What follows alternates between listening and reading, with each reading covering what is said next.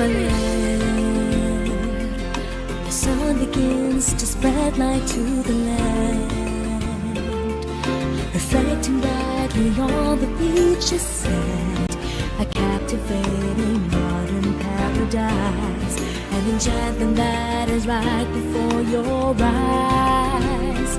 Mountains high, the forest seems to reach out to the sky.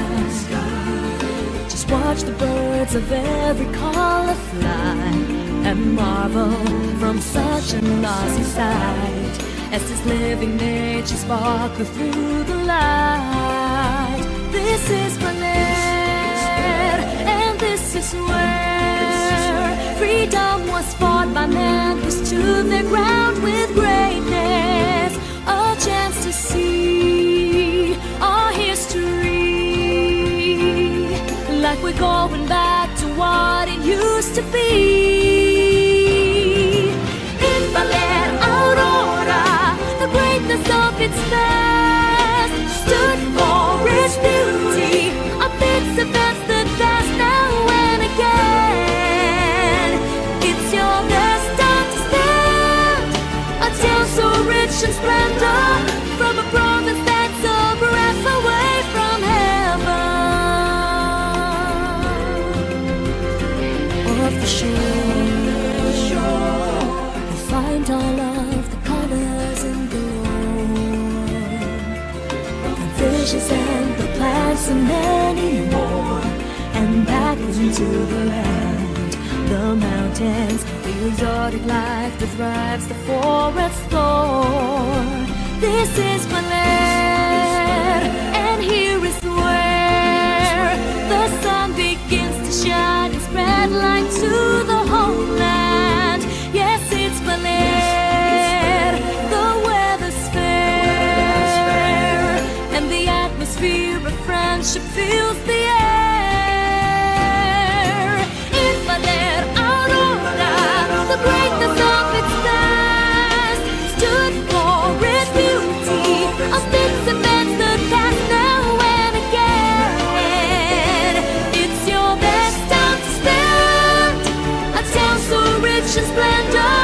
It's a place that's almost heaven. The blue sky and blue sea,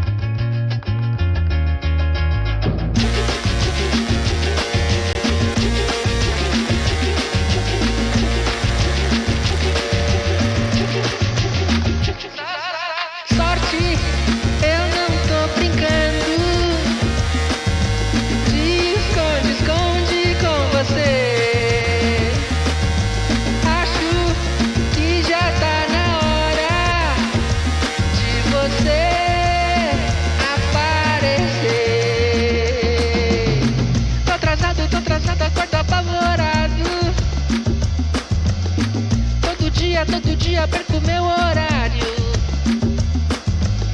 Chego tarde no trabalho, tô complicado. É relatório contra almoxarifado e o inventário. Por essas e outras eu começo a cantar. Sorte, eu não tô brincando. De esconde com você. Acho que já tá na hora. Ride a rocket to the moon. Systematic, I'm automatic, cold static. Everybody's a fanatic.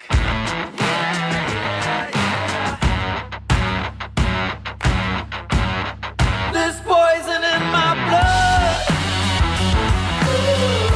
Feels so wrong but tastes so good. One perfection, one desire. Feed the monster, fuel the fire.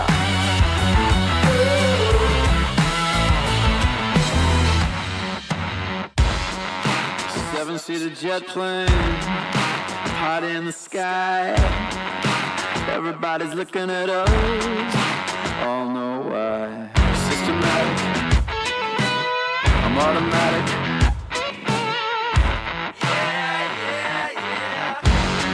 You can pin disaster on me.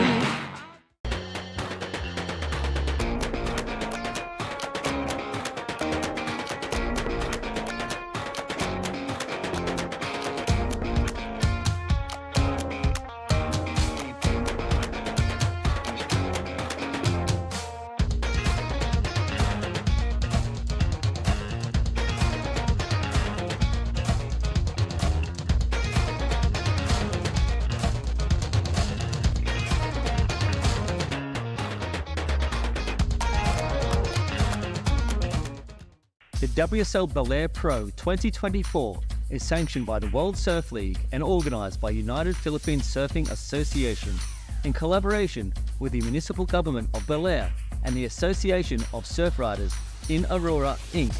This event is sponsored by the Office of Senator Sonny Angara, the Philippine Sports Commission, the Office of Congressman Romel Angara, Philippine Airlines, and Costa Pacifica.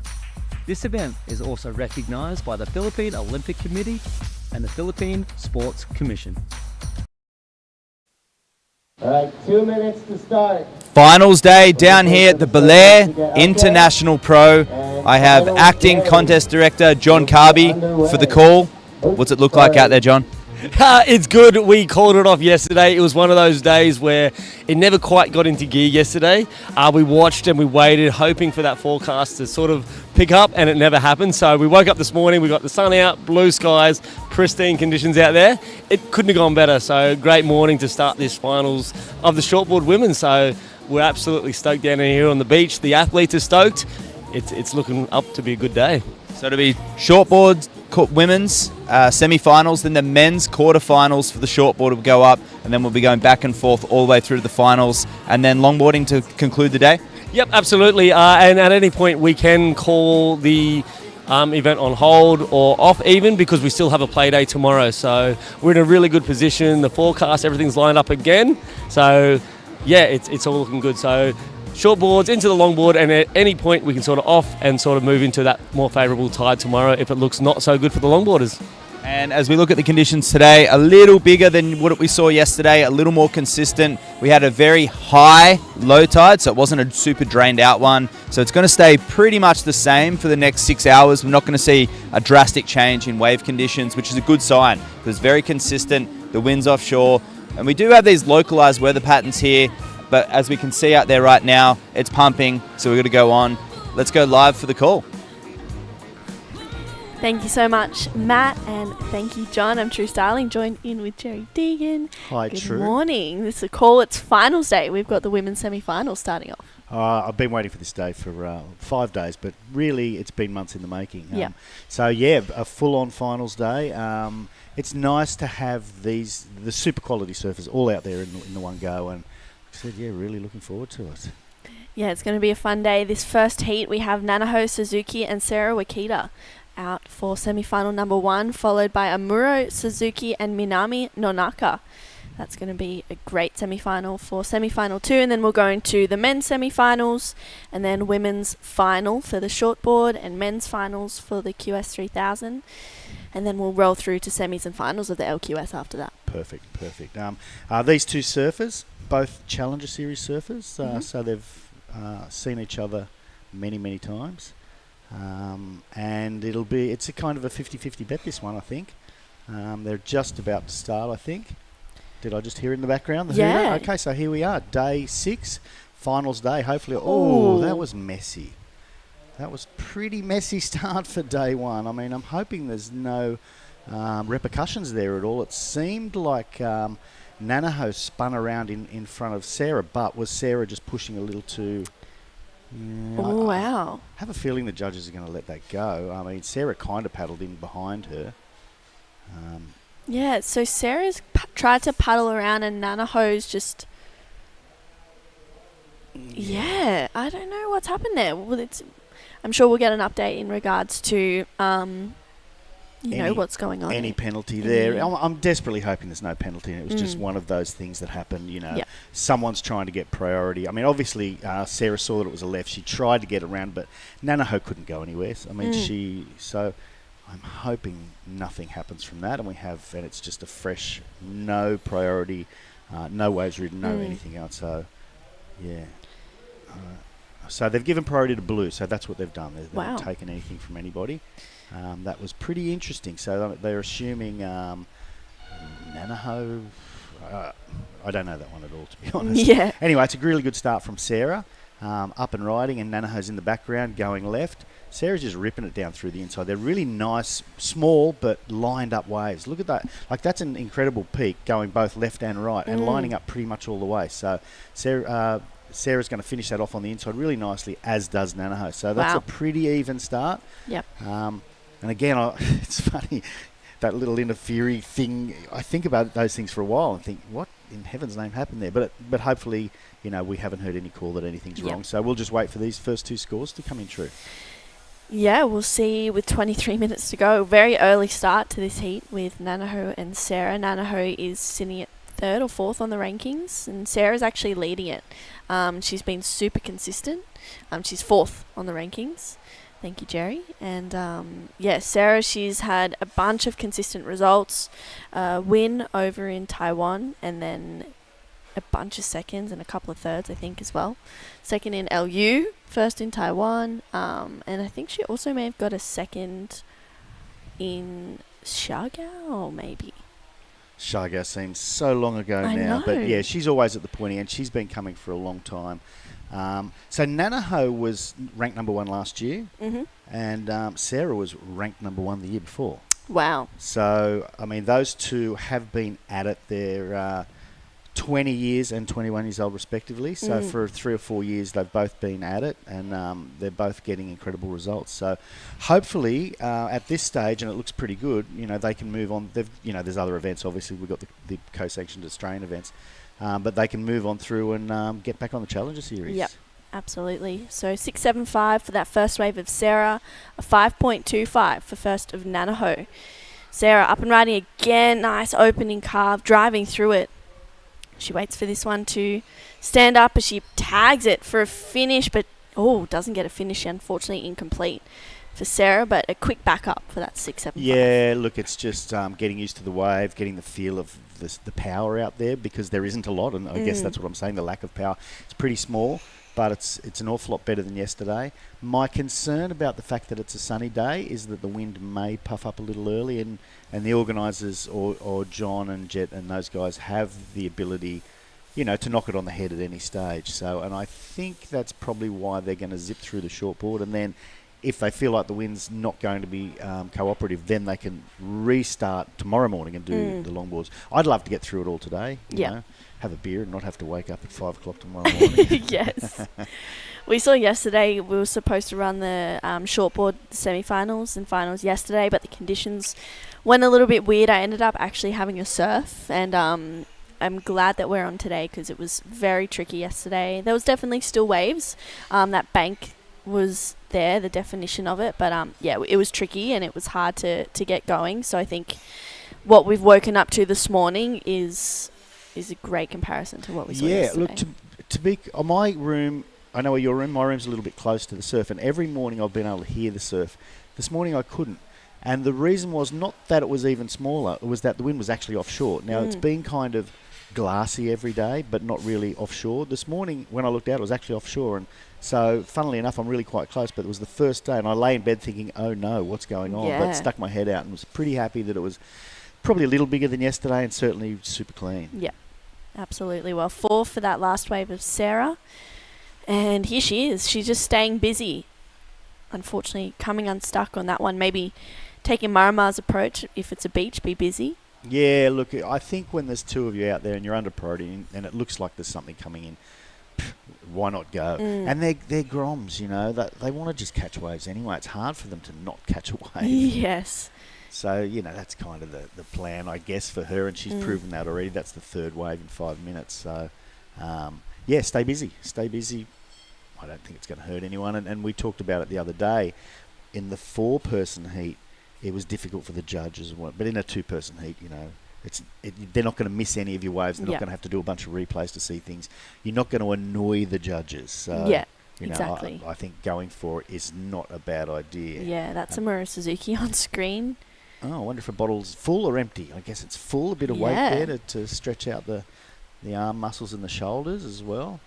Yeah, do you do warm-ups like similar to that, or what kind of warm-up do you do? I just do a couple of squats, a bit of one-legged stuff, and then I mainly just stretch and focus on the breathing.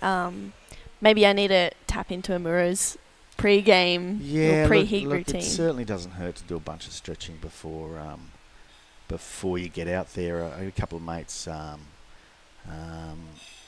Ezra and Paul, who they'll stretch for, they kind of look like almost those kooks on the beach that people take footage of, but when they get out there, they're pretty loose, and they surf really well. And so shout out to you guys, but they're serious stretches. Like I said, I sort of either ride my pushy down. If I ride my pushy down, I figure I've stretched enough. Yes. Or if I drive in the car, I'll kind of, you know, go twist my shoulders a couple of times as I'm running down there. I'm pretty bad, and at my age, I should stretch. So my recommendation to everyone out there is stretch as much as you can. Yeah, definitely.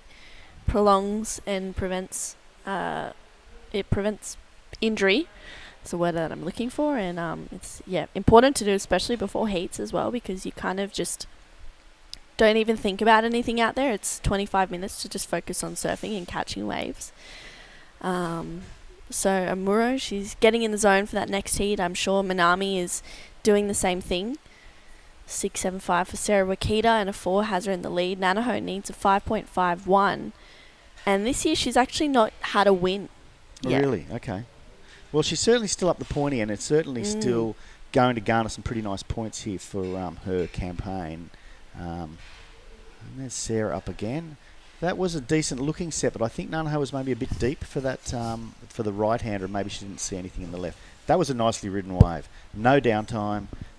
She's going to certainly throw away her 4.0 there, and I'm guessing it'll be up maybe close to her 6.75. Didn't get all the way to the inside, didn't get a finish in there, but she did get a finish, but not on the inside. So I think she's going to like that wave, and I think the judges like it. Well, I liked it nonetheless.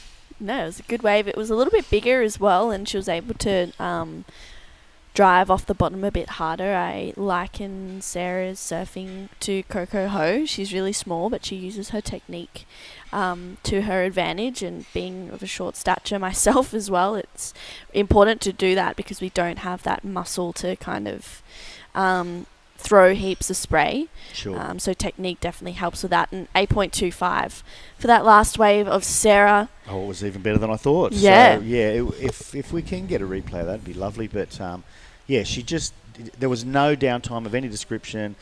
She flowed from manoeuvre to manoeuvre, and every one of them had plenty of style. So, pretty good. And she's going to hear that score and go, yeehaw.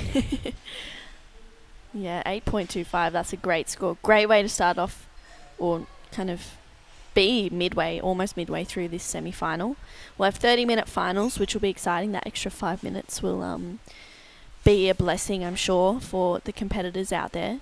Yeah, do you think it's a slightly different strategy with 30 minutes, or you think they'll probably stick to the same strategy? I think maybe you can have a little bit of extra leeway with that 5 minutes, whether it's sit and wait for the first 5 for a set, and then or even 10, and see what happens from there. But it really depends on how surfers enjoy structuring their heat. Some people prefer to sit and wait for sets.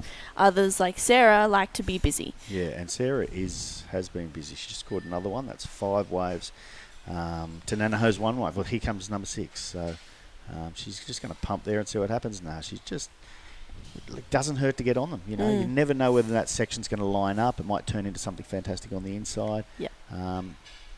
8.25 and a 6.75 is pretty friendly, and there's no harm done in just paddling around, enjoying your surf as well. I guess they're probably both a little bit stressed out. I remember talking about stress. Amuro, in each of her interviews, has talked a lot about stress. Not stress, about pressure. I'm glad she's got to this end. I think she probably feels the pressure, I know she does because she said it, she feels the pressure of having been a CT surfer and a Challenger Series surfer and kind of been the popular or well-known woman's Japanese surfer. So she feels the pressure of the Japanese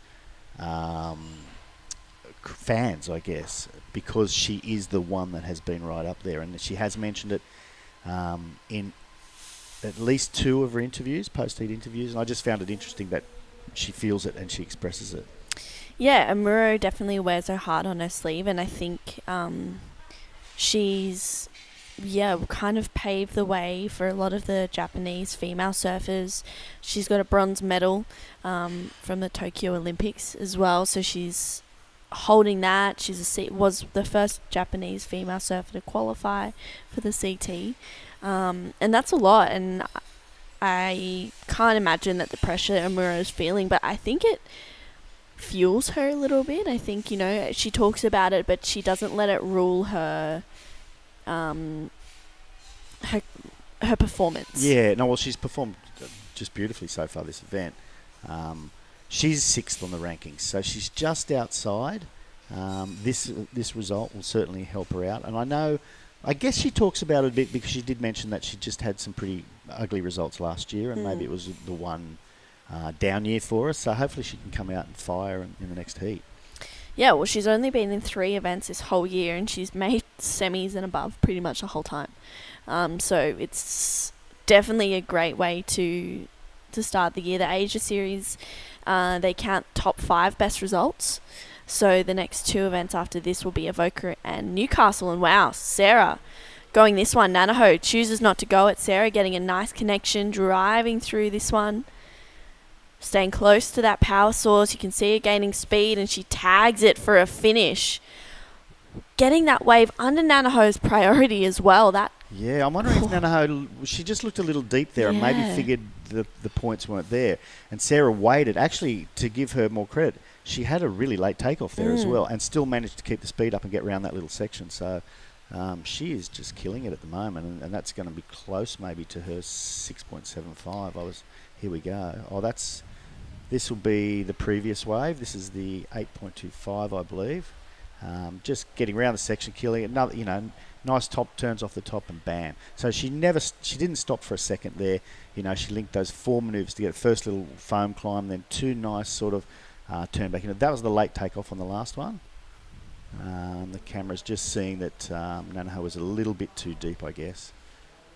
But a 7.75, wow. So she is just going from strength to strength, and now Nanaho is in a combination position, and there it is. So yeah, back into it, and she finishes this off really, really nicely, and the judges are really liking what she's doing, and I guess she is too, and Nanaho's hating it. Yeah.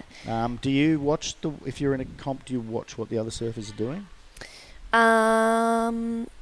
Sometimes, yeah. I think you're always aware of what they're doing, because it kind of gives you an indication if they're getting excellent scores to know what an excellent score is. But I feel like Nanaho's a kind of competitor where she doesn't want to know and she just focuses solely on her own performance. She's been holding priority for a while. She's going to use it on this one. And she drives through this opening carve. Nanaho flying down the line. She needs a combination of 16 and she, wow, lets her fins go, but no completion. She almost got that. Yeah, the judges would have loved that, but unfortunately she just wasn't able to ride out of that.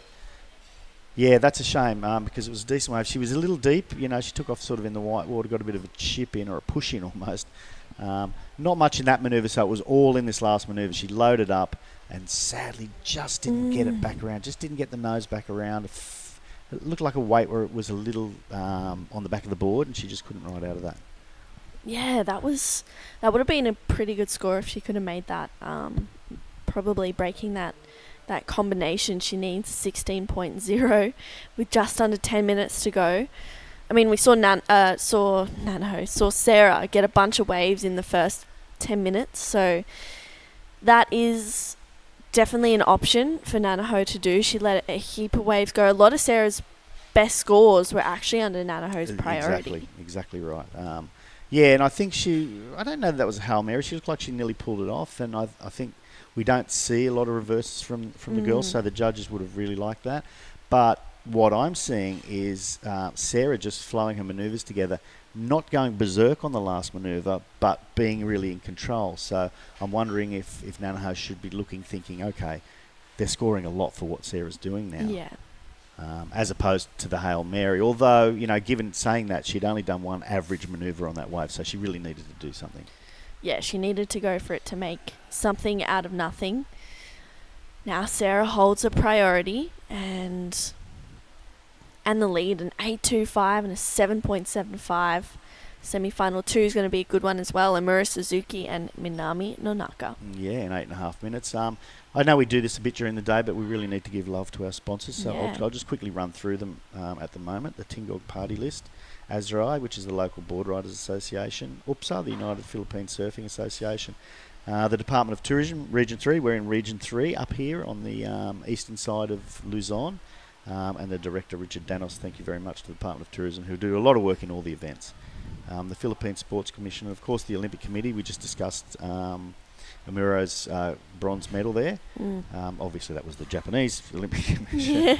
Bagog Filipinas, House Speaker Martin Romualdez, of course the local government of Baler, and the family team of Senator Sonny Angara, Congressman Ramel Angara, Mayor Rhett Angara, Bora, which are the people that go and clean the beach each morning, do it for free, do it for charity, so fantastic. And the beautiful place we're staying at, Costa Pacifica, which we love staying here. I could stay here another week, really. It'd be nice to stay here another week, just be on holidays, lounge around the pool and go for a surf. It would be. Well, Sarah using her priority, one big turn for the current heat leader, and that's all she wrote on that wave. So scores to lock in for that last one to Sarah. I wonder if that'll go into the top 2. It was one committed turn, but I don't know if it's a 7.75. Yeah, I'm going to say no to that one. I think it was probably the best turn of the event today, but it was a singular turn, and the other turns, like her other turns, were pretty good as well. So I'm only going to say a 5.5 or something like that. So I don't know if the folks on watching at home will actually be able to see that. We can see all the scores. So I'm going to say it's a 5.5 because they can't see it anyway, and it's going to sound like I got it right. There it is. It's only a 3.8, so that won't go into it. But she's just having fun. 8 waves down as opposed to 2 waves down for Nanaho. Our event director, co-director, is walking across, doing a good job there, John. I think the calls were perfect today. The calls were perfect yesterday. And if you steal my Vegemite, I'm going to smash you. I bring my jar with me. I love it. It's actually Promite, to be honest, with the folks out there, which is a version of Vegemite. But, on the toast every morning. My wife Morning Susan, ritual. Yeah, the wife Susan normally makes me a beautiful green shake, but I don't have my love here to do that at the moment, so I'm sticking with the Promite toast. Yeah. Try not to eat too much. When you get the buffet in the morning, it's really difficult not to eat stacks and stacks and end up bloated already at 8 o'clock in the morning. So trying to keep it under control a little bit. There's Sarah just sort of separating herself from Nanaho there. We've got 5 minutes 45 to go. And Nanaho's got a pretty tall mountain to climb right here. Yeah, 16-point combination. That's a pair of 8s at the least. And I think, Nanaho can do that. But Sarah, she's just commanding that lead. I know that she doesn't have the priority right now, but I like how she's trying to get away from Nanaho. She's thinking, I've got a good lead right now, and I don't want to sabotage that. So she's just moving away and kind of creating some space. Yeah, it could be a bit of a psych out thing as well. I'm going to get away from you. I'm going to get one under your priority again, which I've done a couple of times already today and got good scores. So, and Nanaho doesn't look like she's biting. She's going to sit there in the spot that she thinks the waves are going to come through. And with 5 minutes to go, she's really going to have to get that first score on the board to get out of that combination position. Yeah, it's a decent requirement. If she can get a 6+, she can break that combination. She's having a strong look at this one, using her priority.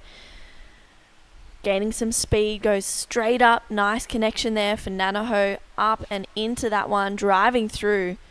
She needs to find a finish so she can break that combination. Gets the air, but not the completion.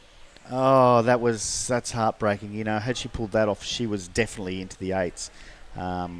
Okay, so she's feeling she's got to go hard. I was wondering if she had the points to get out of combination position then anyway, but she wants more than that. She wants a chance to win, not to be left with a 10 or something like that. So she saw it here. She got the speed up.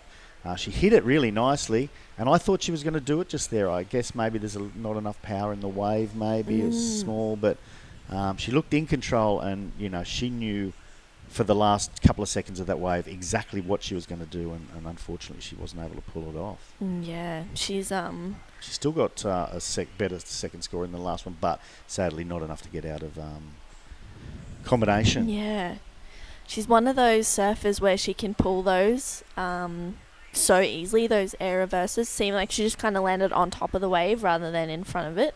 Yep. And here she goes, having a look at this little inside one. Going to try again, maybe. Oh no, that one just not. A little bit of a fat lump there before that inside section. So, she's just going to turn around and go anything here. And again, I think a really nice reverse may well give her some pretty good points, and she's probably identified that now.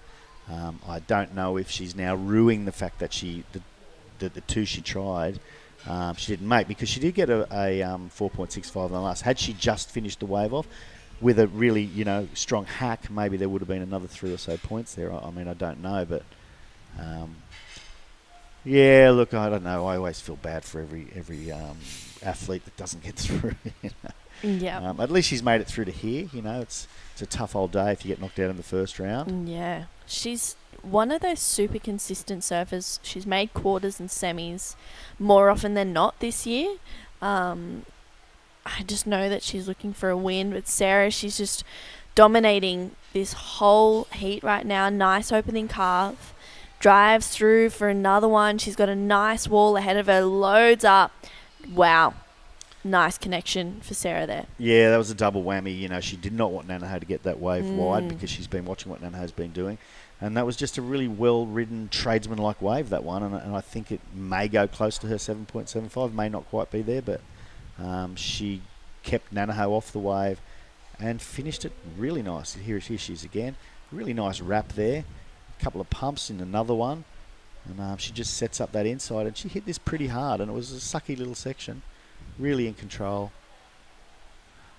Just cheering inside, I think, at the moment. Yeah. And it hasn't come in as yet.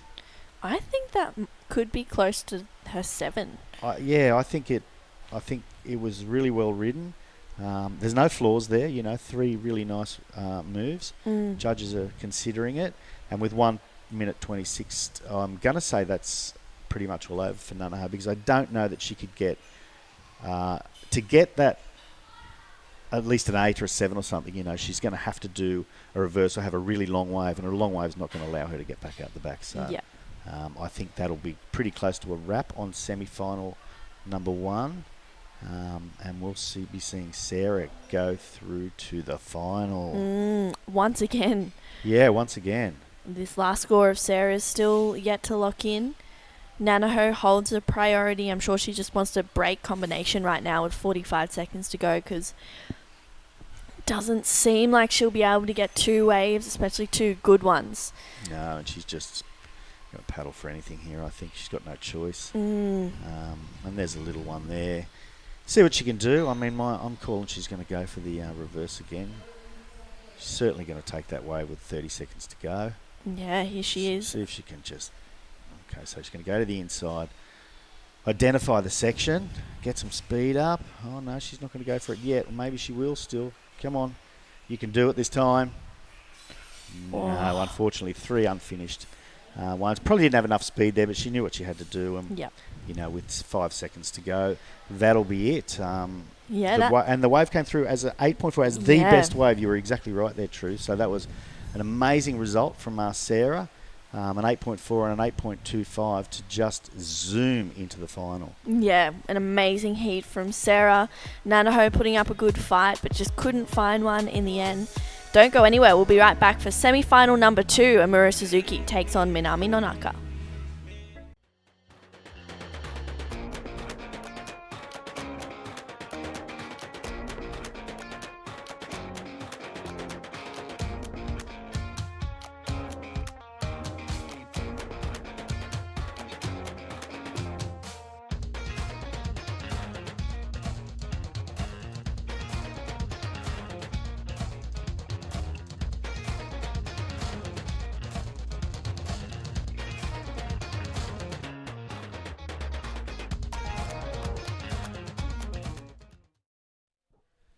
Okay, we're back, and I'm here with John Carby. Good to see you, John, event director. Have been some pretty nice calls today, and that last heat was absolute proof in the pudding that the call is right. When you wake up, and I think I saw someone actually shared a video of down at the beach with the sun coming over the mountains to the right of us, and it was just like, oh my gosh, we've hit gold again. So Ty Sarati also, what is he? The Australian Oceania regional manager.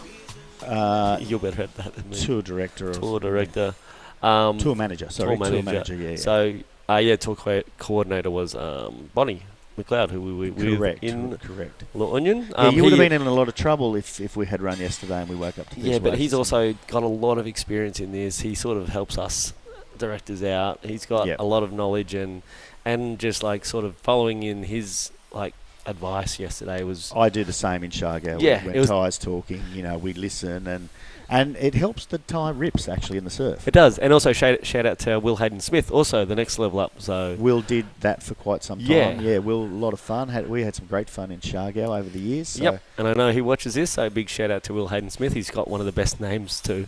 Just rolls off the tongue, Will Hayden Smith. Come to Shargo, Will. Bring Starkey. You guys come to Shargo for a holiday at the end of October. Don't watch his work after. Maybe after.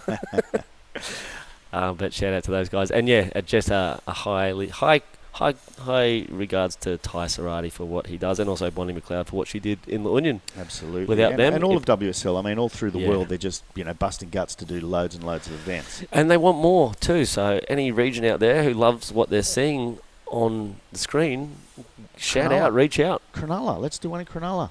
Cronulla Point, let the old guys at it. Put a Masters division in. Yeah, I remember Cronulla Point can be pretty fat sometimes. If it's the wrong swell and it's small. Should we introduce the service? No, we're just going to chat. We did before. Amuro Suzuki from Japan, who is sitting there on number 6 in the rankings, by the way, and Minami Nonaka, who is number 5 in the rankings. So this heat is extremely important. Do we know how close the field is for these girls? Should we the actual ranking? Yeah, points? the numbers and everything like that. We can look that up. I know I'd look it up. I've done my research, but I didn't actually look at the spread. Yep. I think Pipe's on hold at the moment, so I'm hoping everyone's tuning in to the beautiful beaches of Baler to see this Asia region sort of fire in some of these pristine, beautiful conditions down here at the wonderful Baler Aurora. We are in Luzon, so it's a short. I say short. It's a mid-length bus ride or van ride out from Manila. Yeah, it's about 4 hours. About 4 hours. You go through the mountains. Beautiful, beautiful countryside, and spend the night in Manila. It's a beautiful place down here. You can see there on the screen. I believe Sarah is going to be down there now with Sarah Wakita, and she did go through that last heat with a bit of style. So down to you, True. Thank you, John. Yeah, Sarah, bunch of style in that last heat. You just remained busy throughout that whole thing, actually getting your 2 best waves, and then at the end that 8.4 under Nanaho's priority. How are you feeling coming into finals day? I'm feeling great. It's been a couple of late days, and I've been really exciting to surf. And yeah, I just really wanted to get a bunch of waves out there, and the waves were fun, so I was just having fun out there. And moving on to the final, there's Amuro and Minami in this second semi-final. You and Amuro have actually had a couple of matchups throughout the year. Do you want to see another one with her or one with Minami? Definitely. I can't really pick because they're both my best friends, but I had a couple heats with Amuro, and but with Minami, we've been telling each other if you're in different blocks, we'd be oh, see you in the final every time, but we haven't really had the chance to meet each other in the finals. So yeah, hopefully either one's. I'm happy with both of them coming too. So, but yeah, I would. For this time, I really want to see Minami in the final. And moving on to the rest of the year, we've got the Australia leg coming up soon. What are you going to do in between that to prepare? I'm going back to Hawaii for a couple surfs and to meet my family over there. And yeah, just cruise and surf. So hopefully the waves are challenging over there every time. So hopefully my surfing grows before the Australia comes. Awesome. Well, thanks for having a chat, Sarah. Back to you guys in the booth. Thank you very much, True, and good on you, Sarah. Congrats there.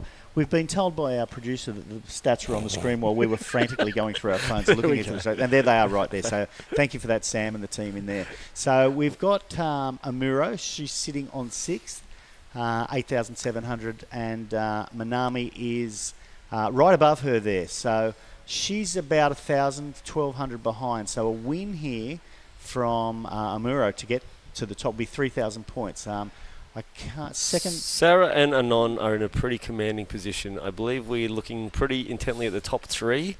So there is a bit of a jump down there to Kana, and Nanaho is hot on her heels. So things are starting to matter. We're moving into a co-sanctioned 3,000 event after this in Avoca, and then I believe moving into a 5,000 in Newcastle to wrap up the year. So there's a lot at stake out here because all these names are all those names. Correct. Now, a loss in the semi-final here will still garner 1,825 points. So that's a big number. So there's a big difference. So relative to the ones they can drop off, because not every event is counted. They're lower ones they then drop off. But this is important for these two surfers. They're sitting on the bubble of qualification, so it's incredibly important and quite stressful. This slow, a lot slower. This is Minami up and riding, just getting the opening wave. Looks like the first set of the heat is coming in. So Minami continuing down to the beach, and we saw Amuro kick off there. So happy to get that first exchange underway, and I'm pretty sure Minami will be happy to get the best of it for sure. I don't think it's going to go anything too high.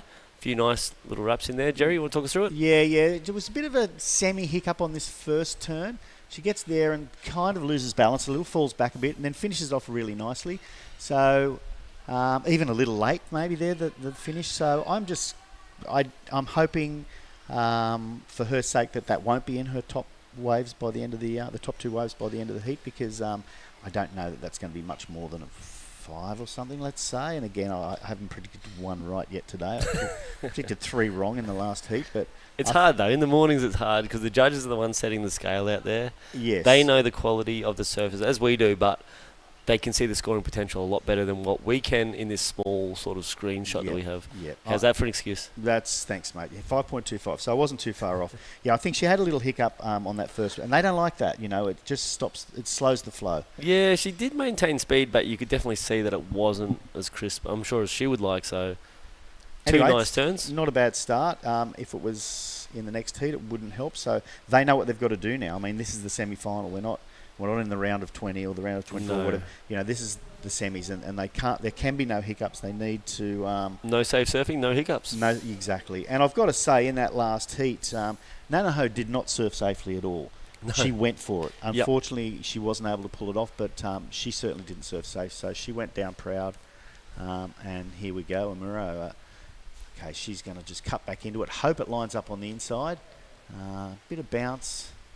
And here we go, some speed and another little wrap there and a finish. So, no finish. Okay, that was a shame. That was setting up to be a nice little combination there. Yeah, I suspect that won't quite be where Manami's wave is.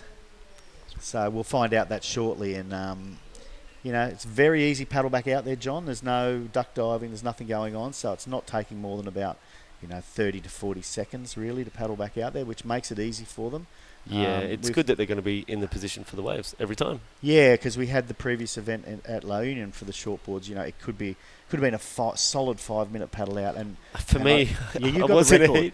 I did get the record. You got the record. I think it paddle took out record. 12 minutes to paddle out. I was on the wrong end of the record scale. Unfortunately, I definitely wasn't. I was watching some of these younger guys just whip past me, and I knew if I wanted to try to stand up on a wave again, I had to just keep going, sit to my pace, and just let them go priority, and it didn't matter. But in a place like this, it does matter because you want to be out there with priority, and you want to have that selection of the best waves out there. Yeah, and interesting, Amira, only a 4 for that last wave. She's paddled up the inside of Manami. Maybe she's just sort of putting the pressure on a bit, but Manami won't be pressured like that. She's got priority, and she knows what she's doing. So Amira is 22 years old. She, as True mentioned before, she actually got a bronze medal in the Summer Olympics. Yeah, that's amazing, isn't it? 2020 Summer Olympics. Yeah, she's an Olympic medalist. And, yeah. Super popular back there in Japan. She was on the CT a few years back, and really the #1 Japanese female surfer for quite some time, and third in La Union. And Manami was in the Challenger Series last year. She finished in the long run at 44th, which I guess she's probably not super happy with, but the experience is amazing, and that's all she really needed. Yeah, and it is interesting. The advantages she had in the Olympics, obviously it was her home break. She would have had a lot of training and practice leading up to that particular event in all sorts of conditions. I know they've got a great coaching staff over there in Japan, especially for that national team. I've seen them over in the ISA. They got things, and they're doing things that no one else is. So definitely an advantage, but her skill shone through in her home break. So absolutely, always great to see. And what's coming up next? We have America Olympics for these guys, and Australia, where surfing is 100% locked in. What's the America Olympics? It might be New York, but it might not be New York. After France. After France. Oh, okay. Yeah. Sorry, I missed France. No, that's this year. That'll be coming up. Teahupo'o. I've got a little bit of a bee in my bonnet about the word America, because America encompasses South America, North America. Just so you know, Jerry's from America. I just say America, I'm not from America because I was born in the USA. I always say the New York, but I think it's LA, so I'm not sure where it is now. Well, it may just be I think it's LA. Yeah, okay. It's very easy to fact check. I wish True was sitting here beside me, because I guarantee she would just know it. Yeah, and there's more paddling hard, pumping down the line. She's going to do a big wrap here. Sort of a double bunga wrap there, and she's going to come off the top here. Finished it off. Can she get down that little section? No. So that'll be her best score, I would imagine. Bit of a they don't really like the double bunga wrap in the first place, John. Is that the case? No, it can do well if it's like one of those big John down carve style things where he sort of just doesn't stop the carve, but he gives that extra down carve down towards that real bottom where no one's doing anything part of the wave. But that's just next level stuff. Ethan Ewing has a similar sort of down carve in his repertoire, so does some of those bigger, more powerful rail dudes. Yep. But that style, they'd like to see that wrap in nice. Yeah, and I think what we saw then, the double bunga wrap was a bit of an out of position first one, as opposed to those guys that it's almost two separate maneuvers, Yes, absolutely. I'm just trying to... Los Angeles. It is the LA Olympics. It's not New York, it's LA, so... Very nice. 2024 is in France, but 2028. they're taking our wonderful sport over to Taupu. Taupu, I believe is the new pronunciation for it. Yeah. The proper pronunciation, sorry, but even that I'm probably wrong on that one, but I know it's not Chopu anymore. There's been a little bit of a pushback from the locals there, I think, regarding the tower that they're going to build. I guess, yeah, and we live in a world where now everything's on display. Maybe 10 years ago, it might have gone unseen where they built the tower or everything like that, but basically with cell phones in everyone's hands, there's a lot more accountability out there. Yeah. And there was, I think, a barge bumping in off some reef over there, which no one ever wants to see. No. Oh, well, we don't want it to happen, and it's really bad when it's exposed like that. Yeah, so look, I don't know the ins and outs, and I'm not going to get involved in a political discussion about it. But the locals certainly have every right to speak up about what's going on. And on at their the end of the reef. day, we should be doing everything, especially in the sport of surfing, to protect what we have. Yeah. What we have, because if we're damaging reef, we're damaging marine life. Reefs can be affected if we mess with that sort of ecostructure down there. So definitely important. Oh, without question. A 4.65 and a 4.0 for Amoro at the moment. A little bit different heat than we saw last time. We saw Sarah sort of walk away with the heat pretty early and pretty confidently. She had a 16.65 total compared to Nanaho's 9.90. So Amora sort of in that position now where she wouldn't have got through that last heat even, yet Manami is looking really to get out. She has a 5.25, only needing a 3.40, but it has slowed down a little bit since what we saw this morning, but I'm pretty sure there's lots of opportunity. Yeah, it out does there seem still to have coming. slowed down a little bit. What are the tide situations today, John? It is coming up for about a 2 o'clock high tide, so we're sort of at the bottom of the tide now. And the wind prediction? I know you and Matt chatted about it previously. The wind is just the wind down here. It's still, I'd say, light offshore at the moment. It's forecast to be onshore later. We've had this forecast every morning. There's offshore and then onshore. And we've had just a mixed bag all day, every day. We have, yeah. I mean, today we do have cloudless skies at the moment, so that is often not a great sign for the afternoon. It's not, onshore. unless you're stuck in that Amihan season and you know Habagat season, which is the offshore season, then you know it's going to be offshore all day and you want the sun to be shining because you want that day of surf. But here it tends to go the opposite way. Nice little warm up down there. Yeah. I mentioned before a couple of mates of mine, Eric and Sykes, who do the warm up, similar things to that. Spend hours on the beach, drive me crazy. By the time I come in, they're still basically warming up. This is a great wave from Minami, really good wave, and I'm going to say that is the best wave of the heat. That was really, really well ridden. Yep, needing a 3.40. I guarantee she's got that. Where do you want to go? Oh, I'm going to say 7 on that wave, maybe even 7 plus. I was going to go 7.5. Yeah, I think that was very good surfing. Yeah. Very smooth, and she hit every moment there, like real crisp. Absolutely. She's waited. She had the 5.25 early, the first semi-decent score. She's waited an awful long time for that wave, but it's going to pay off for her, I believe, and I think there's no question she will now move into the first place and put the pressure back on Amuro, who's only got a 4 and a 4.65. So she's going to have to get a wiggle on now, find a set. She does have priority. So, the question is, how long does she hang on to it?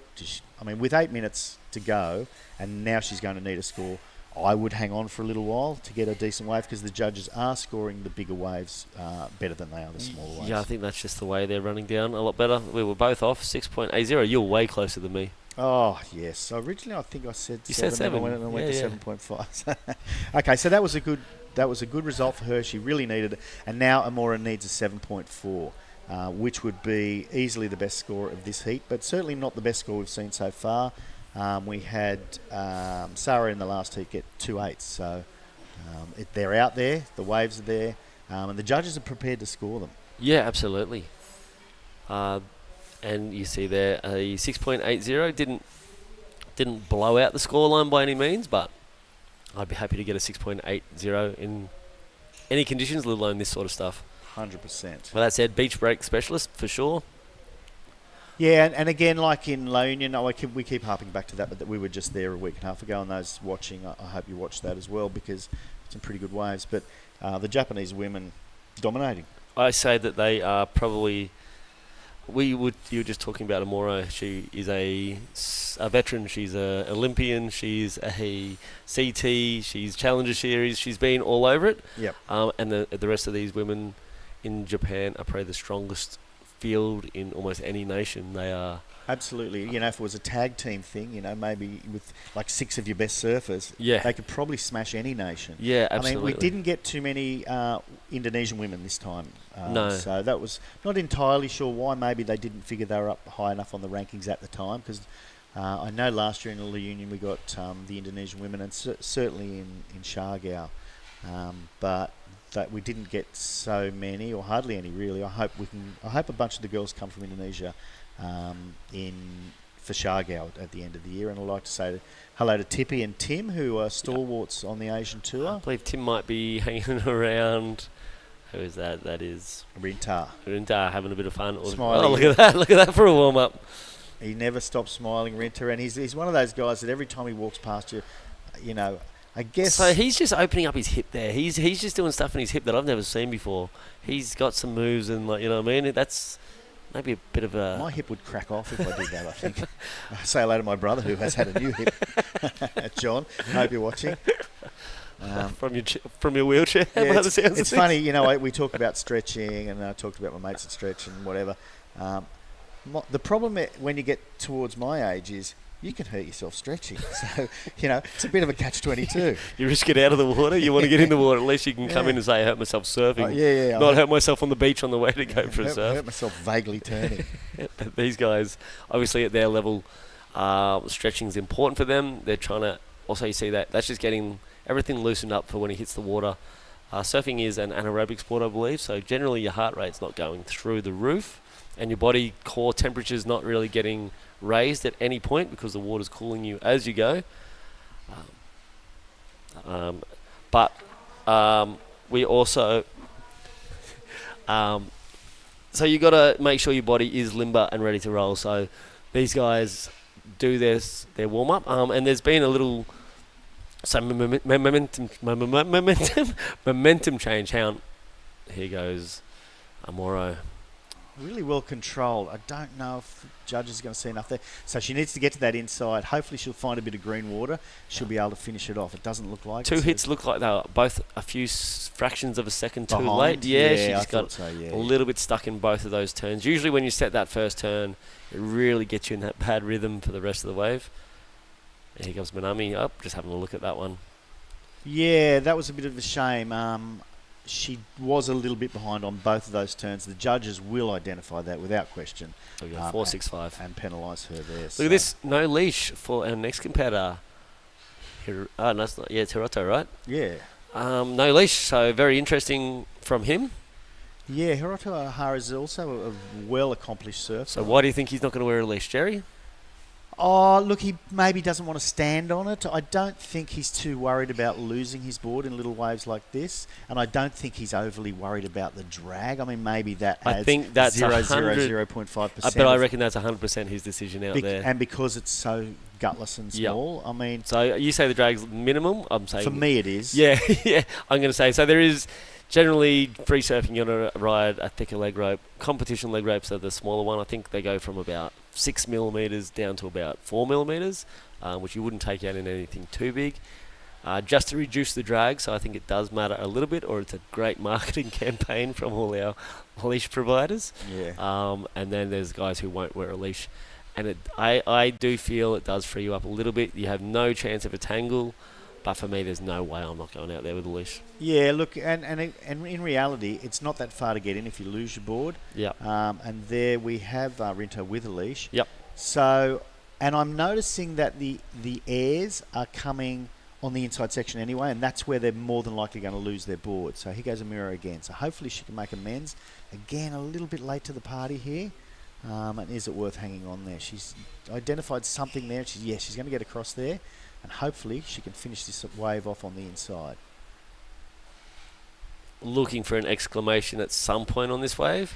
She got the finish. She's body languaging back to the judges. Yeah, I think she was body languaging that she knew it wasn't epic. You know, there wasn't anything huge there. And is Minami going to make her pay? This is a better looking wave. She's going to smash it right here. Oh.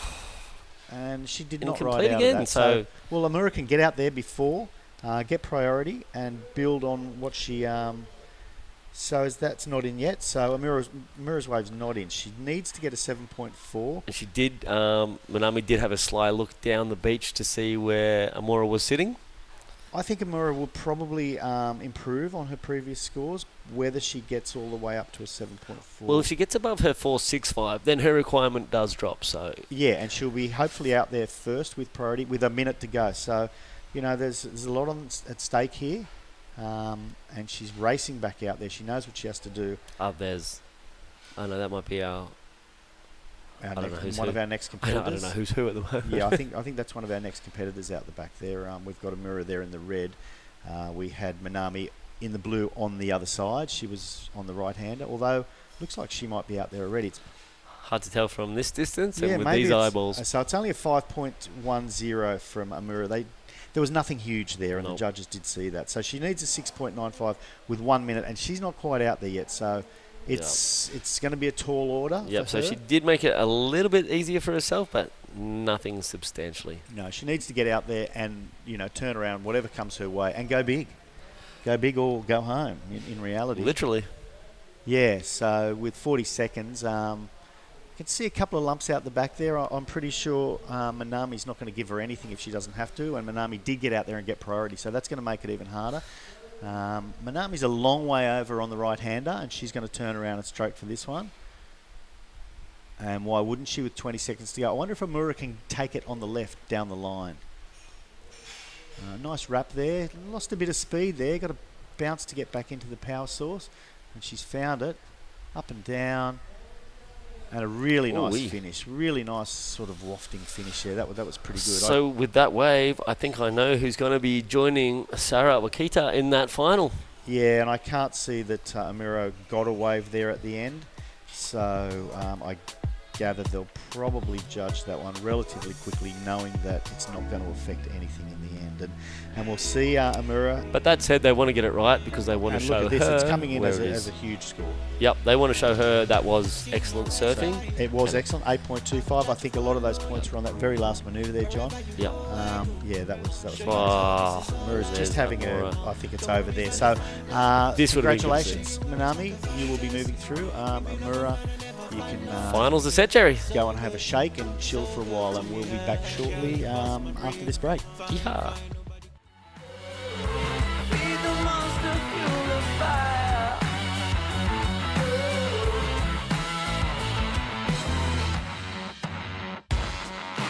Seven-seater jet plane, hot in the sky. Everybody's looking at us, all know why. Systematic, I'm automatic.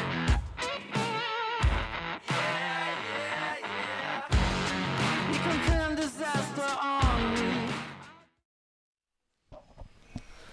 Welcome back. Semi-final, heat number 1, straight into the men's round of the Baler International Pro. The Waxhead back in the booth with John Carby, and a few upsets in the last 2 rounds of the women's. Well, as we said, the Reds are generally the top seed as they move through to these, which means they got the best score from their quarterfinals, and we saw 2 blue jerseys going through. So Sarah and Manami are going to set up and match off in that amazing final coming up not too long. And before Sarah heads off for her travels back to Australia and perhaps even Puerto Rico for the ISA World title, she'll be feeling very confident, ratings leader, moving ahead into another final. She'll be looking to go one better than what she did in La Union. She would have been happy, but at the same time, it always cuts to come second. Sometimes it feels better to get knocked out first round. Second usually feels better when you get home. When you lose the event, it always hurts, it cuts you deep, and then actually when you put it back into that perspective, you came in second in an event and you get that prize money, you get those valuable points, it does sort of sink in and feels a little bit better. But I know these athletes, none of them are out there to lose. They all want victory. And she does have the winning edge, and out there in the heat at the moment, we do have Rinta and Hirota Ohara. This is the first time these surfers have matched up. Ohara, quite a bit older, a bit more experienced, and there's the winning grin. Someone who is looking to get. She's got the best victory. smile. She does. She lights up that room with a smile everywhere she goes.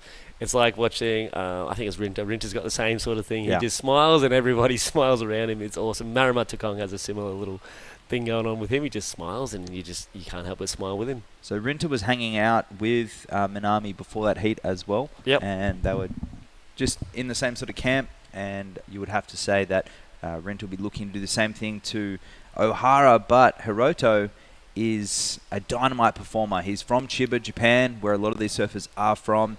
Smaller conditions, what we have today, and this is very comfortable for these Japanese competitors, and that's why we see them through to the finals day. And Hirota taking that win in the 2015 US Open, Huntington, and I mean, a little bit punchier Huntington, but a right and a left, and you have to say Hirota is still looking as razor sharp as he ever was. Yep, absolutely. He is on point, and he's shown that throughout this entire event.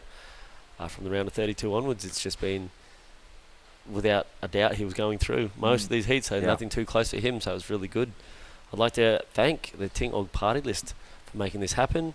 Azrai, the Board Riders Club here, UPSA, the NSA, which is the governing body of surfing here in the Philippines, the Department of Tourism, Philippine Sports Commission, the Philippine Olympic Committee, Bagong Filipinas. We had Vinny Marcos here, presidential son. Yesterday we were lucky enough to have literally the president's son sitting on the couch having a chat. So that was a great thing. I think we should get back down to Camille on the beach with a very excited and very happy Minami. Thank you, John. Yes, Minami Nonaka is moving to her first ever final against Sarah Wakita. So, Minami, before your interview, we actually asked Sarah who'd she'd rather be in the final with, and she was quite happy to point out that she'd want to see you in the final. Is it true that you and her, since you're best friends, you always say, see you in the final? Well, how do you feel now that you're finally making this dream happen? 本当にサラともずっとファイナルで会おうねって去年ぐらいから言ってたんですけど、なかなか実現できず、今回やっと実現できたので。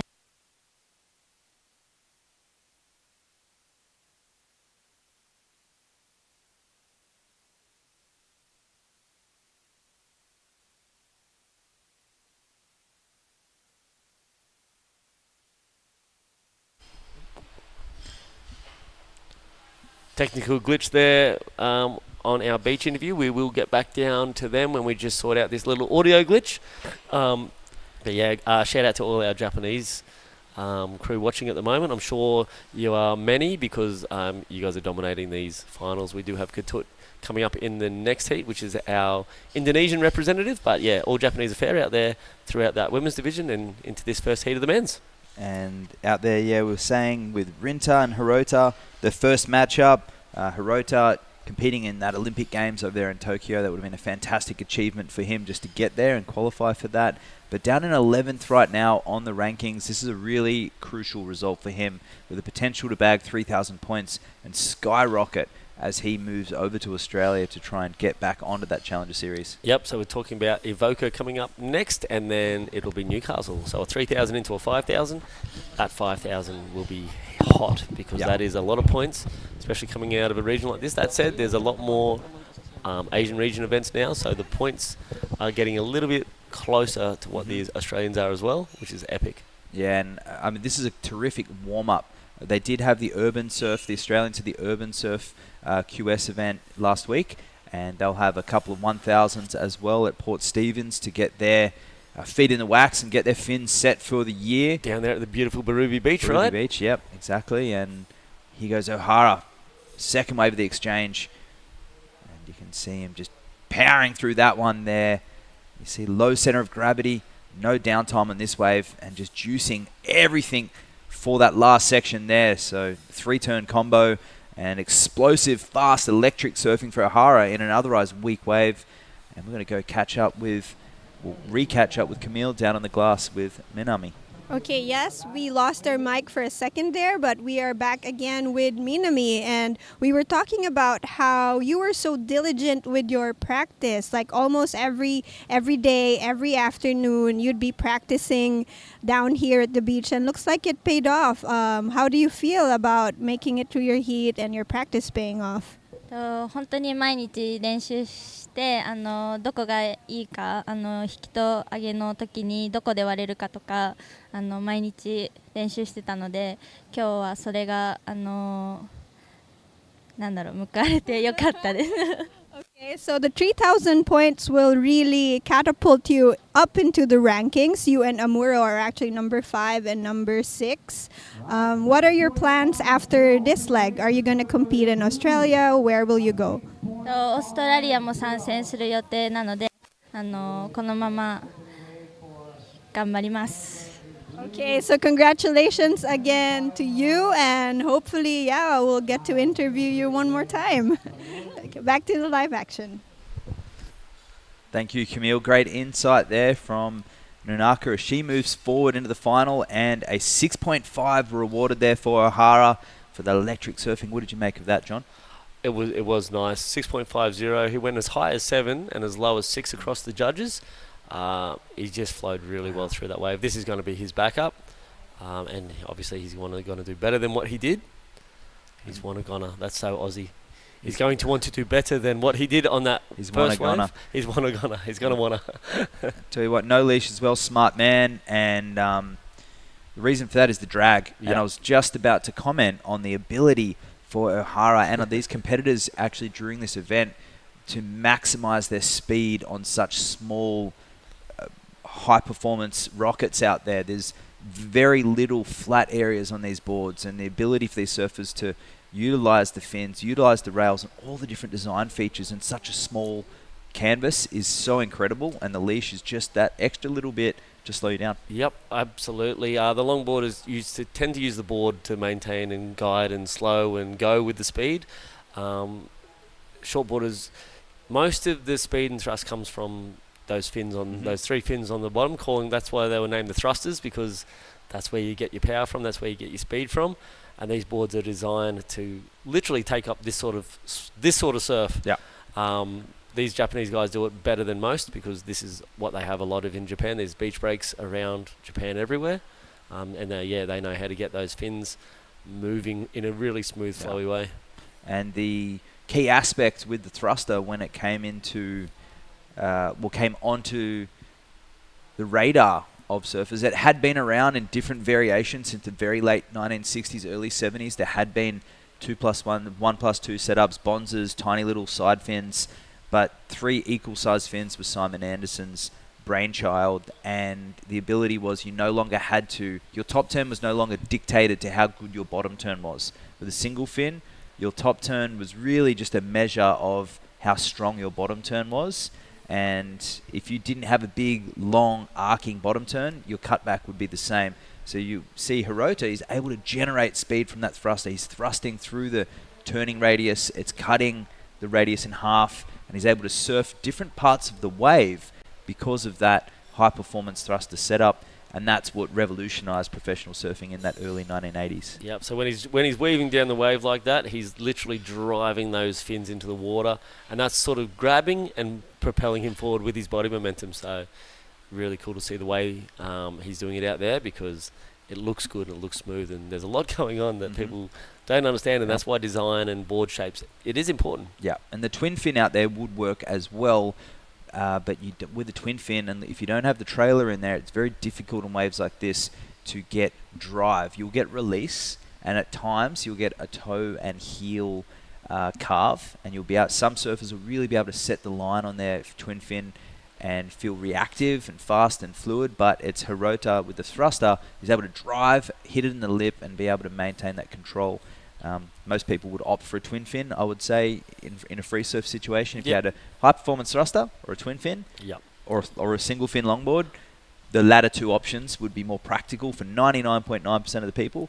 But this is a surfing competition. Even a quad system could work out there. It gives you a little bit less drag, which is surprising because you're adding a fin, but you're actually displacing water on the back 2 fins from the front 2 fins. So there's a lot of options and sort of plays you can play to make your surfing just different. The quad would fit perfectly between the twin and the thruster, sometimes depending on the foil setup of the rear fins and the positioning of the rear fins. The rear fins on a quad can act like a stabilizer, it's a pivot point as well. So you're right, exactly. the quad fin can work in small waves very well as giant waves. And here goes O'Hara with his back up at 2.9 on that last one. You see the wave's barely broken. Look at him able to generate that speed, swiveling through this wave and hammers that one shut and rides out with momentum, which is an extremely difficult task. Small wave, not a lot of risk, but great surfing, John. Great surfing, and that's going to go high, I believe. He hit every moment on this one, and that you wouldn't tell that's a 2-foot wave because he is absolutely ripping along that thing.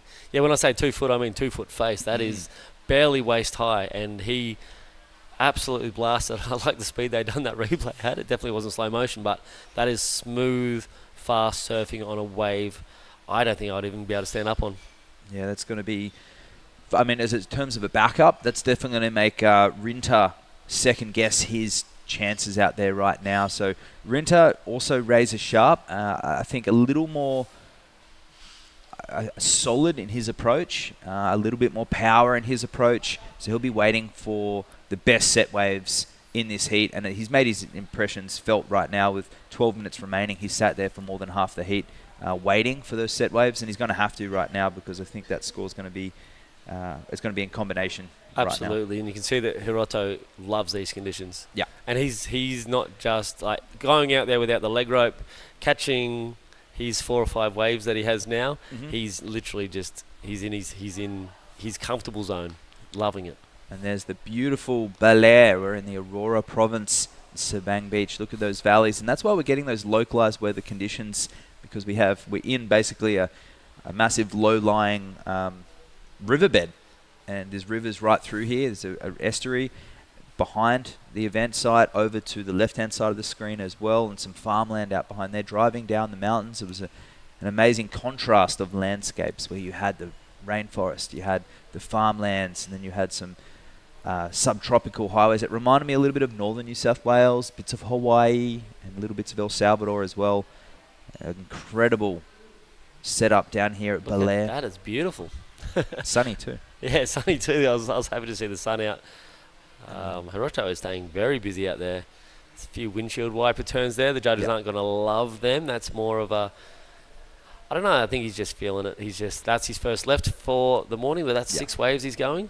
He has a lot of throwaways, some that he probably shouldn't have chose, but he obviously likes to stay busy. And in these conditions, he's not exerting himself too much at all. And with the paddle out being less than 1 minute, not a lot of energy being used in that paddle out, not a lot of time wasted. So I think some gamesmanship coming in here where he's just keeping really busy, trying to slowly build that heat total to make Utu perhaps think I need to get the ball rolling, and then handing priority back to O'Hara, who would then sit on the best wave of the heat. And at this stage, 15 minutes, and Rinta hasn't even looked at a wave yet. Yeah.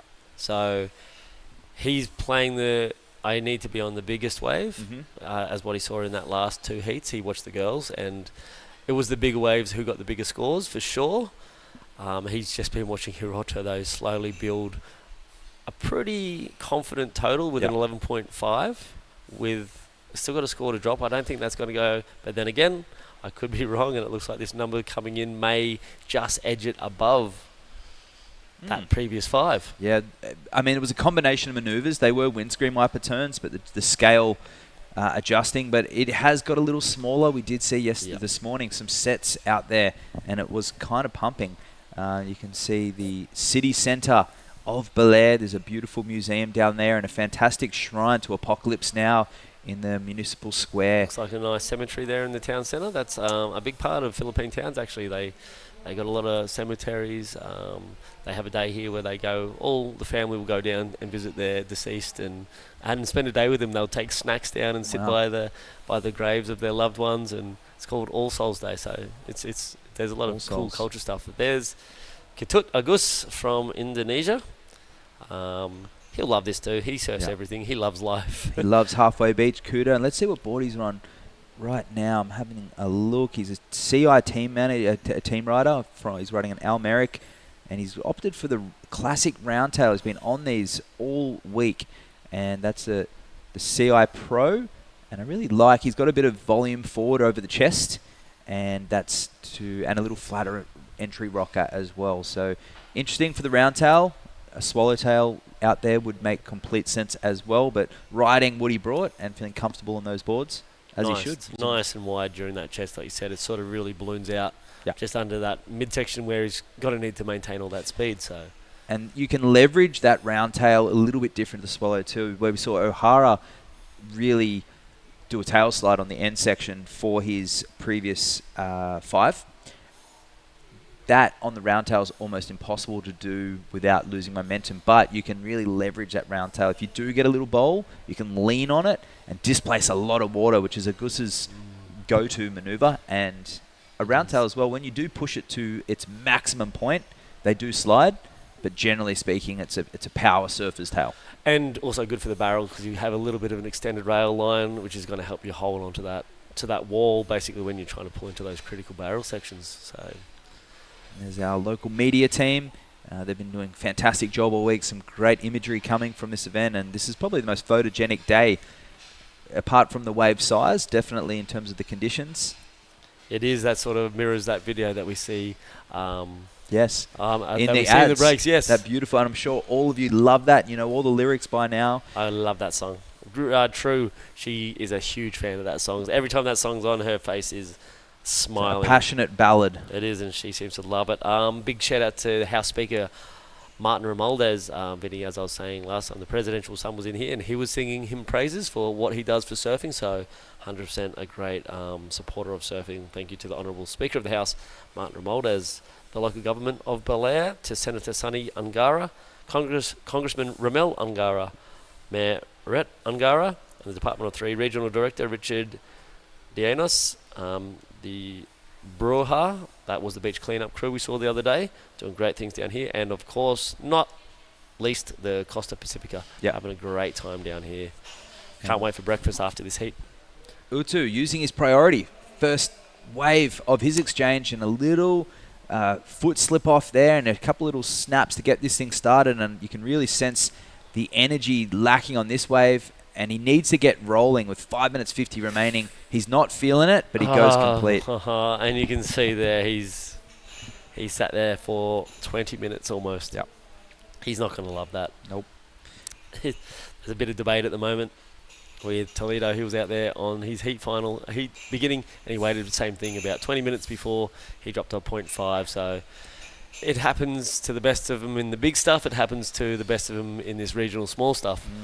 It's across the board. It's heat strategy. Sometimes they don't come off. Sometimes looking for that wave, you finally get it, and that does affect mentality if you're not strong enough to get through it.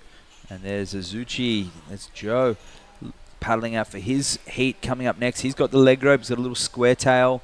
He hasn't got the leg rope attached yet, so he does. He does, yeah. He looks like he's on a DHD. That is, sorry, yeah.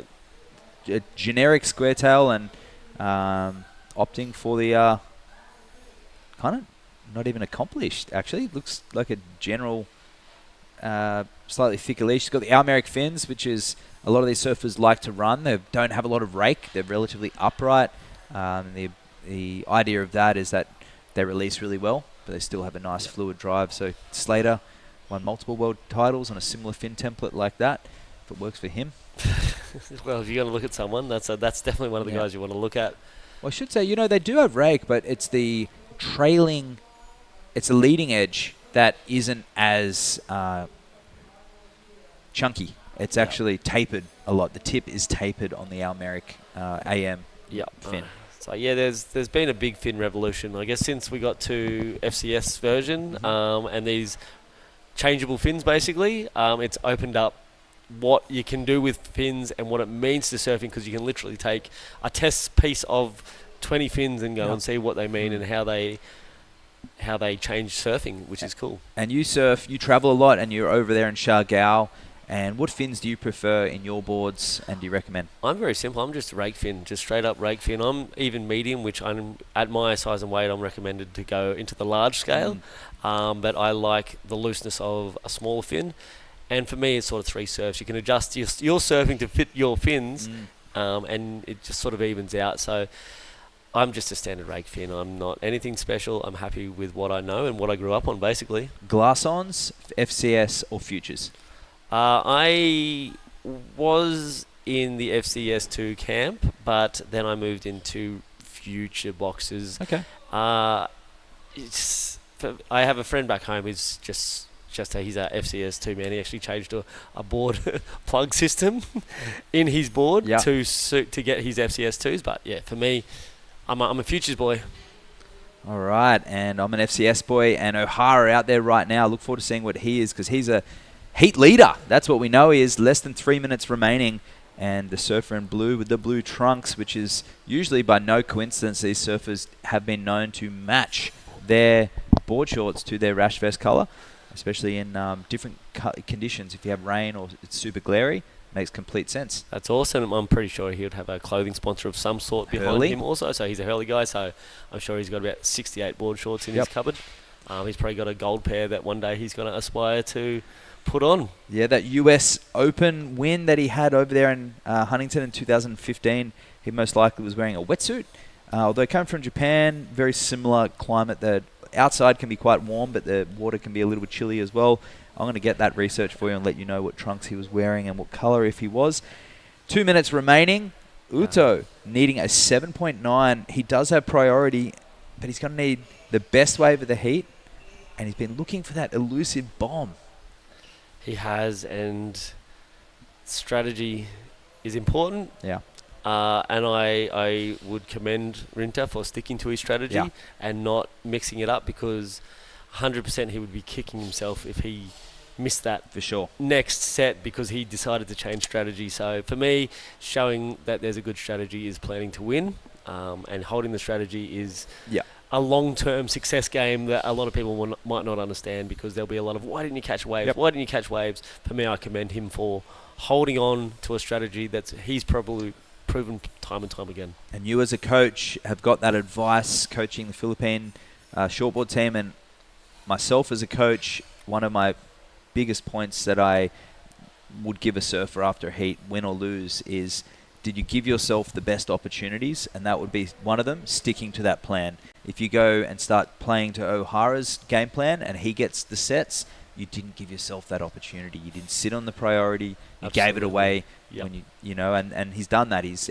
still got a chance. 45 seconds remaining. There is a wave coming. Yep. And this is the time. See, he's not even going to. So for me, head held high. Yeah.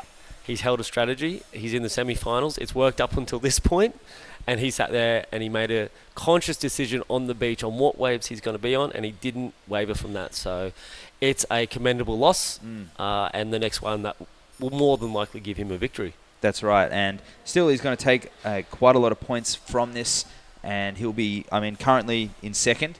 This is not a bad result for him. He'll gladly take a third spot, and he'll move over to the Australian leg with some confidence as well, and looking to increase and maybe take over Nishi's leading spot in the Asian rankings.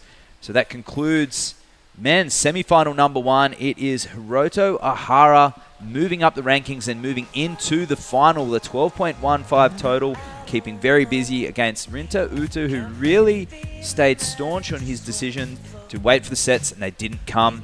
So we'll be back for semi-final heat 2, and bringing True in the booth. Don't go anywhere.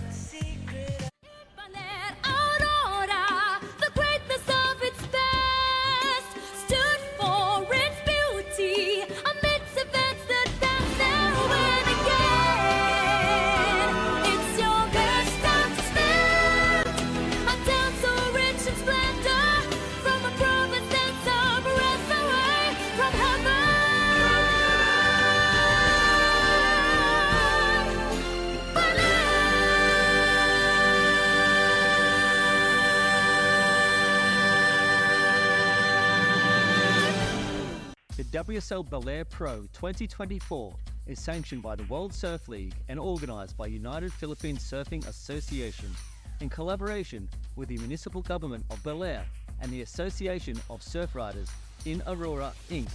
This event is sponsored by the Office of Senator Sonny Angara, the Philippine Sports Commission, the Office of Congressman Ramel Angara, Philippine Airlines, and Costa Pacifica. This event is also recognized by the Philippine Olympic Committee and the Philippine Sports Commission. This is Baler, and this is the QS 3000. We are into the men's semi-finals in Katut. Agus going down on his first wave up against Joe Azuchi, bringing in True Starling for the call. What have you made of those last two heats, True? It's been exciting to watch. In regards to the women, I was surprised to see Amuro Suzuki go down. I thought she was looking really dominant throughout this whole event, but Minami Nonaka, we heard her early on say in the event she needs a win, and she wants a win. So that's True us. Starling, Matt, the Waxhead here. We are stoked to be here in Baler. This is the first time there's been an international surfing competition on the east side of Luzon, and this is the birthplace of Philippine surfing. We're so stoked to bring you this WQS 3000. There's a very, very happy O'Hara coming in ranked number 11 right now. He really needed a solid result before he heads off to Australia, and he's got a great chance to build some momentum, True. Yeah, wow, that's a huge win in O'Hara's back pocket there. I mean, he's still got a final against either Joe Azuchi or Katut Agus. It'll be decided in the next 22.5 minutes. But yeah, Hiroto really needed a good result, and he's on his way to that. Yep. And I'm sure he's looking for a win as well. And we'll say, I mean, Rinto just then taking 1,825 points, which is also a very solid finish and a nice way just to see out your time here in Baler. And look at that beautiful lineup there. We've got a left, a right, the rip bowls, and over to the right-hand side of the screen we had a couple of reef breaks. And interestingly enough, we can't see it right now. There is some cloud cover, but straight ahead there is actually the end of the peninsula, the Aurora Peninsula, which goes all the way out. And that's why we're a little bit... We're roping in the majority of swell here because it's right in between a small gap if you look on the maps. And Azuchi goes down, Agus goes down, still yet to see some scores. And this is a replay of Joe's. Yeah, Joe, he's gaining some speed. And you can see him nice opening carve. And once again, just lining it up for, wow, a solid finish. Good way to start off the semi-final for Joe. So that would have been his first wave. We saw him go incomplete in the second. And under priority, he's going to take after O'Hara's game plan. He's staying really busy. And he gets the finish on the inside. He's looking for some more on the inside as well. And it's a grovel to get there, and he goes complete. Wow, that was a very well surfed wave, and that bonus section on the end, yeah, that's a healthy number to come in, I'm sure, and a good foundation for Joe. He would have watched partner Minami Nonaka take out the semi-final, so I'm sure he's trying to build off her momentum and do the same thing. Yeah, and you could see them down there preparing beforehand and keeping really busy, going left, going right, surfing whatever's coming through, and I think that would be the game plan, the adjusted game plan for what we've seen in the last hour of surfing.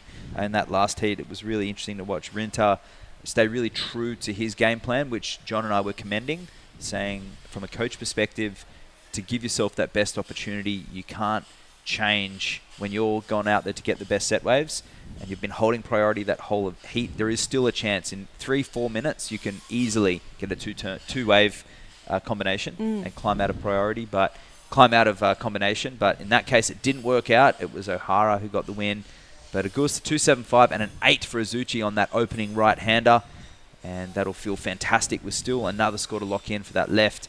So early signs looking good for Azuchi, but Agus, you can't rule him out. He's a happy-go-lucky Balinese surfer and displaces a lot of water. If only he can find a little bit of a bowl.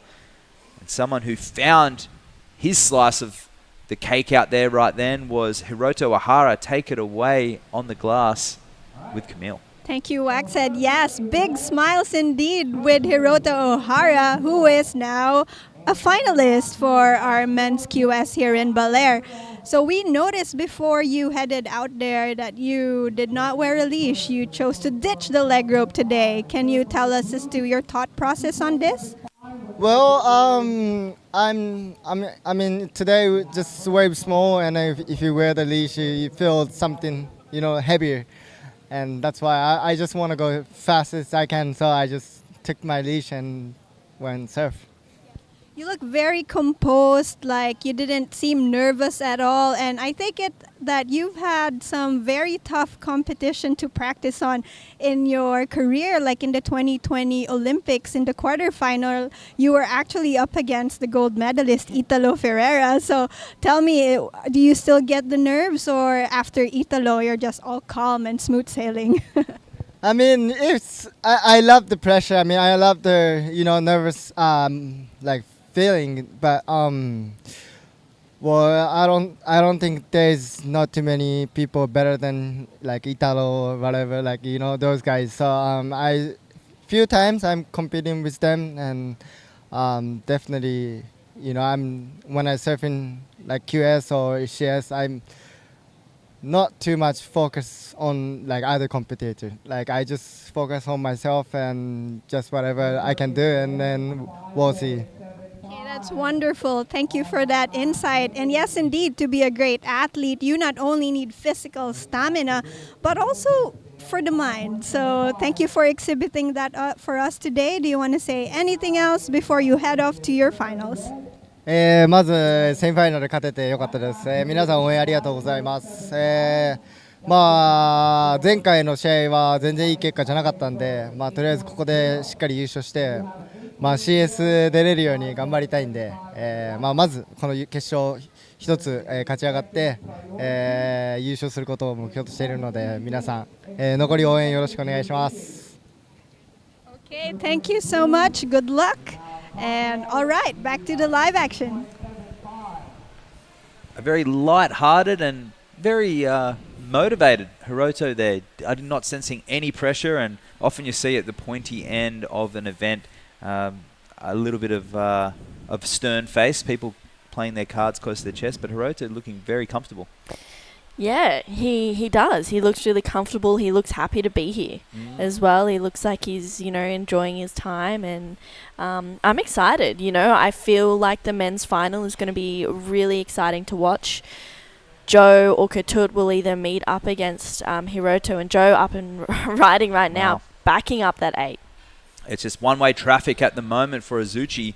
2 searing calves, and he pumps through to the inside, and he gets a closing snap. So electric surfing once again from Azuchi, and complete surfing. How hard is it to generate speed in conditions like this and to actually perform 3 critical maneuvers? Yeah, it's really tricky, especially when maybe there's not too much power behind the wave, and you need to be loose and lively. You've got to be light on your feet. You need to have really quick reaction times, especially when it's small.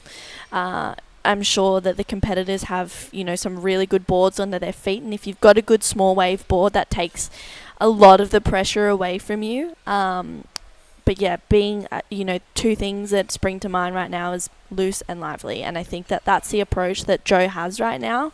And that's why we've just seen him lock in an 8.5. So a pair of 8s, whatever he's doing preheat is working. Yeah, he's looking very connected. The ability for him to keep his fins driving, keeping his rail engaged, but have the right timing just to kick the fins and flare it out at the right time.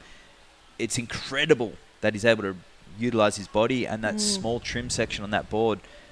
It's phenomenal to get 2 excellent waves out there, but just make them look really fun. It's so small, it's so weak, and Azuchi looking electric out there right now. And I tell you what, Hirota would have seen those waves. He would have finished that interview, walked back to his little camp, and he would have watched that wave just then, and he would have seen the first wave as well. So this is going to be a fantastic final. It's 16.5 combination, and Agus is going to have to sit there staunch and get the best wave that he's had all events so far. He's going to have to go excellent 2 times. Yeah, that's it's a big task, but Katut, he's a Challenger Series surfer as well as Joe. He can handle that pressure. Here he goes, opening up his account. So waiting a long time for this. Nice tail slide to get things started and snapping that one back in the pocket. And he's going to try and look for an inside, and he's ramping up here. And he just goes in a layback, goes incomplete though. A little bit of energy lacking at the end of that wave. What did you make of that one, True? I liked his approach. I think it was the right one to get, you know, that excellent score. Straight off the bottom, off the top, big snap. And he needs to open up big to get scores in the 8s. It was really unfortunate that that wave, as you said, it kind of just lacked a bit of power at the end of it. And, Ketut didn't really get a proper finish. But, you know, his approach was great. And if he can get a wave that will offer him a solid finish section, then I feel like he'll be nudging for an excellent score. Yeah, I agree. And Agus is an experienced competitor. A 5.4 for that wave, so still in combination. He's had to change his game plan and strategy. Those set waves that he would have been hoping that in the previous heat that Rinta was looking for. When you wait a long time, sometimes you just run out of time. I've said it before to some people that I coach. I say, look, unfortunately you lost. You didn't get the points, you didn't get the prize money, but your game plan was good. It's unfortunate the ocean just didn't cooperate in that 25 minutes. Sometimes you just run out of time. The surfing's there, the preparation is there, you're feeling good, but you just don't get the set wave. And have a look at this. Using his priority beforehand, now Agus is paddling back out, and Azuchi has a set wave, but there's two in it. Yeah, Joe needs to play his cards right on this one, and he's going to go the first wave. Yeah, so pulling the trigger on this one, needs to better a low of an 8, and a nice roundhouse carve on the front foot there, and he shuffles the back foot, and he snaps that one, and for the first time this heat goes incomplete, but he was on his way to another excellent score, I'd have to say. Yeah, I agree. If he could have made that, he would have been nudging that 8 for sure. He's just looking really solid, really smooth surfing. That was the first mistake that we've seen him make in regards to a fall. But he's capable of making that right now with 12 minutes because he's got those 2 8s and Ketut's in a combo. But I just think, you know, there's only so many mistakes he can make before Ketut maybe finds his feet a little bit more in the next 12 minutes. And with his approach on that 5.4, I feel like if Ketut actually got a finish, we could have seen... Jump out of combo. Maybe. So here we have some set waves. My mind is telling me it's fantastic for a twin fin or a longboard, but we are here in the QS semi-finals right now, and Ketut lets that one go. This one a little full. You could see how soft it is. Barely breaking, which gives absolute credit and complete admiration to Azuchi's performance out there, finding waves to perform at 8 and 8.5, and well rewarded, might I add, as well. Being able to find that sweet spot in conditions like this, and if we can get a replay of one of those excellent range scores, and I'll get you to dissect it, True, and how difficult it is to maintain the momentum and stay connected and fluid through all those maneuvers with no power. Yeah, it is. It's really tricky. It's hard to do that in small waves, and it's hard to do it in small waves that don't really have too much power.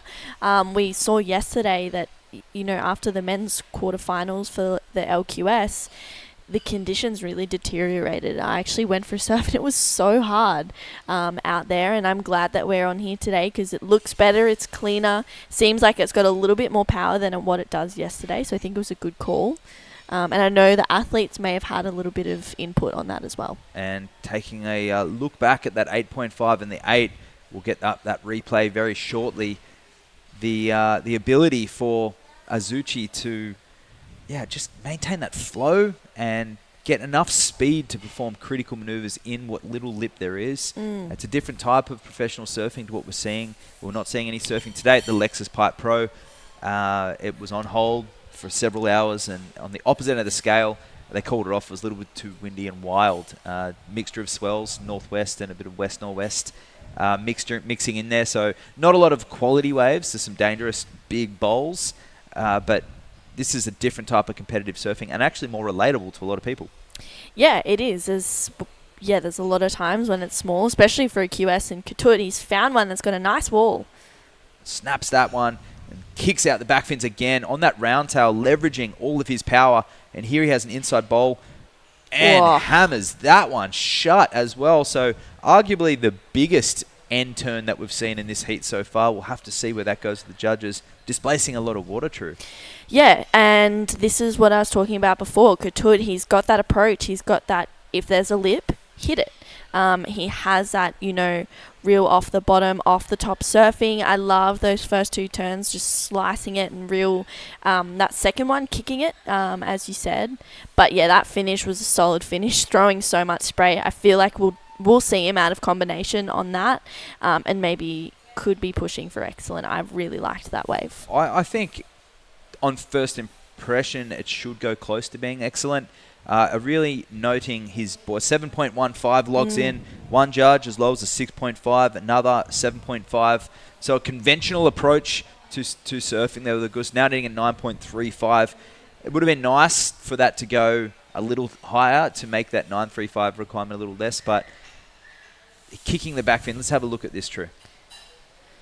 Yeah, he gains his speed here, and then this is where he does that turn. Maybe loses a bit, but he generates speed so easily. Those turns kind of do cut it a little bit short, but this finish was really solid.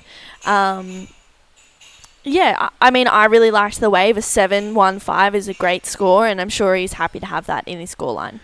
So you can see swiveling between maneuvers here, and that one, a little bit of loss of momentum for Azuchi. He feels it, he kicks out, and will catch up with Agus now, and his answer back. Quick snap down the line, just a set-up snap, and he's pumping, and he goes to the air, and he completes as well. So he's starting to feel it and really get into this heat, True. Yeah, he is. He's gaining momentum, and as you said at the start of this heat, you can catch 2 waves in the last 4 minutes and break a combination. Yeah. So there's going to be plenty more opportunities in this heat. I liked how Katut was able to make a moment out of that. Like, that wave didn't really look like it had much going on. So he made something out of nothing. And 7.5 minutes to go. There's heaps of time. And wow, look at that drone angle. Beautiful. And this is a replay of that one. So as you said, True, so just pumping here. It's these snaps. These are all just set-up snaps, and he's really trying to maintain momentum for this here. So most of the scoring is going to come from that maneuver.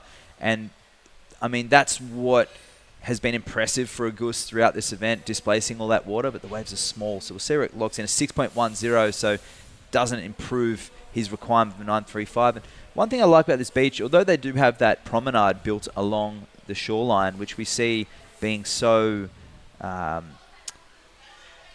disastrous for a lot of coastlines around the world, you can see all the little ins and outs of that shoreline going in and out. And what that usually means is there's good banks, there's little rips as well. Often when you get that big, long seawall, you just get big, straight closeouts. So it's really nice to see some, the way that they've built that obviously hasn't completely impacted the sand flow, because there's still waves all the way along there, and you can see there's lefts, rights the whole way, but the best peak is right up in front of the contest site, and you can see we're off to the northern side right now. And as you go up the beach, it actually gets smaller because there is the massive peninsula that's blocking the east swell from getting in, and that's why it's all condensed right where we are right now in Baler.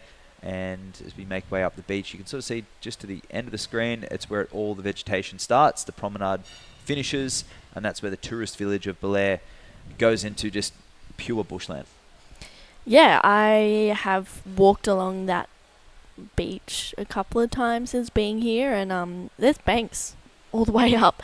It does, as you said, it does get smaller, but it still looks so fun.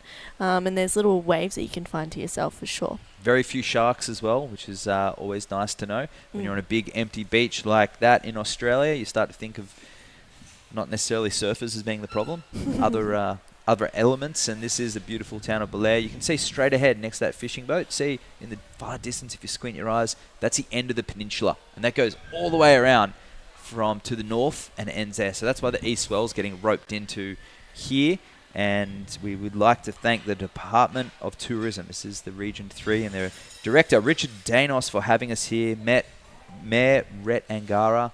We've got the congressman and senator, the Angara family. It's a government affair for hosting this event. He goes to Gus looking for a 9.35 and hammers that one, and he gets inverted and can't ride out.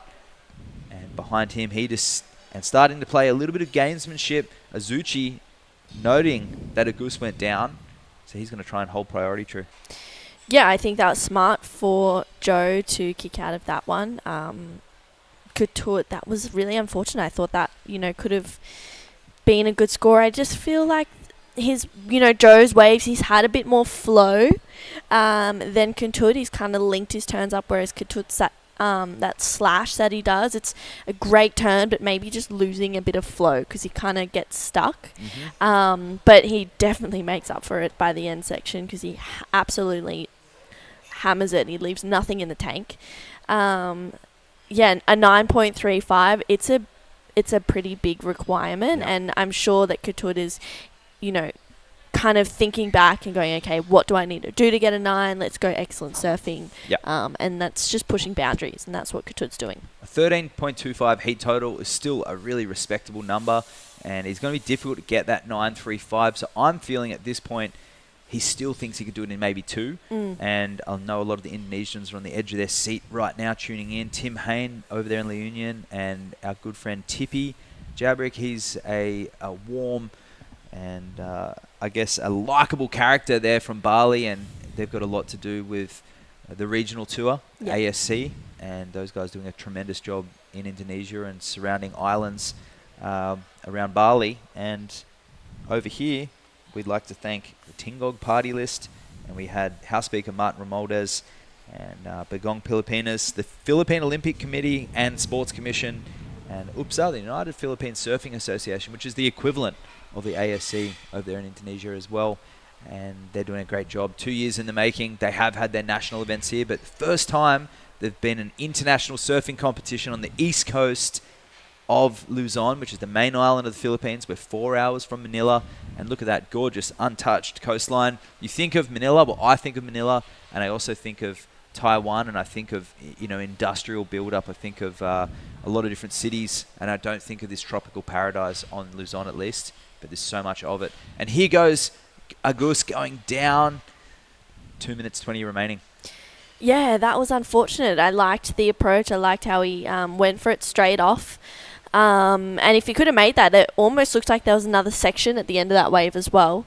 So I agree, maybe he's trying to get it in 2 waves as opposed to focusing on that 9.35. But as the clock kind of starts to tick down, he needs to really focus on that single score. Yes, exactly right. A 9.35 is a difficult task. It'll have to be the best wave of the day so far. And coming into this with a healthy ranking down at 22, he'll be looking to Australia to really climb up his... Actually, sorry, I should say he is 22, number 8 on the rankings. If he goes to Australia and can somehow link together a quarterfinal finish in one of the 3,000s or the 5,000s, that's going to really help his cause in the Asia rankings. But he still has a chance. 1:25 to go. We're going to take the 5 men plus a wild card into the Challenger Series, and their results will... All of these will be keepers for a lot of these surfers right now, given that...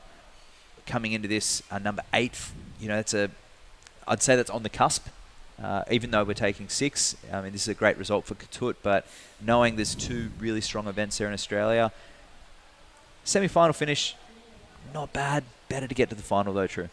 Yeah, I agree. But for Joe, this is a great result. He's sitting at number 3 on the rankings, and Rinta got knocked out in that semi-final. So Joe's... I feel like if he can move into the finals, we'll probably see him take that number 1 spot.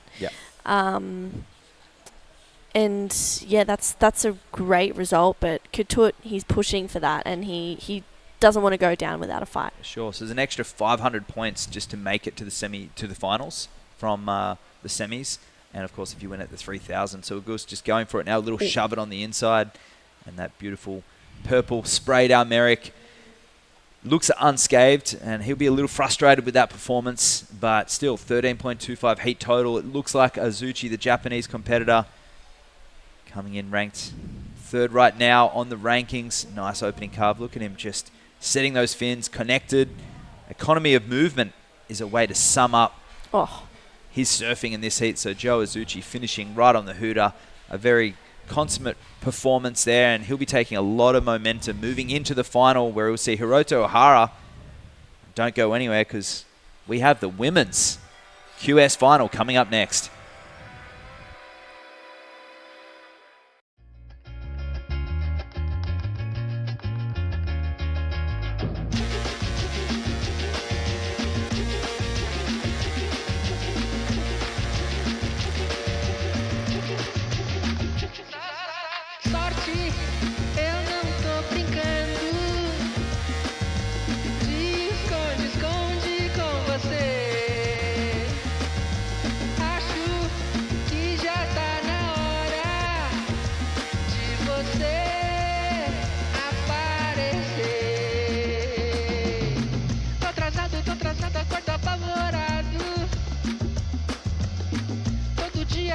dia perco meu horário. Chego tarde no trabalho, tô complicado. É relatório, conta almoxarifado e o inventário.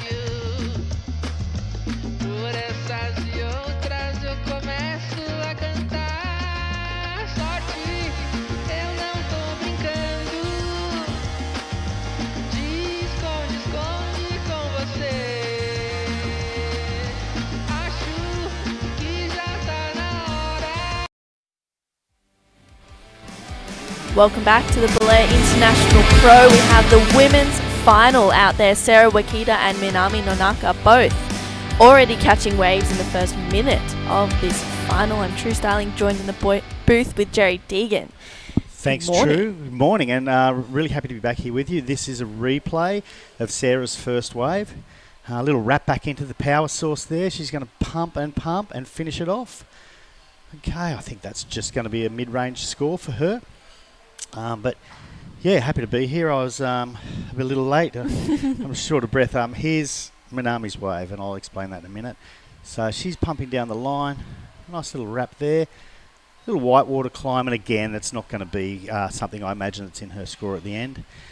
I was listening to you guys on YouTube actually, and seeing some of the comments and things like that, and the YouTube was a couple of minutes behind. So thankfully, at this wonderful place we're staying, that it's real close by, and I could just zap down here.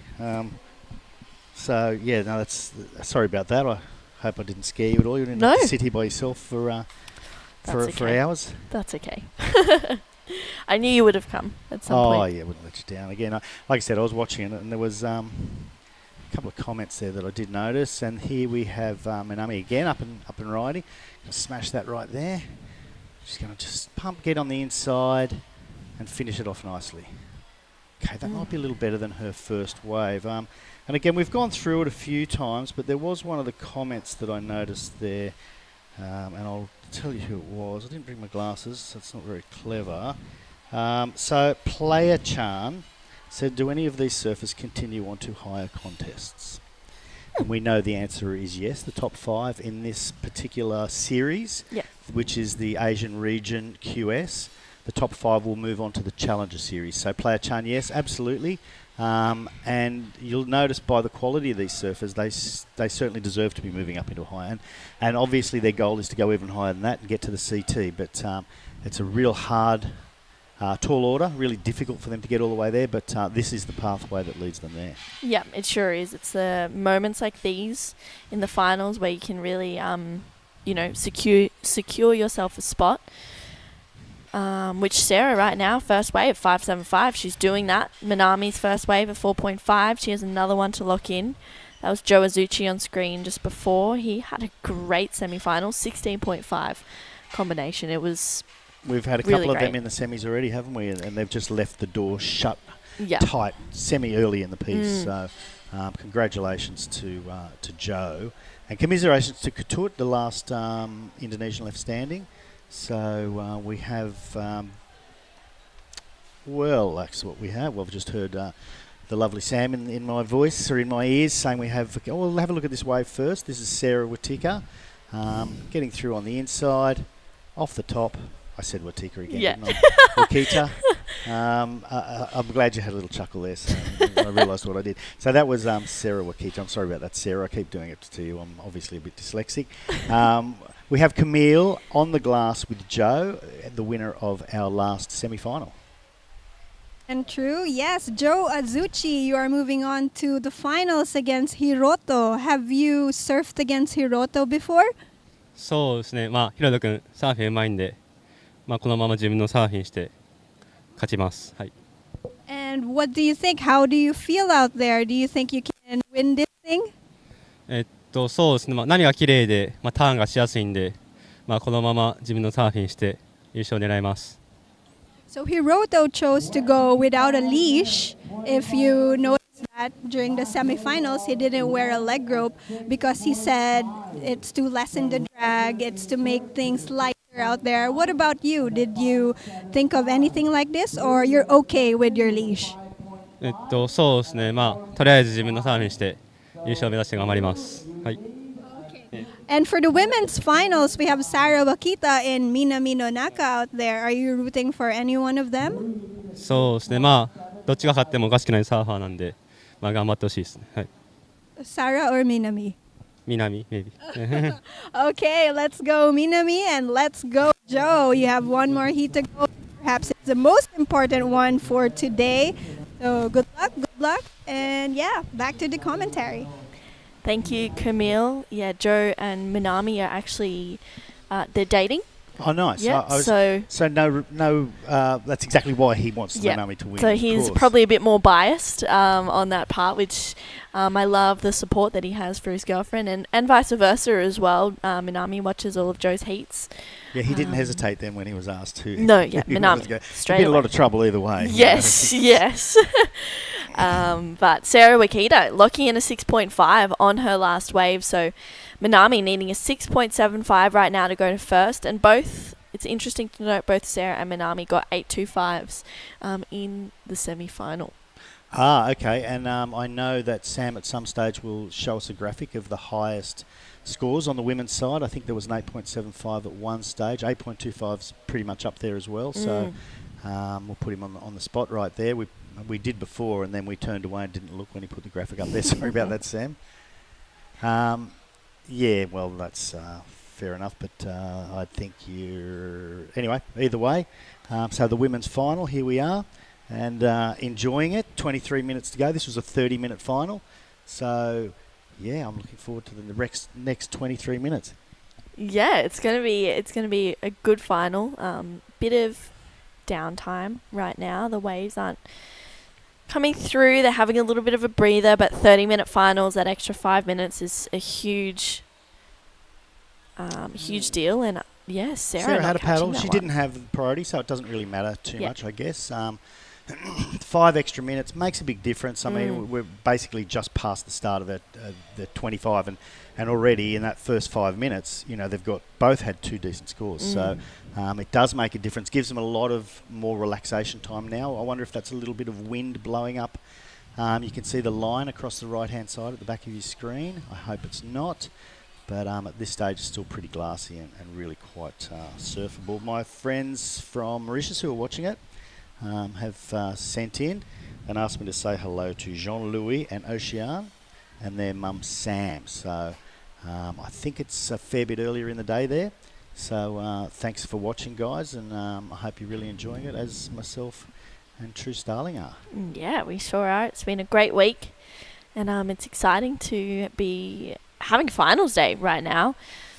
That we heard from John Carby, co-contest director, this morning, that if the conditions do start to deteriorate, if that wind comes up, we do have the opportunity to go on hold or off if that happens. Hopefully it doesn't, because it looks really fun out there right now.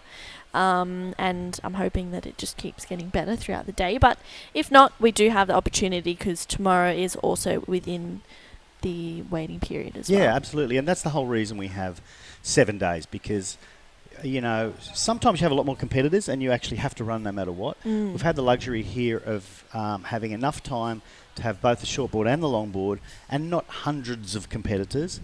So it gives us the luxury to shut it down if the surf's not good and wait.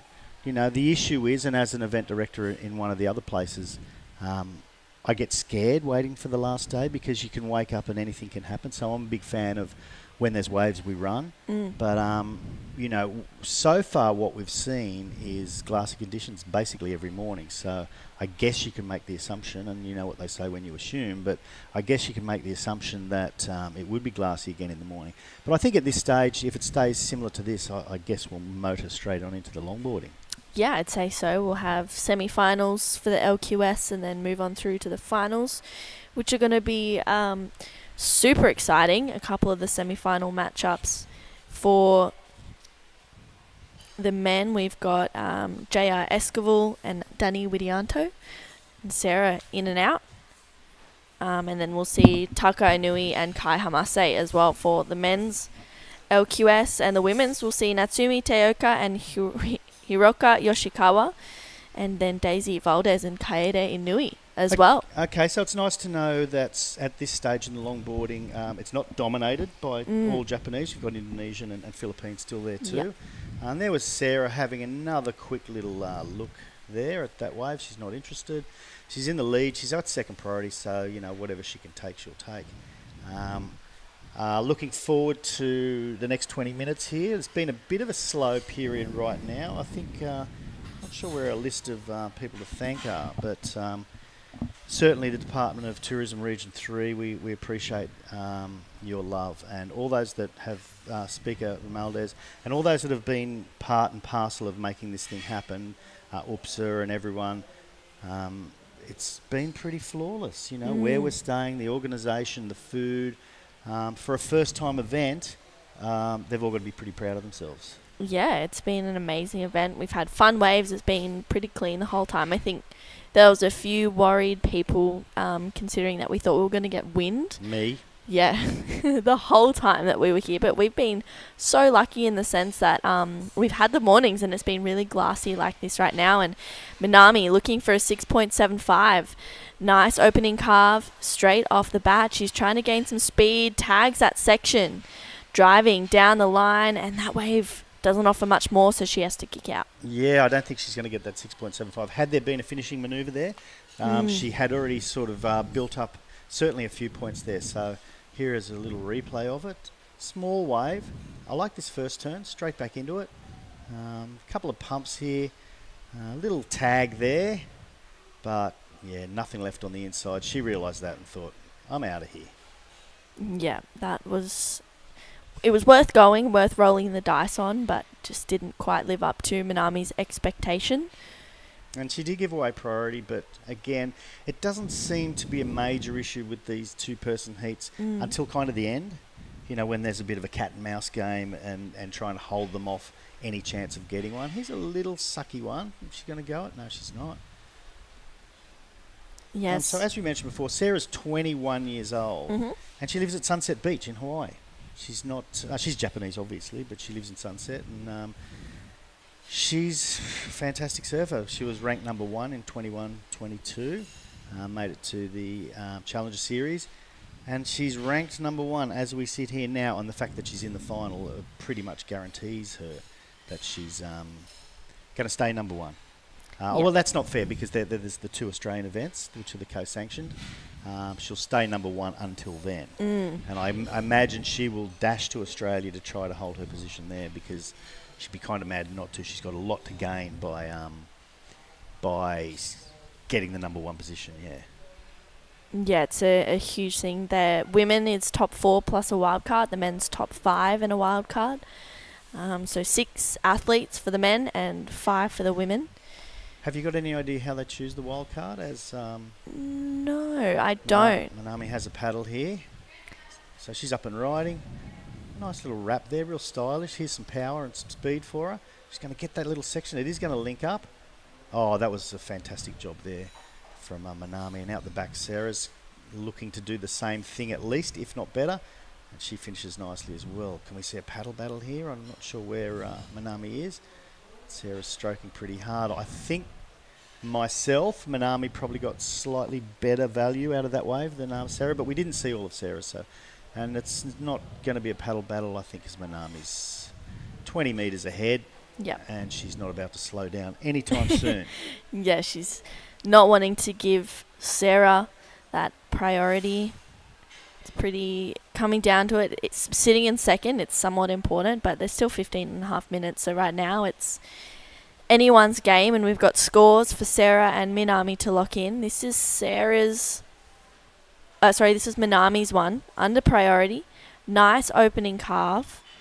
And she hits this section, and I love how she negotiates and goes for the low road and then tags it for a finish. So 6.4 for that last wave of Minami. It's not the score she's looking for, but we'll see if Sarah betters her 5.75 on this. Nice opening wrap. And then we see her get another one through here and then gets a bit of a finish as well. Probably not as strong a finish as she would have liked.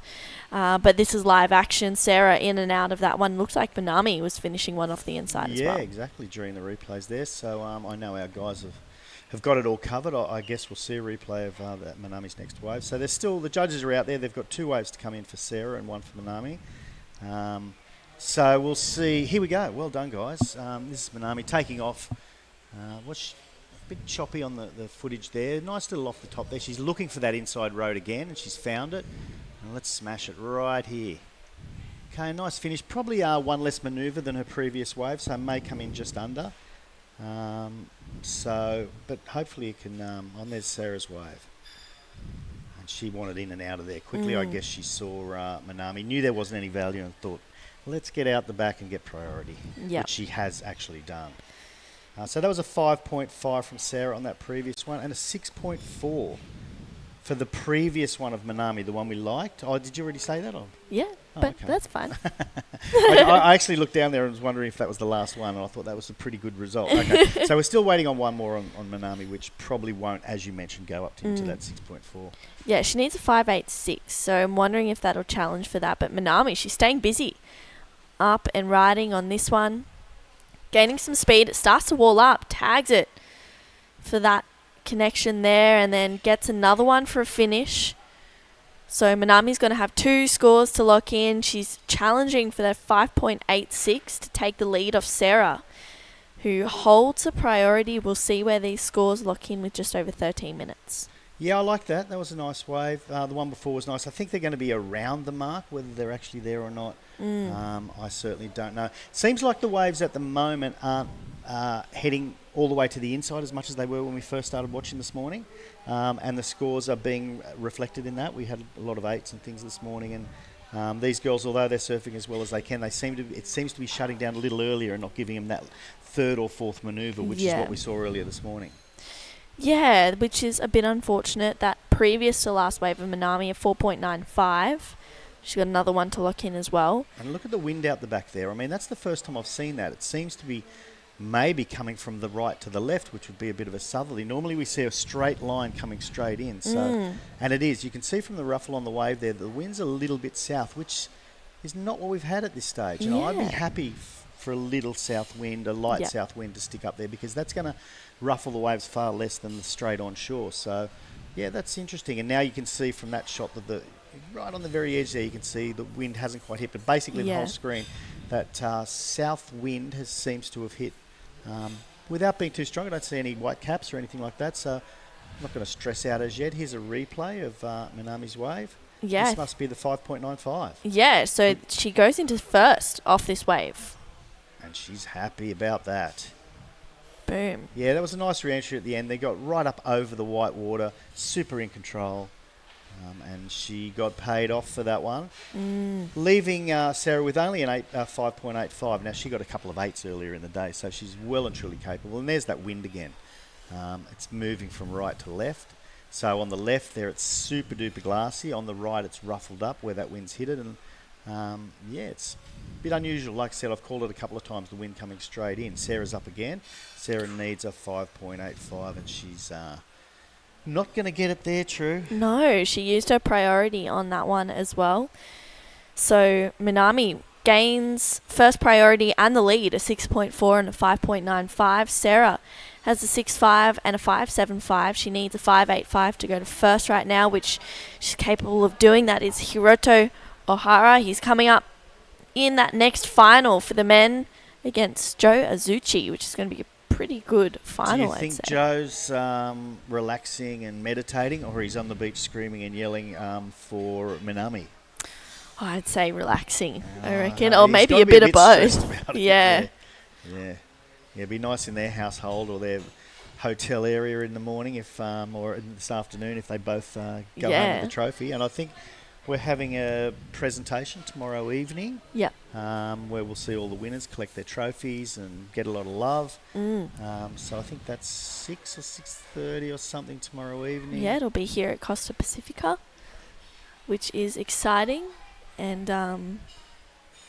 10 minutes to go in this women's final. It's been pretty exciting so far. We've seen a bunch of waves, 5s and 6s, and situation change as well. Yeah, so. and they've just been, nothing Well, there's barely anything separating them. It's 0.1 separating the two scores. 12.35 for Minami, 12.25 for Sarah. And you can see it's getting a little bit slower, but Hiroto and Joe, they've been putting on great performances in these small waves. I paid close attention to Joe in that last one. He was looking really flowy, moving through the waves effortlessly. Yeah, his total of 16.5 Yeah. is proof in the pudding there. That's at least as high as the highest this morning. Again, I don't remember. I remember Sarah had a couple of 8s as well previously. So, look, the scores are there. This one is a little slower. Doesn't make any difference. It's a final. They both have to deal with exactly the same conditions. You can see down the beach there, people are free surfing on the many, many peaks that go all the way down, 6 or so kilometres down the beach there.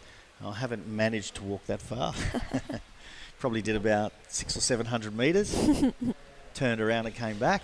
That's enough. That's plenty. That's plenty. See the little drone sitting there. So that drone shot was up from that drone. It's right there in the right-hand corner of your screen. And drones have changed the nature of the way we watch surfing competitions and all kinds of competitions. I love the drone shots personally. Huge fan. They don't really follow the surfer here as much because you don't want to get close. The surfer doesn't want to hear the drone. We've had a lot of issues down at Cloud9 of drones getting too close and the surfers getting annoyed by the mosquito-like sounds. And Minami's up and riding. Yeah, nice. wow. Nice over the top there, and another one there. Will there be anything else on the inside? 2 really nice moves. Not big. I don't know that the judges are a big fan of sort of whitewater climbs. It was sort of crumbling over there. It doesn't have the glass that was there. We've mentioned the wind just before, but still pretty solid surfing there. Do you think there's any chance she'll overtake her 5.95 there? I think there's a chance for sure. I think that was a better version of her 5.95, but we'll see. That speedies. There was a lot of speed, and the flow was there. There was downtime. It was just bang, speed, bang. It was pretty nice. I wish I could do that. And don't you say that because I know you can do that. Yeah, I've been teasing myself and thinking, oh, maybe I'll jump on a longboard, but yeah, it hasn't happened yet. And that last wave, an 8 for Minami Nonaka. Sarah now needing a 7.91, 2 calves to start this wave, tags it there, gets a completion. So we'll see if that nudges a 7.91 that she's looking for, because an 8.0 for Minami's last wave. Yeah, you called it right. And it was because it was such good flow, really good speed, and just incredible control the whole time. This is the one Sarah just got. Don't know that there was enough points in it to get to the lead. There's 2 very similar manoeuvres, and then she finishes off with a nice hit. But I'm not sure that will be the 7.91. I look for her sake. I hope they prove me wrong. A couple of sets coming in, which is nice, so it hasn't totally flattened off out there. There are still waves, and Minami chose not to go that one. It looks like it was kind of lining up through the inside, but maybe she just wanted to hang on to her priority. Well, here's another one, or maybe she wanted to wait for this one. Yes, 7.15 for last of Sarah. She now needs a 7.26. Minami straight off into a nice opening carve. You can see her just waiting here. She lines it up for a finish there as well. So Minami getting another one, looking to better a 6.4. You can see that is Daiki Tanaka and Tenshi Iwami on screen. Waiting and watching their compatriots. Yeah, both Minami and Sarah are best of friends. They're actually really, really good friends, and they travel a lot together. So this is, an important heat for both of them. But I know as soon as the hooter goes, they'll be back to being best friends and congratulating each other, pending whoever takes a win. But scores to come through for last of Minami. See if that betters a 6.4. Sarah needs a 7.26. Her last a 7.15, and this score's locking in. It looks like it'll better her 6.4. And scores for Sarah as well. She must have got a wave in that. Or maybe not. I have a feeling what we can see on our screens is a little different. So there it's come in at a 7.65, making it much harder for Sarah. She now needs an 8.50. There has been an 8 already in this heat, so she's capable. We've got 5 minutes to go. The wind's ruffling it up just a little more now as the tide comes up and the wind springs up a little. But yeah, that was a fantastic last two waves from Minami. I mean, she's just stood up and said, I want this. I'm taking this. Yeah, she wants this win. She needs this win as well. I'm doing this for Joe. Yeah. Yep, she's firing up boyfriend Joe, who'll come up in the next final against Hiroto Ohara. 4.5 minutes. Minami holding that lead with an 8 and a 7.65 off her last two waves. And Minami at 5 in the ratings will certainly, with a win, zoom up a couple of places and find herself in a far better position to lock into that final four. Who actually qualify. I'm not sure the criteria for the wild card. You've had a couple of events in Asia now. So are you now an Asian surfer, or are you actually are you on any of the different areas? Like, are you registered as an Australian surfer? Yeah, You Australia. are? Okay, Yeah. okay. And are you tempted or interested in going in the Australian events? I'll go in Avoca and Newcastle. Okay, Yeah. excellent. All right. Yeah, which will be exciting. So I'll be there and I can report back. Nice. Well, if Marimar goes in there, I may be driving up to one or the other to drop I'll him off probably and see you there. watch it anyway. Catch up with, I guess, Will and Ty and Bonnie and the whole crew. They'll all be there. Hey, bring the band back together. Love it. Love it. 3 minutes 30. And exciting, and Minami is really, really, hammering the nails in at the moment. Sarah's got some work to do on 8.50. Neither of her waves have eclipsed what Minami's done, so she needs to, get herself an 8, obviously an 8.5 to get into the lead, or something to take away the 6.5, 7, whatever, to make it a little easier. Well, that won't even make it. She'd have to get a 7.8 or something to make it easy. So it's going to be a bit of a struggle now with 3 minutes to go. So she's got the priority. Would you sit and wait now for that bigger set? Yeah. Okay, Yeah, so I think sitting and waiting is the go for Sarah. She's been dropping 8s this whole event. She has. She knows how to do it. But you can see there that is Amuro Suzuki and Sue from Korea. Amuro got knocked out in the semi-finals against Minami, and this is a big heat for Amuro as well because both Minami and Sarah are her best friends. So she wants both of them to get a win, and I'm sure she's feeling a bit emotional right now. Yes, absolutely. And they're both above her in the ratings, so it's probably a bit of a, salt and pepper there. It's good and it's bad, but she's cheering her friends on. She's a lovely girl. Yeah. And I wonder if she cares who wins, She's just very happy for them. The whole Japanese crew, and there's an incredible Japanese crew here. They've been eating together almost every night down there at the Japanese restaurant. Yep.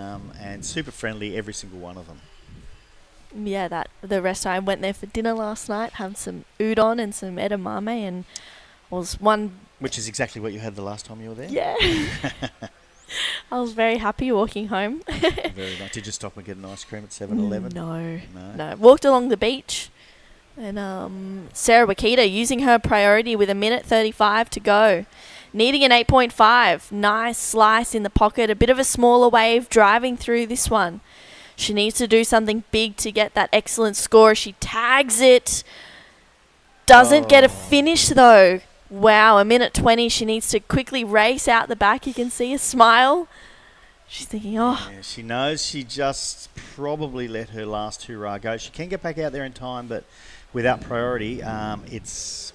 Okay, so Minami's going to go anyway in a better-looking way. Nice little wrap to start with, and then she's going to hit the whitewater here. She's going to finish this off for sure.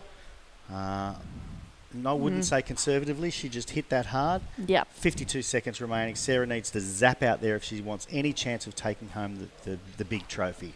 Yeah, she needs to race out nice and quickly with 45 seconds to go. I think, 5.8, that last wave of Minami, 4.05 for last of Sarah.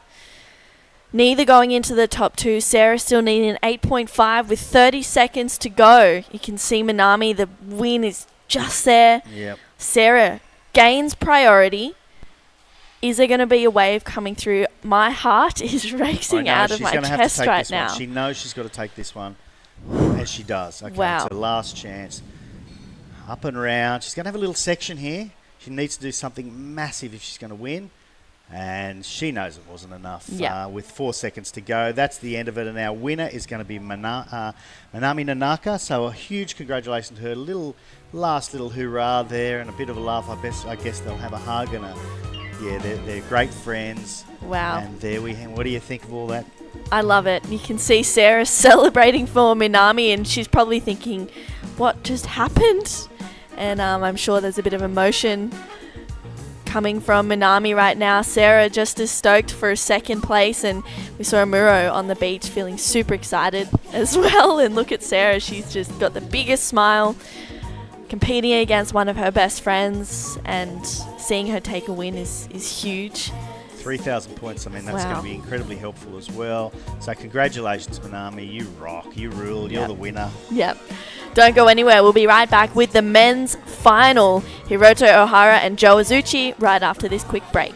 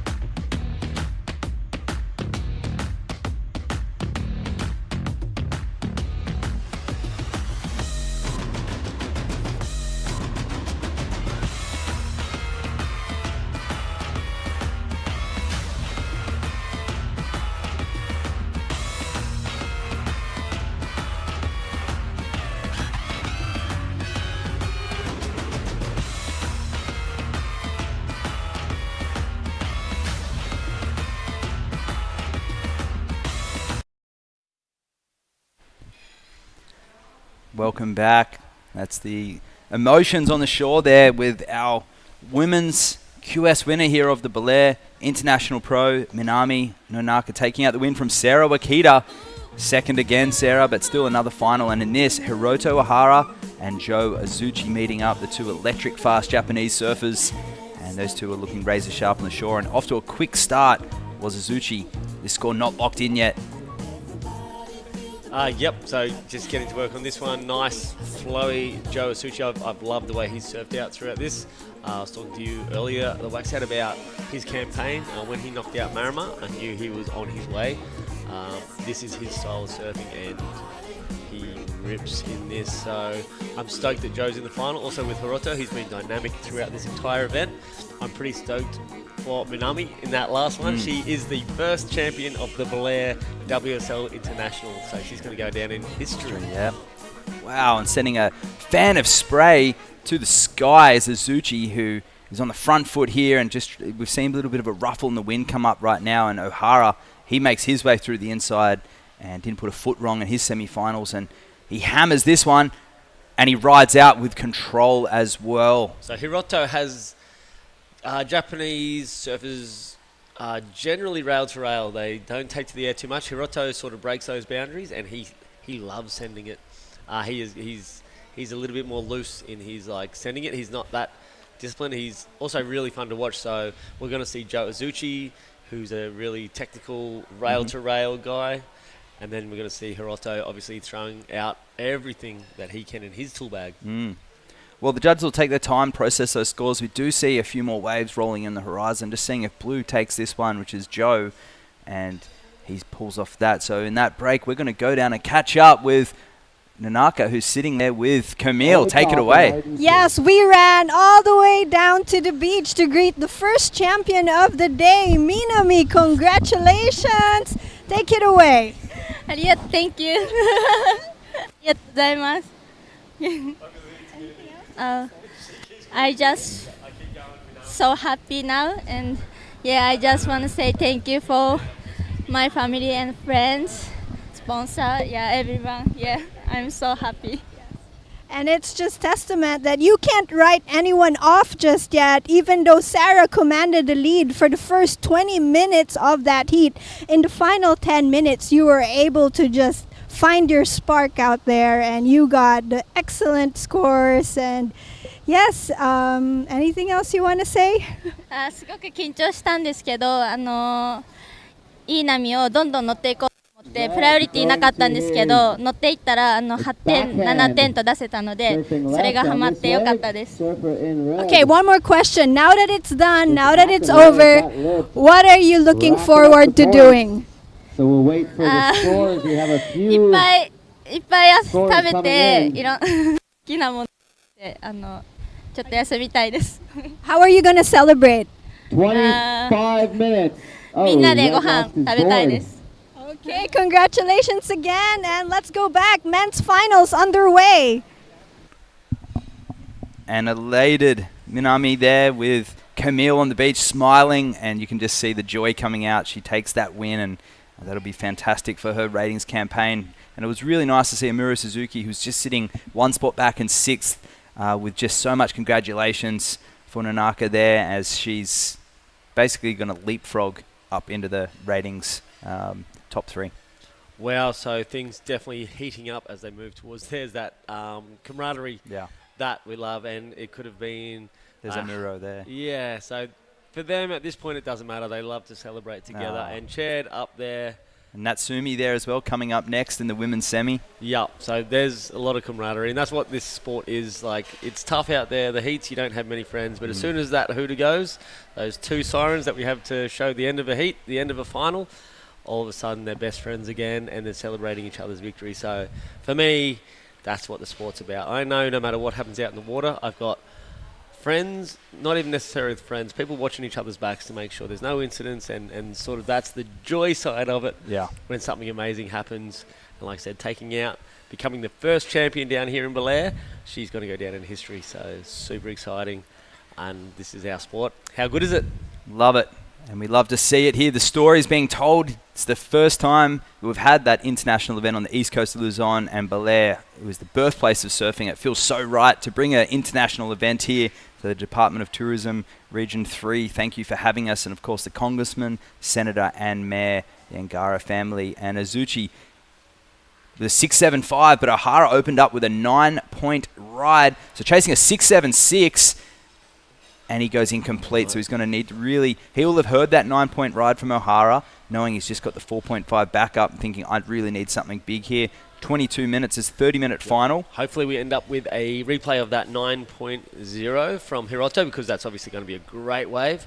Hope the boys can line that up while we sort of thank those who need to be thanked. Sure. Down there, Wax head. I feel like that would be that air reverse that we saw. Oh, definitely. And yeah, it's got a 1.0 and a 9, and a 4.3, so... Here's the replay of that 9. It's a left-hander, actually, so it wasn't. Wow. Getting to work here early, just that whippy off the lip all the way. Getting a little bit caught behind there. That's the 4.5. Yeah, I was going to say, that would be a stretch at a 9. Yeah. Yeah, we'd really need the different angles there to figure out what was going on. Yes. We must have missed an air reverse at the beginning. But that was the right-hander, that wave we did see on the screen at the beginning with that really fast and electric air reverse we rode out with a lot of speed. Very difficult to do today. Not a lot of end sections in general. Not a lot of power either Nope. to sort of whip it. So that was 100% generated by him, and he hit that lip with that crucial timing. Here we go. And look at that. It wasn't a big wave either. Nope. So 100% generated by him here. So 9.0, yeah. Up and riding. Nice little lip lines. Transition turn there. And showing everybody out there quality surpasses quantity. Mm-hmm. So he did 2 nice moves, didn't miss a moment, and did something on a wave that 99% of surfers wouldn't be able to do. So on the other end of the scale, I feel like Azuchi saw that wave, and he'll take a little bit of confidence knowing that that 9 was just that one air, because he saw it all. And here goes O'Hara, who'd be feeling on top of the world right now, because he has a lot more to give, I feel. That 9's high, but it's in relation to the heat, so he hammers that one, and he's going to work his way through the inside. So this wave fading out with that air reverse before actually gave him a real nice ramp, and he carried a lot of speed, which is why it went excellent. Speed, power, flow. Yep. It was check, check, check with an exclamation mark on it. So excellent start from Hiroto. You'd be Pretty happy with that. Yeah, absolutely. Could have easily have just sat into that turn with a layback or ditched the fins for a safety turn, which for the majority of people is radical. But for these guys, it's a very normal ending. So Azuchi, knowing he's needing something major, a 6.76 required, but he knows by the end of this heat he's going to be needing 8s. And Azuchi coming into this in a really comfortable position, ranked number 4. He actually come 3rd in Chiba in the Ichinomiya Pro. He's defeated by Ohara. So that one will be he'll be thinking back to that semi-final, and he'll be looking to get one up on Ohara. This will be Joe's 6.75. Great combination opening. So that must be his 3.4, the last one. Yep. There's the last one. Here we go. Numbers dropping in for this wave of Ohara. Not going to go too high, but definitely going to throw away his 4.50. There is a 5.25. So not much on this end section, and you can see the difference from that mid-range score, that good score, to that excellent score was literally the way he flowed down the line. He did a lot more work on that wave. Judges not rewarding that. They're rewarding what's happening in those crucial points and how it flows together. And straight after this men's final, we'll be going into the women's semi-finals of the longboards, the World Qualifying Series for longboards, to see who can secure that number 1 spot on the longboard tour. It's looking like at this point Natsumi Taoka and Hiroka Yoshikawa is in that semi-final. But if Hiroka can take the win, it would be a terrific chance for her to put a hand up for a wild card. She's had World Tour experience beforehand. She's an extremely talented competitor. So it'd be interesting to see which way the cookie crumbles here. And here goes Ohara, nice fan of spray, straight into that. The judges will appreciate the combo, but running out of steam towards the end. Yep. So in the Challenger Series, what these guys are betting for, there's 5 slots for these men, plus a wild card. So the wild card's not necessarily going to go to the 6th place surfer. The WSL looks for those guys who have the X factor and the capability. Sometimes the results don't flow, but sometimes you put them into that big zone, like the Challenger Series, and it's enough to get that into the gear and go through. So the wild card's always one. It's a wild card because you don't necessarily know who it's going to be. Otherwise I'd call it top 6, I guess. Yeah, absolutely, exactly right.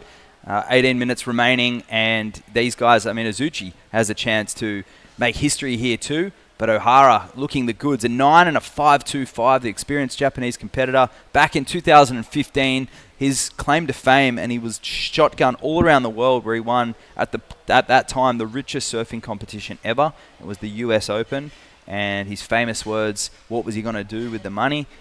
I'm going to buy a car. And all these heat interviews for the next 5 years were like, did you buy that car? Did he buy the car? He eventually did buy the car. I believe it was after like 5 years. Because he didn't have a car at the time. Probably a different packet of money, to be honest. Yeah.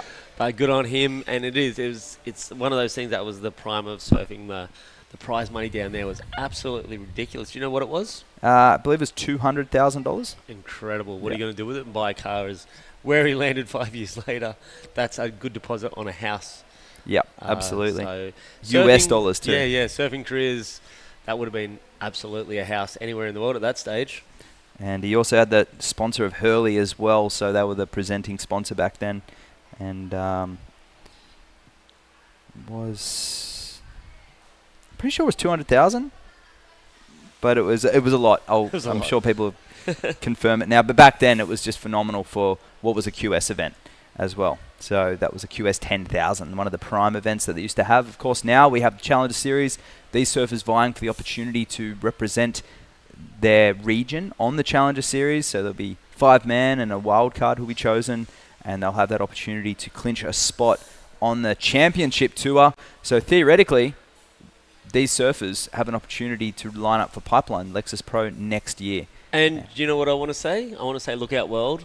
Asia region is coming. Oh, yeah. The standard across the shortboard, women's, men's, is going through the roof. We've seen 2 quality events. In this, we're going to have the Avoca Beach coming up, and then the Newcastle Pro.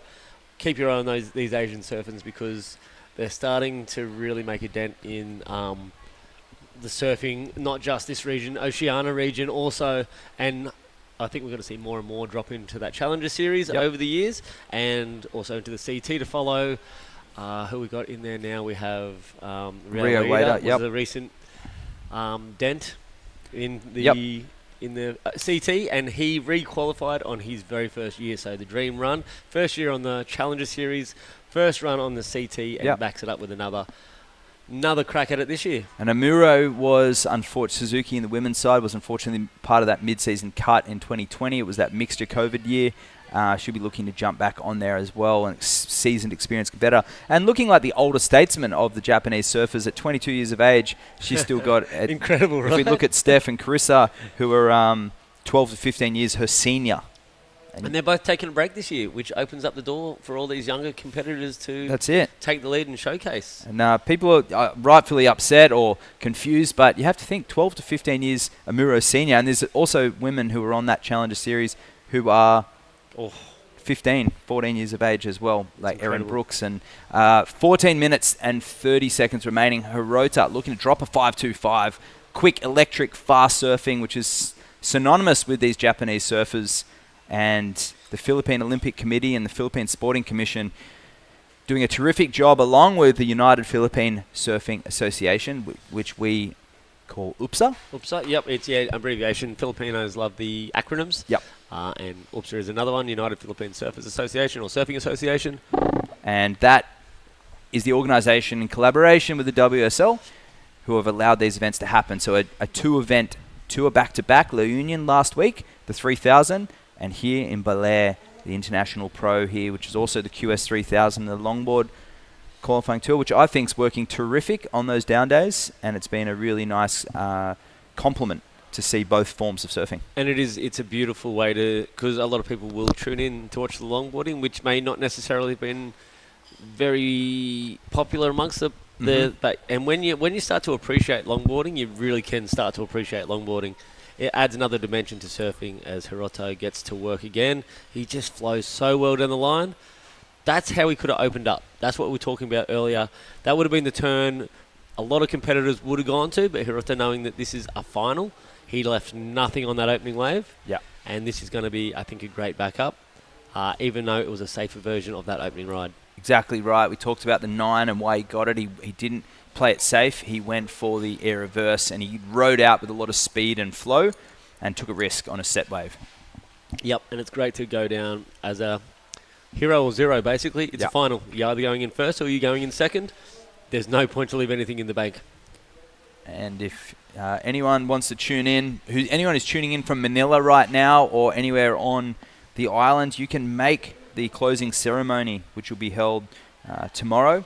It's going to be in the evening as well, so come on down and watch that final tomorrow afternoon, and it'll be the trophy giving and a bit of an after party. I think so. It's a good little setup down here on the beach. There's a pool, there's everything going on, dinner, a few messages, a few thank yous to be sent out, and all important trophies. And you could definitely meet your heroes on the longboard side of the draw and the women's side of the draw and the men's QS side of the draw. So that one looking at a 4.3. So yeah, definitely that 9 being the standout with that air reverse. It'd be nice to get another replay of that as well. And the longboarders will be starting to wax up their boards right now. We'll have that coming up next. I'd like to shout out to my good mate James O'Donnell over there in Shargau too, who went out and faced a bit of wobbly 5-foot surf all by himself. So I can't wait to get back to there, James, and have a surf together. Cloud 9 time. And here goes Azuchi. Only looking for a 7.51, and ideally looking to drop that 6.75 as well to reduce that requirement. And he goes complete as well. So precise clinical surfing there from Azuchi. Yep, and Hiroto didn't further his lead on his last exchange, so 7.51, definitely within striking range of Azuchi. He's going to get rid of his 4, I think, because that did look quite nice, quite whippy. And he's going to be definitely in this race. So if he can increase his 5 to his 6.75, I don't know if he'll go there on that. No. But he's going to get rid of his 4, and he's just going to feel out, just starting to understand those numbers that the judge is throwing at him. So he knows then where he needs to gear up and what he needs to do to become the champion down here in Baler. And Azuchi had 2 Xanadu surfboards. One of them was made in America, maybe both of them. One was a round tail or thumb tail. One was just a standard square tail, but not as aggressive as you would imagine for smaller waves like this. So I would say regular shortboards there for Azuchi, and that 6.9 logs in. So to go with a 6.75, so now needing a 7.36, he'll be frustrated. He wants to get out of those 6s, And I look on the other end of the spectrum, the JS from Hiroto, both surfers riding PU surfboards, not opting for epoxies or carbon constructions, not opting for any fiber flexes or... and that's interesting, right? There's a lot of debate about small beach breaks with less power and everything like that, and these guys are on the polyurethane. This is that 6990, best score of his heat, and I thought it was going to be under. It's actually over. And this comes down again to that flow and those manoeuvres. He just hit every moment, pulled off there, did exactly what competition surfing should look like in these conditions. Yep. So one judge going as high as a 7.5, the other one going as low as a 6.5. Evens out. They drop the high and the low. So a 6.9. There's 4 judges across their international panel. Indonesia, Philippines, Australia, Japan. Yep. Mixture in between there. And don't forget a little Frenchman in there behind the scenes running computers. Absolutely. But there is no small parts there. The flagmen on the beach, the runners who help replace foods and everything like that. Big team, big dream. It's working well together, and this has been a great event because of all those many hands that make these events happen. And also shout out to Lala and Jeff for the hard work they're doing. The stuff that we can't do and our crew can't do, they're from here and they represent the LGU really well.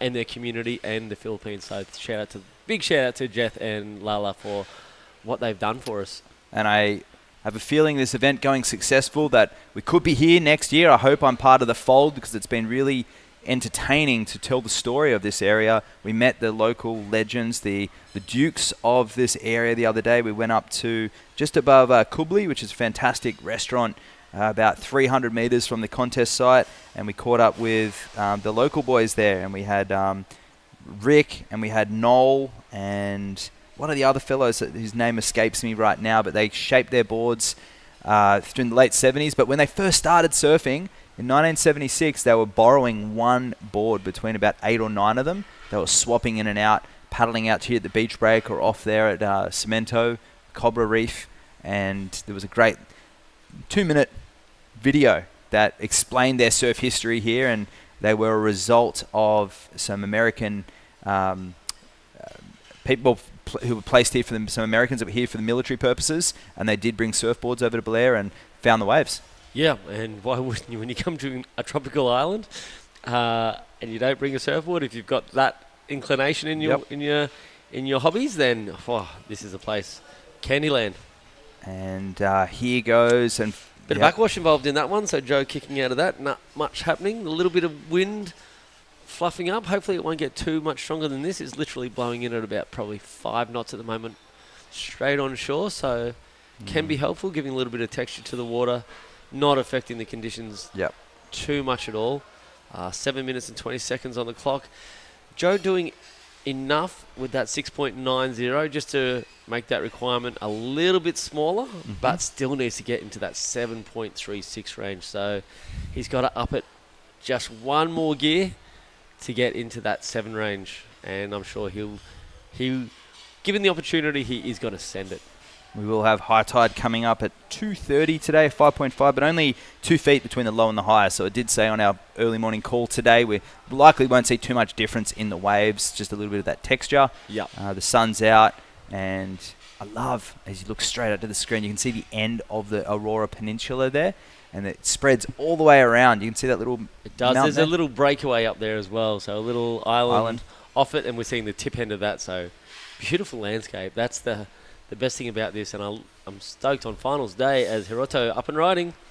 Beautiful gouge, and he gets the fins released and engages with so much flow and snaps it out twice. So fast, critical surfing there from O'Hara, but Azuchi, he's looking for a 7.36. That's not going to be it, but still plenty of time left. And wave selection, using that priority, Hiroto just got the best of that exchange. You could see Hiroto jumped up and flowed into those 2 nice critical maneuvers, whereas Joe had to sort of fade back and sort of do the work to try to get there. So Hiroto's going to get the best of that exchange, and I'm going to throw out that he's going to get rid of his 5.25 because that was really nice surfing from Hiroto, and Joe is going to have to get back out there. Now has priority, but he's going to be looking for something similar come his way. And spanning over there, you can see our our Cemento or Cobra Reef over there to the right-hand side.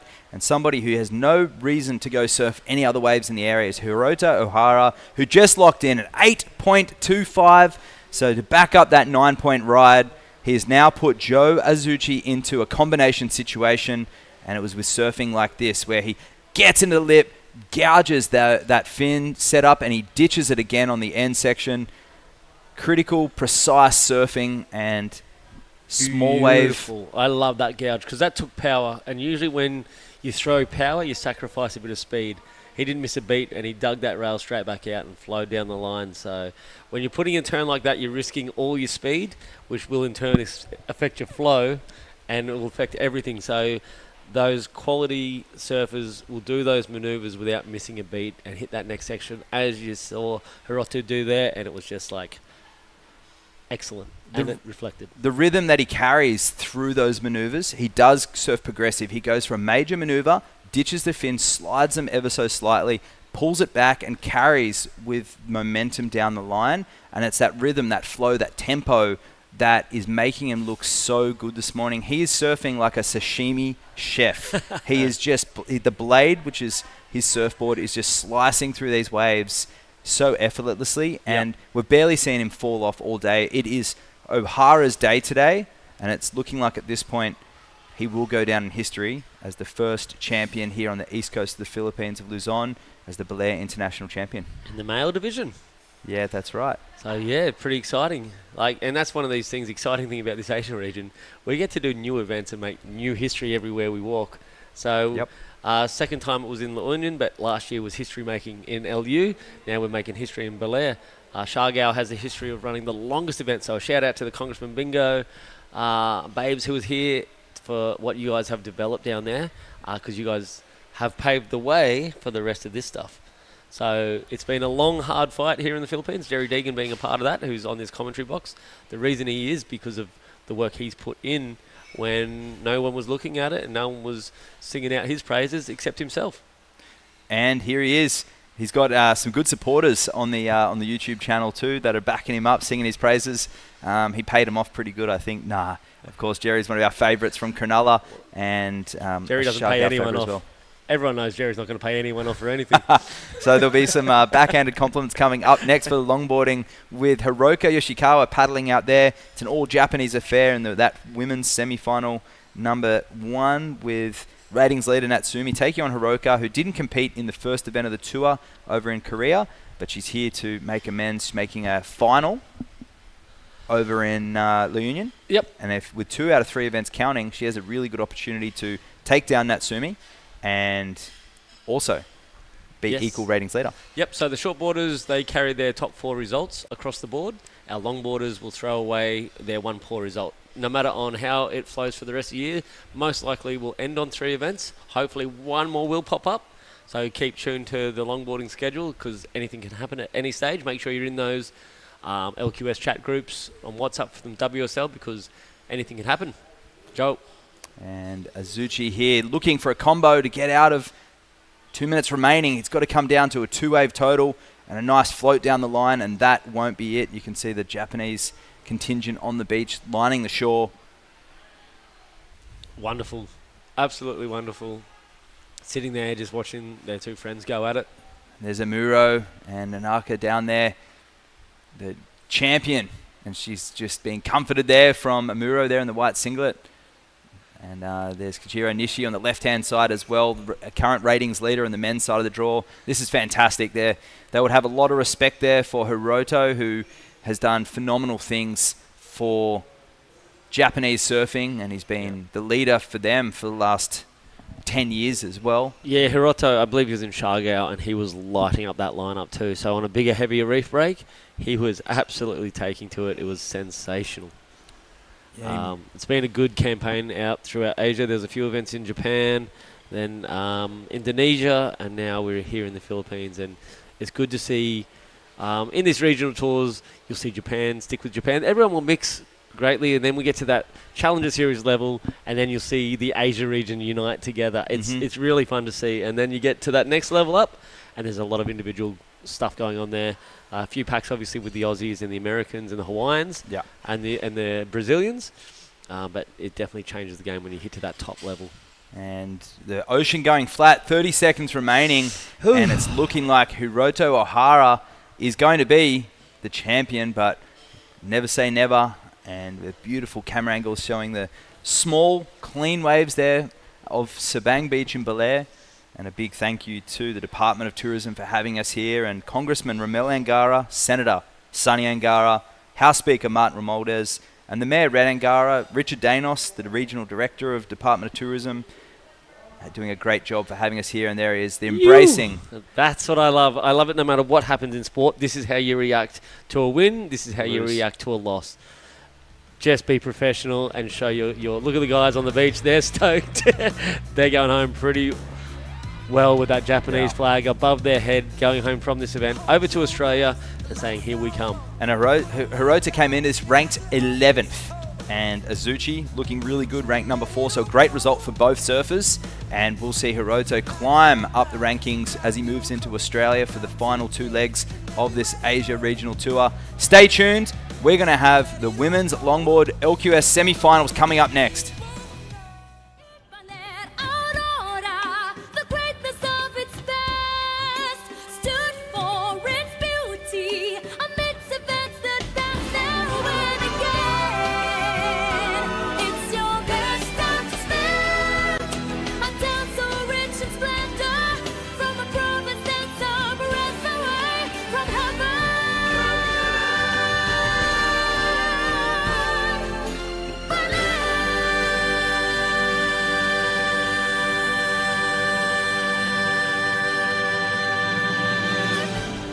The WSL Baler Pro 2024 is sanctioned by the World Surf League and organized by United Philippine Surfing Association in collaboration with the municipal government of Baler and the Association of Surf Riders in Aurora, Inc.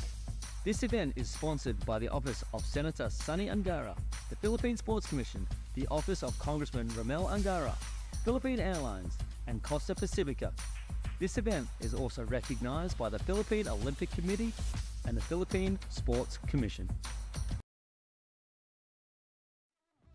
All right, so we got scenes down there on the beach as Hiroto made his way. We just saw that really quickly, but here we are out with live action on the LQS semi-final heat 1. Hiroka Yoshikawa and Natsumi Taoka setting up to be a great semi-final. I'm John Carvey. I'm here with Jerry Deacon. Hey John, thanks for having me back, of course. I wasn't making fun of you that last heat, in case anyone says otherwise. You're always making fun of me, I know that. And I'll make fun of you every chance I get. Absolutely. Look, pretty happy to be here with the women's longboarder. There you go. I mean, Hiroto, what a champion, what a win. You know, he is one of the most famous Japanese surfers. The boys, normally the deal is you carry them off the sand. They're carrying them all the way. So yeah, I believe you're not supposed to touch the sand from sea to podium.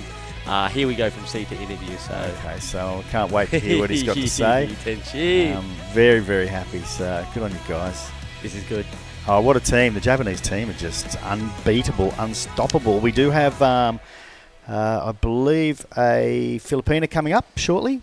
Yes, so they do set the bar in the shortboard. The Japanese are absolutely dominating, you'd have to say at the moment. This particular one, particularly the women, although our Philippine men did quite good in the last event. We had Maramata Kong. See, thanks for credit. Hey Maramara, I hope you're there watching. We love you. There's the scene. So they didn't let him touch the sand. Yeah.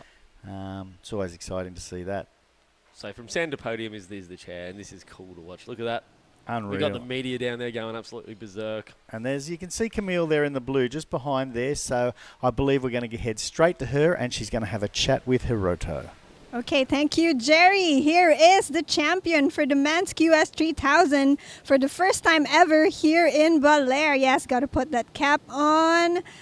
Congratulations, Hiroto. You were very calm and very confident all throughout the rounds here in Baler. So, yeah, take it away. Victory speech. Yeah, I just want to say thank you to all the locals here in Philippines and in Baler, and all the sponsors, WSL, and all my family and fans, friends. Yeah, thank you. Okay, so what are you going to do to celebrate your win? I don't know. I just really want to go home and celebrate with my family. Yeah. Okay, safe travels. And meanwhile, we still have have one good day of surfing. So let's go back. Semifinals, 2 more Japanese in the water. It was actually, here we go. Back, sorry. I think you might have heard me talking to Jerry off mic there. So I think getting started earlier, 0.50 and a 0.55. So guaranteed we're not going to be there. We might see how things roll out through this heat. What do you think? The conditions still good, Jerry? I think the conditions still good. There's a little bit of wind pushing up, but what can you do? It's still clean. Look at this. So we have Natsumi there, toes on the nose, stepping back on the board.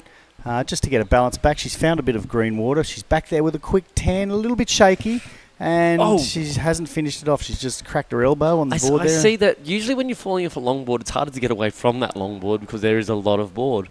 So a lot of them go down quite awkwardly on the board sometimes, and they like to catch it because some of them don't wear leashes. Exactly, and here's Hiroka, who came second in low union last week. Fantastic result for her. She's going to zap back out there. She's super popular, Hiroka, and I was mentioning it the other day, she has the image of the event. You know, there's an image of her in a blue shirt and a blue cozy, and it looks like she's wearing the same thing this time. So this is a replay of Natsumi's wave. Nice 5 to open up, and then a nice 10, but that's where she lost that. Yeah, she lost all momentum at that stage, and she wasn't able to finish it off. Coming down on that board, like I said, they come down, they fall on those boards because it's very hard to get away, and no leash. She needs to stop that thing, or she's swimming to the beach to get it because a board like that's going to carry the momentum all the way to the shore. But as the wax heads pointed out many times, it's a lot better to watch without a leash because they're not getting tangled, they're not getting caught up. So at this level in the semi-finals, they have the skill and they're choosing not to use leashes. So utilise that grace and style. Well, the other thing is, I mean, it's a beach break. It's an easy paddle out. If they lose their board, maybe it's 15, 20 seconds, or maybe longer to get in and get it, swim in and get it. But then it's only 30 seconds to paddle back out. And so the question was brought up yesterday by me. I must admit. You're going to answer your own question, aren't you? Yeah. Is that too much, or is that all right? No, that's fine. Go for it. You've started.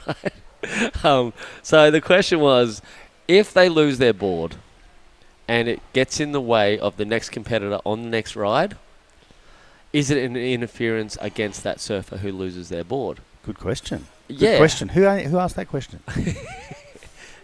Just before that, Hiroka's up and riding. Nice 5, holding on to it quite long.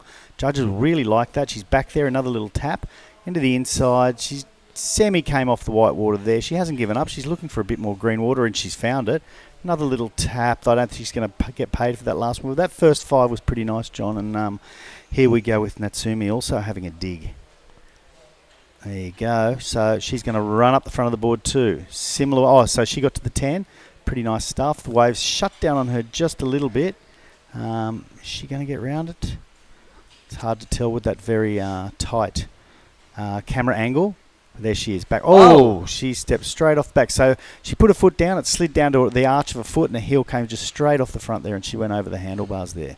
So we'll wait for those little scores there. And so to go back to answer your own question, John, what was the deal? Okay, so the situation in the water, we're going to go to a replay here because it is all about the action, and our jibber jabber can stop. So it's a nice stylish takeoff for Natsumi. She gets straight to the nose for a nice 10. Then this thing had a lot of downtime in the middle. She sort of makes her way up to that. I think that's a front trim when you get towards that 3/4 of the board. But she's really waiting for this thing to step up. And as you were saying, we couldn't see.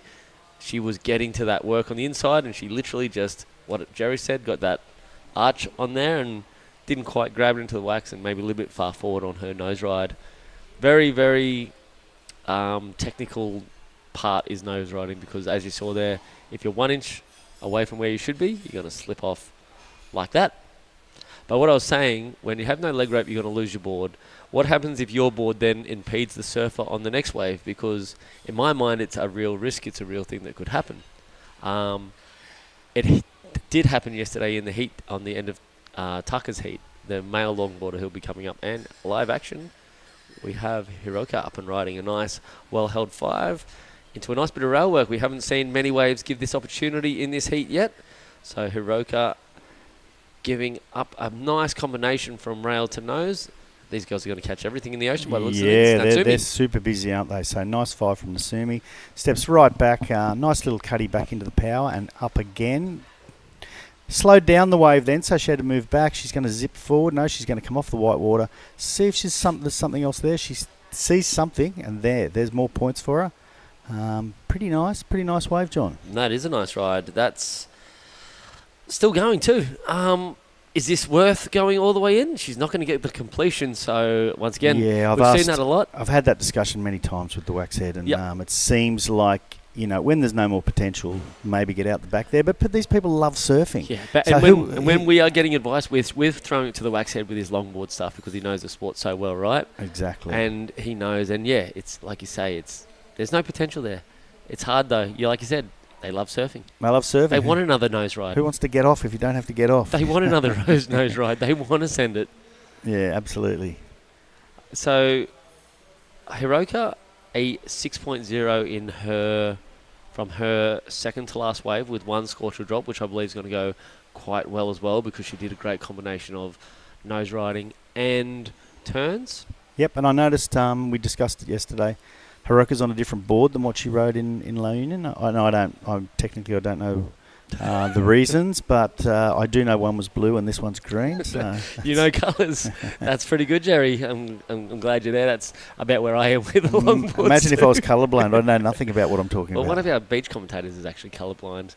So interesting for him because the jerseys look very similar. He just goes off what he knows is red and what he knows is green. Yeah, that's Tim. Oh, I didn't know that. So he adjusts his colours, and his version of red definitely doesn't look like your version of red. Well, my dad's colourblind also, and I think red and green or something, can't tell the difference. Here we go, scores dropping in, and we are getting into that very good range for two of our competitors. Okay, so there you go. So Natsumi has got a 7.25, and she's up and riding again. So before we do the other score, we'll call this. Nice little cut back into the power source there, and here she's going to try to get some speed. Both surfers up at the same time. Nice little 5 there. Hiroka decided not to stick with that one, and Natsumi is going to take it all the way in, or at least to there. Got it kind of fat. So her previous wave was a 7.25, John. Hasn't moved her into the lead because Hiroka's got a 6 and a 6.75, and here she is again. Busy girls. Yeah, give it a call, John. So 25 minutes, a great 10 to start with, into a 5, and this is setting up like her last wave. So she's going to judge on her 6.75 what she did, and she's going to try to do that little bit more. I don't think it's going to happen at this stage. She had that little wobble. So I believe this is going to come in a little bit less than her last wave. May not get into her best 2, her 6 being her backup at the moment. She identified that section on the inside and went for it, but didn't sort of have control as she got down it. She didn't fall off, but yeah, it didn't give her any valuable points. Yep, so scores to drop in. I'll be interested to see where Natsumi will drop in. Will she better? And you can see the scores dropping quite fast for... There was that one of blue that she pulled off out the back. That's a throwaway. That's right. So we're waiting on the two waves, the 2 long waves there, John. So quickly, yesterday it happened, a board was lost in Tataka's heat. I forget who lost the board. And it actually came in and got in his way. And one of my questions is that an interference, and it's deemed, the rule is it's an unintentional interference, so it's not penalised. It's said as just one of those things that sort of happens. Now, when you say it's unintentional, you intentionally don't wear a leash. Yes, but the rule doesn't clearly say that it's your decisions leading up to the decision. Yeah, it was you fell off and your board, in no there way was no did malice. you control to throw that. It's so if you choose to go away, right, on a shortboard and you pop up after a long hold down and you're completely in the way of the other competitor, you can't get out of the way, but you intentionally caught that wave. Yeah, correct. So I guess it's in that field whether it needs to be looked at because, as you say, it's an intentional choice to not wear a leash, which means you're potentially getting in the way. If you're wearing a leash, then people can say you've done everything to try to avoid it. Correct. If you're not wearing a leash, you haven't done everything to avoid it. So, I don't know. Much more critical also, I guess, when you've got 4 surfers out there as opposed to 2. Yeah, absolutely. And it's more likely. Now we're moving also into wave pool events. There's a shorter period and there's less places to go also. The way they run those wave pool events is a wave every, say, 25 seconds, which means your competitor's definitely on the next wave, which means if you fall off early, you're definitely going to be in the way. And if you take away one of their 4 choices and that's all they get, are they then entitled to another? Correct. Did So- you go to Korea? I didn't go to Korea. James and Marja O'Donnell went over there with the Philippine crew. And were people wearing leashes both in longboard and short, or was no one wearing leashes I at all? believe leashes are mandatory there because if you lose your equipment, it'll go in and possibly scratch the concrete or something like that. So I think they were wearing leashes, as far as I know. I know standard rules in a pool is you need a leash. Okay, because I know some pools, what they have is they have the beginners right on the inside as Yeah. well. Yeah, so I know rules in general in those pools are it's mandatory because you can cause damage, obviously, to your board, and it's running up on concrete. So it's similar to going to a place where you've got the rocks inside. Generally going to wear a leash, Yep. but you're still standing in the way of other people. Okay, up and riding, Hiroka Yoshikawa. Nice 10 to start with. Nice looking wave. I mean, the wind's ruffling them, but the waves are still got a lot of potential, a lot of scoring potential, and she's actually making the most of this one. This is pretty nice. She's going to try to zip back up there again. Just touches it, hangs on for a second. Again, heading back on the inside. Little reform there. This could be the longest wave. She's going to, and she finishes it nicely. Ooh. Oh, she hasn't finished. She's still going. There and we what go. discussed That's what we before. want to talk about. Yeah. Oh, that was nice. Soul Arch 10 too. A little bit of a wobble 5 there for Natsumi. These girls are going exchange for exchange every sort of heat. And this is judges really having to split hairs on these women surfing because they're very similar. And these waves they're collecting are really similar also. Your thoughts, Jerry? Let's they were kind of mirror images, those two waves. And she's still going. She's right on the beach there. They were very, very similar waves, and they finished them similarly. They had similar fives. All right. I liked money on the table. Who got the better of the exchange? I liked Hiroka's wave. To be honest, I think with I'm you. going Hiroka too. Just was a bit more stylish, and Natsumi had a little bit. She did the soul arch, but then the next soul arch was unintentional. It was more a wobble than a soul arch, but the rest of it was pretty solid. But I'm gonna say Hiroka got the nod right there, John. I could be wrong. I hope I'm wrong. I don't know why. I think Sam hopes I'm wrong. He loves it. He loves it when I'm wrong. Sam is our producer, so thank you, Sam, and the crew in there on Tiradoras. They're doing just an amazing job with the footage. Some of the best, I think, QS quality footage getting out there. Yeah, they're kind of setting the benchmark at this stage, so maybe there'll be all the way around the country. Yep, so these scores are going to take a little while as the girls have that long paddle out. The judges will be watching them both. Except one came in already. That was 7.10 for Hiroka, so that didn't take all that long, John. Thanks, Jerry.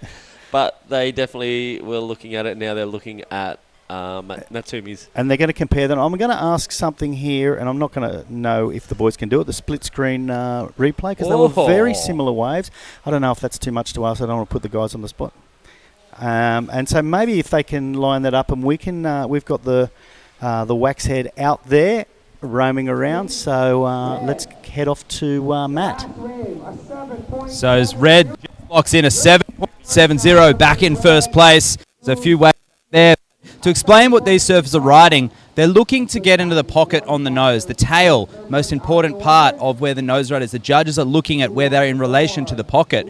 In the men's division, we have RJ Chico Lopez up against JR Esquivel, the bigger frame Lopez, the natural footer. He'll be looking to go into the pocket. JR is on a board with training wheels. It's a nose rider that's very easy to go to the nose. That board will allow you to do both pocket nose rides and nose rides out on the face, the latter of which doesn't score.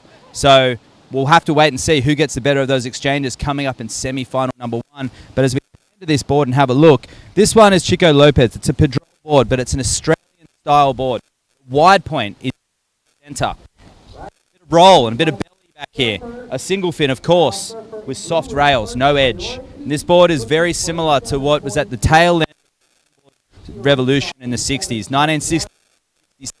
This was the high-performance board of the era. Then the boards got short. We never saw this type of board until about 10 years ago when I rekindled with Bob Tavish. We started remaking this style of board with a narrow nose. And this is very similar to what the likes of, say, Harrison Roach won his world's Malibu on, and what, at the moment, Soleil Erico, the reigning women's world champion, is riding out at Malibu any given day. Narrow nose, wider tail. Californian designed, but Australian perfected. On the other end of the spectrum, Michael Takayama nose rider. One of the most well-known designs in longboarding today with the spear. Big single fin, but a wide tail.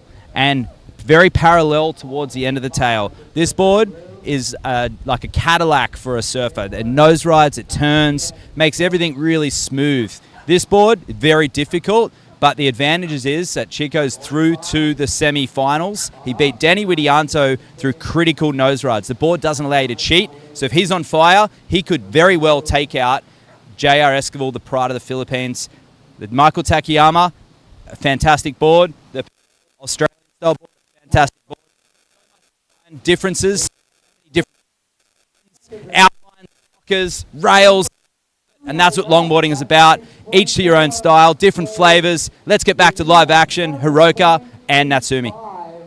Thank you very much, the Waxhead. Oh, there we are. Hey, John. Nice to be sitting here with you. And that was nice, Waxhead. We did discuss that board of Chico yesterday and his weight and the fact that it was actually a lighter board. So that was very insightful, and it's incredibly helpful while we're watching the longboarders. He's an encyclopedia, and a lot of people don't know much about the difference of the longboards, but if you want to know the difference, I can tell you he knows everything about every aspect of those longboards. He's been involved in riding them, judging them, and shaping them. So I believe he's got a signature fin, Jerry. I think we saw that earlier. Yeah, no, we saw that the other day, and I believe a couple of the surfers are using his fins. So he's got to be pretty proud of himself there. So it's pretty impressive, really. Yeah, and he's around there. He knows a lot of the guys. He's really immersed himself in the Asian surfing scene, so it's epic. So while we were away, we missed one of Hiroka's wave. It was a 6.40. Didn't move on into her high score. And those previous waves that we were discussing, which one we thought was better, actually came in as Natsumi got the 7.7 and Hiroka got the 7.0.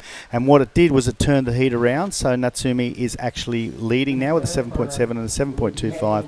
And Hiroka is chasing now with 4 minutes to go with a 7.10 and a 6.75. And the interesting thing is they've both had the exact same amount of waves. Their two scores that are keepers are their exact same wave. So the fourth wave and the seventh wave are their backups and their top scores respectively. Like, pretty impressive. It is amazing, yeah. So it's an incredibly close heat. There's only a point or so difference between them. That is our competitor in the next heat. That's Kaede Inuo, and so her mother, her brother, and her sister will be desperately watching from up there. Mum will be filming everything. Yep. So she's paddling out for the second semi-final in the women's longboarding, and she has every chance of taking the whole thing out. That's it. It's super exciting on the women's draw side of things. I think it's still a little bit open in the air, while the men's is almost a shut, closed case at this moment. They're now going for more for the cash prizes and the glory of first place. There's Daisy Valdez. We love Daisy. We've known her for years and years. She is wearing a leash, yes. Was that loose on her leg then? It looked like it was hanging off a little bit. So here's Hiroka. She needs a 7.85, and it's a pretty good start. Yep. Oh, is there going to be any more there? Okay, so there wasn't enough on that wave. Under priority, she took it anyway. She's feeling like she really needs to. There's Daisy again. So I know the Waxhead isn't going to be happy with her wearing a leash out there, but obviously Daisy's in her comfort zone when she has it on, so... Yeah, I guess she's figuring, she doesn't want to have to waste time if she loses a board.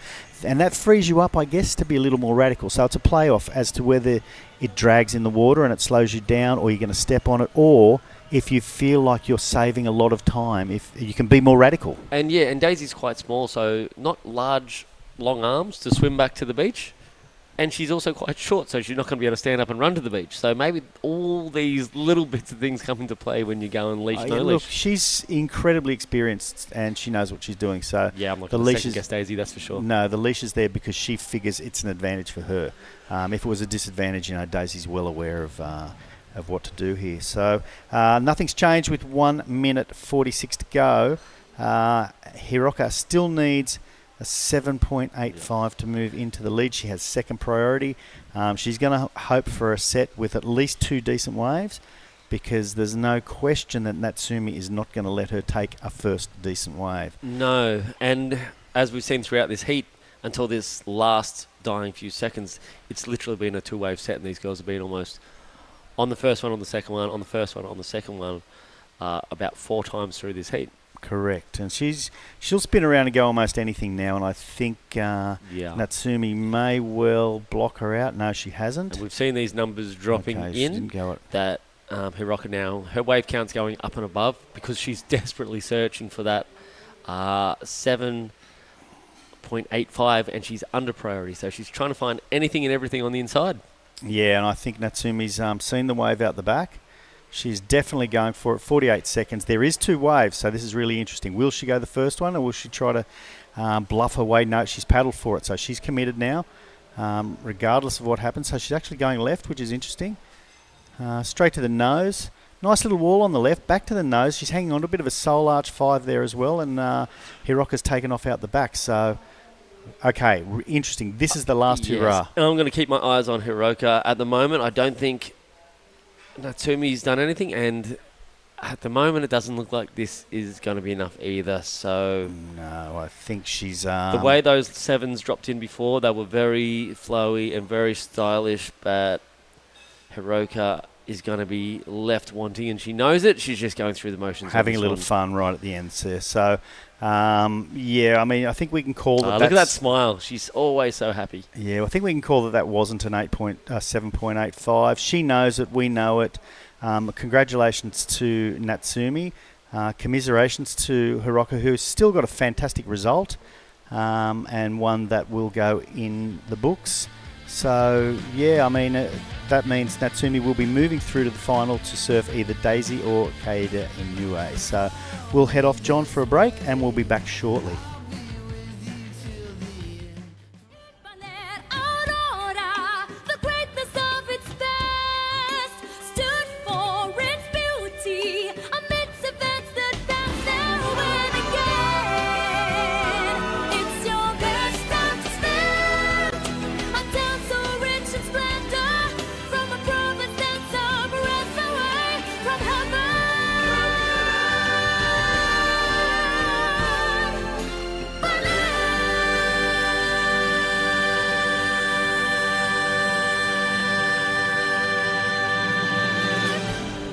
The WSL Baler Pro 2024 is sanctioned by the World Surf League and organised by United Philippine Surfing Association in collaboration with the Municipal Government of Baler and the Association of Surf Riders in Aurora, Inc.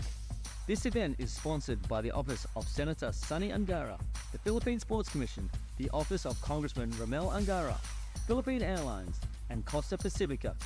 This event is also recognised by the Philippine Olympic Committee and the Philippine Sports Commission.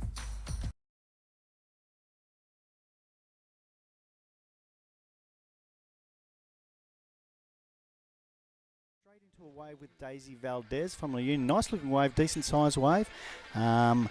I'm joined again by the lovely True. Welcome back. And looks like maybe that was the first wave, although did I see KD paddling back out? I did. So I'm thinking we probably missed 2 waves there. This is the semi-final Heat 2 of the women's longboard. Yeah, I'm excited to be in the LQS. We'll have these semi-finals and the men's semi-finals, which is going to be super exciting. And we'll have 4 champions crowned by the end of the day. 4 champions before lunch. It's amazing. Oh. Yeah. And the surf's been cooperative. Okay, so this is Katie's first wave or only wave. Up to the nose. She was going pretty fast there. And finishes it off. So I can't imagine it's going to be a massive score. And again, I've got to stop saying finishes it off because they all carry on. So far, yeah, another little tap. Okay, we'll see what the judges think of that one. I was just saying earlier that her mum, her bro, and this was Daisy's first wave. And it's a bigger wave and a nice green face there. She's going to cut right back into it, take advantage of it, and zip down the line. Maybe she cut back a little far there. And didn't quite get to that second semi-double up.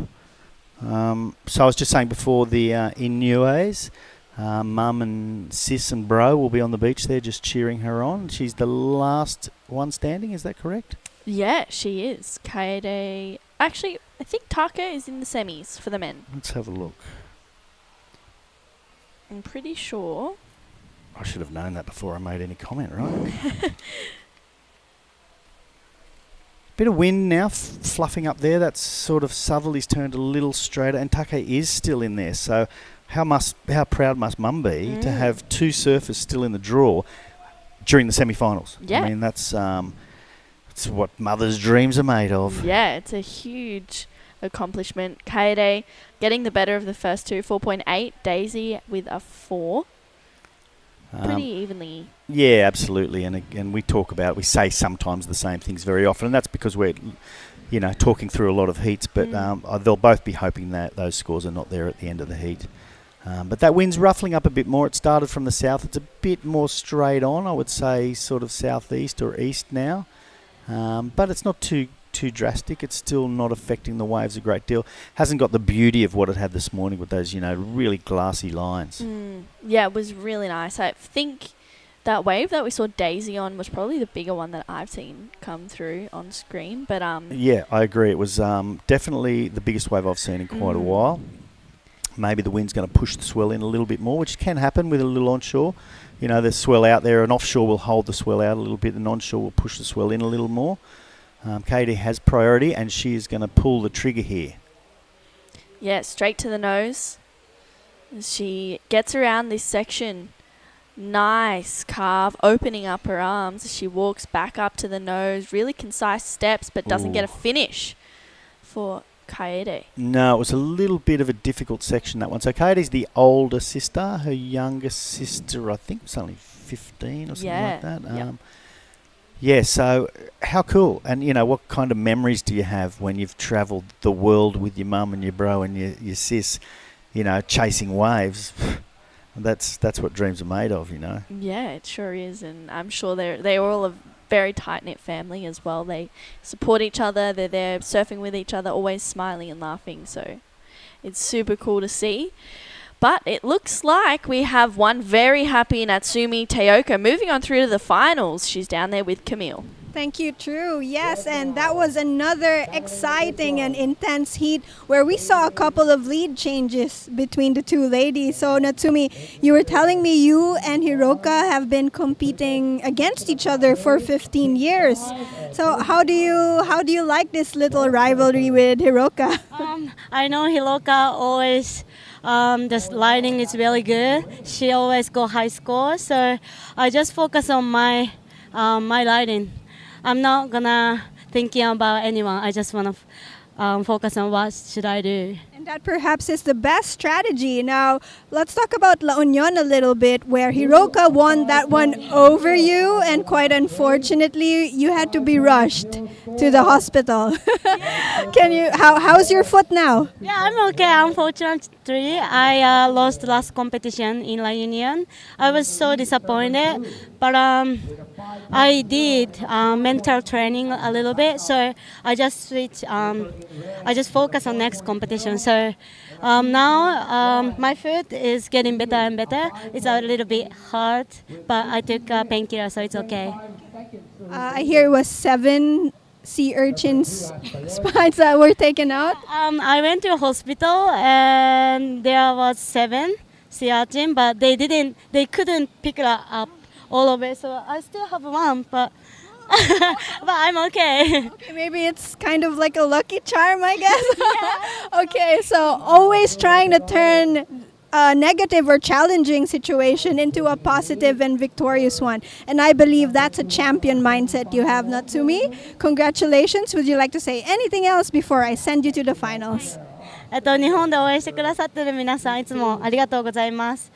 ちょっと今のヒートはちょっと途中でリズムを崩してしまって変な波を追ってしまったりしたんですけど、ファイナルは本当にいい波だけ選んで、楽しみたいと思います。応援よろしくお願いします。Thank you. Thank you, Natsumi. Okay, one more finalist to be determined. Is it gonna be local girl Daisy Valdez or 18-year-old Kaede Inoue? Keep watching. Stay tuned. Back to live action.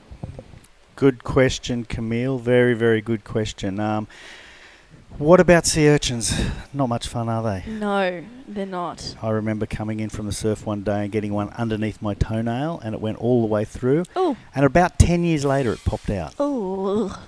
Nasty, nasty. So to have 7 or 8, it isn't fun. And if you don't get them out, they tend to get infected a little bit. And if you surf reef breaks, that's part and parcel of the deal. Yeah, it sure is. And Kaede, 5.05 and a 5. Straight to the nose on this left. Goes for a bit of a turn there as she walks back up the board, trying to get around this section. stepping back and puts it up there, trying to get a finish, but just can't find one.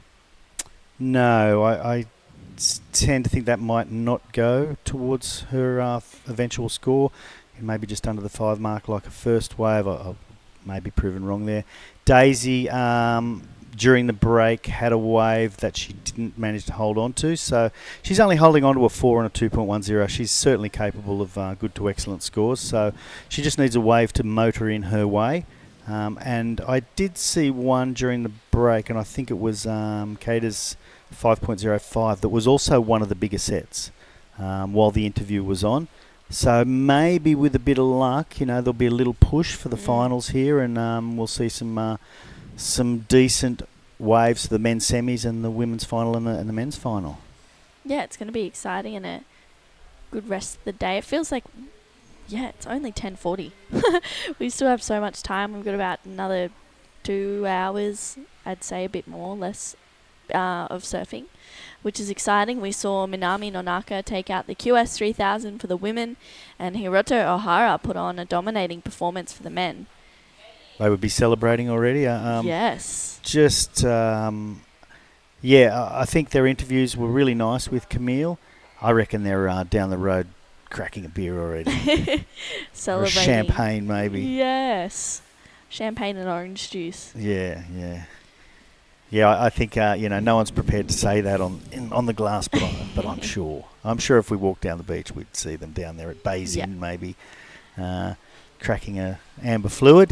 But congratulations, it's well deserved. They've got a day and a half rest. We've got a presentation tomorrow night here where they'll collect their trophies and their checks. And I'm sure the local government and UPSA and everyone involved will put on a pretty special night tomorrow night. Yeah. I mean, part of the thing in the Philippines, and you would know more than me about the events in the other countries, that the opening ceremony and the closing ceremony are extravaganzas usually. A lot of fun. I know you particularly love them. Yes. You've never seen anyone happier at it. I've been to so many. I'll be honest, I get a bit blasé about them, I suppose. It makes me happy to turn around and look at you dancing and smiling and happy. We actually sit there and take photos of you sometimes, little videos. The most excited girl in town. I'm sure everyone's got something in the archives. I know Ren has a bunch in there, and I love it. I love the passion for the community and how each place can kind of have their own little personal twist to it all, and it's exciting. Yeah, well, look, it's good for me to go to a different place rather than Siargao and see the different cultures, the different dances they do. Generally, it's school kids. It's always school kids they get up who have been practicing for months and months, for their big day. Like these two have been practicing for months and months for their big day, and had a bit of a paddle there. Daisy's holding on to priority, so that was Katie that chose not to go on that wave, but it's almost glassing off a little bit again there. I mean, I can see some ruffle out the back, but not quite as windy as it was maybe half an hour ago. Yeah, hopefully that improves the conditions, and hopefully we see a little bit of, a bit more consistency in between the waves. But regardless, what we've got right now is perfect longboarding waves. It's super fun, it's clean, and there's definitely opportunities for either lefts and rights. I'm sure the Waxhead is super excited to have some great waves right now, and hopefully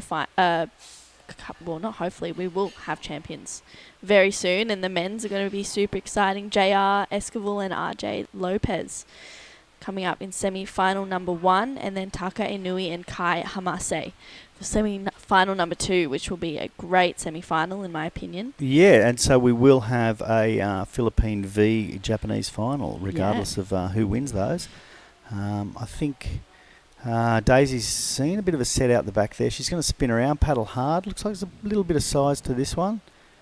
And she's all over it. She's up. Okay, she's going to go left. That was a fade. That was a pretty solid fade. I wonder if she was in two minds as to which way to go, because to me it seems like maybe she's faded a little too much. Okay, she's finally got back there. Now she can get to work. Oh, wow. Great 10 there. So she knew what she was doing. She's going to cut back into it. Hopefully it offers her a few more points. Another quick 5. Kept the nose out of the water there, which was nice. I was a little bit worried. Stepped a bit too far forward there, but the work out the back was quite nice, and I'm thinking that that's going to help a great deal towards her scoreline. Yeah, that 5 to 10 and back to 5 combination was really nice, and I was a bit like, oh my goodness, she's going so fast right now and coming through the whitewash out into that 10 was really cool to see. So I think we'll see a good score for Daisy. She needs a 6.05, so we'll wait and see where that locks in. But it's a bit of a, I don't want to say a veteran, but Daisy definitely has more experience in the Rashi. Yeah, she's a Daisy bit older. is a veteran. She's in her 30s now. Yeah. She's, I think she's 34, I believe. So she's a veteran. She's been doing it an awful long time. Traditionally was a shortboarder, and she always went in the shortboard competitions. But I think when you live in La Union, you ride the longboard anyway, because there are days that obviously it's small and the shortboard doesn't cut the job. So traditionally she went in all the shortboard events. She's represented her country in the shortboard. Done a lot of travel with her coaches and the other women Philippine surfers. So she is really respected. Well, Kaede on the answer back, she's just been bumped down into second because last of Daisy is 7.10. Kaede needs to get through this section, which she does. She needs a 6.06 right now. Of course, the La Union winner. And just going over. Almost cracked her on the chin. And we did see an injury previously on one of the surfers. I think it was the Korean surfer cut her her eyebrow open 2 days ago. Okay, so this is Daisy. So we thought she'd faded a little bit too much, but she was way brighter than us, and she's got straight to the nose there, and then boom, beautiful 10 with plenty of speed in a super critical part of the wave, and the judges just ate that up. She knew that.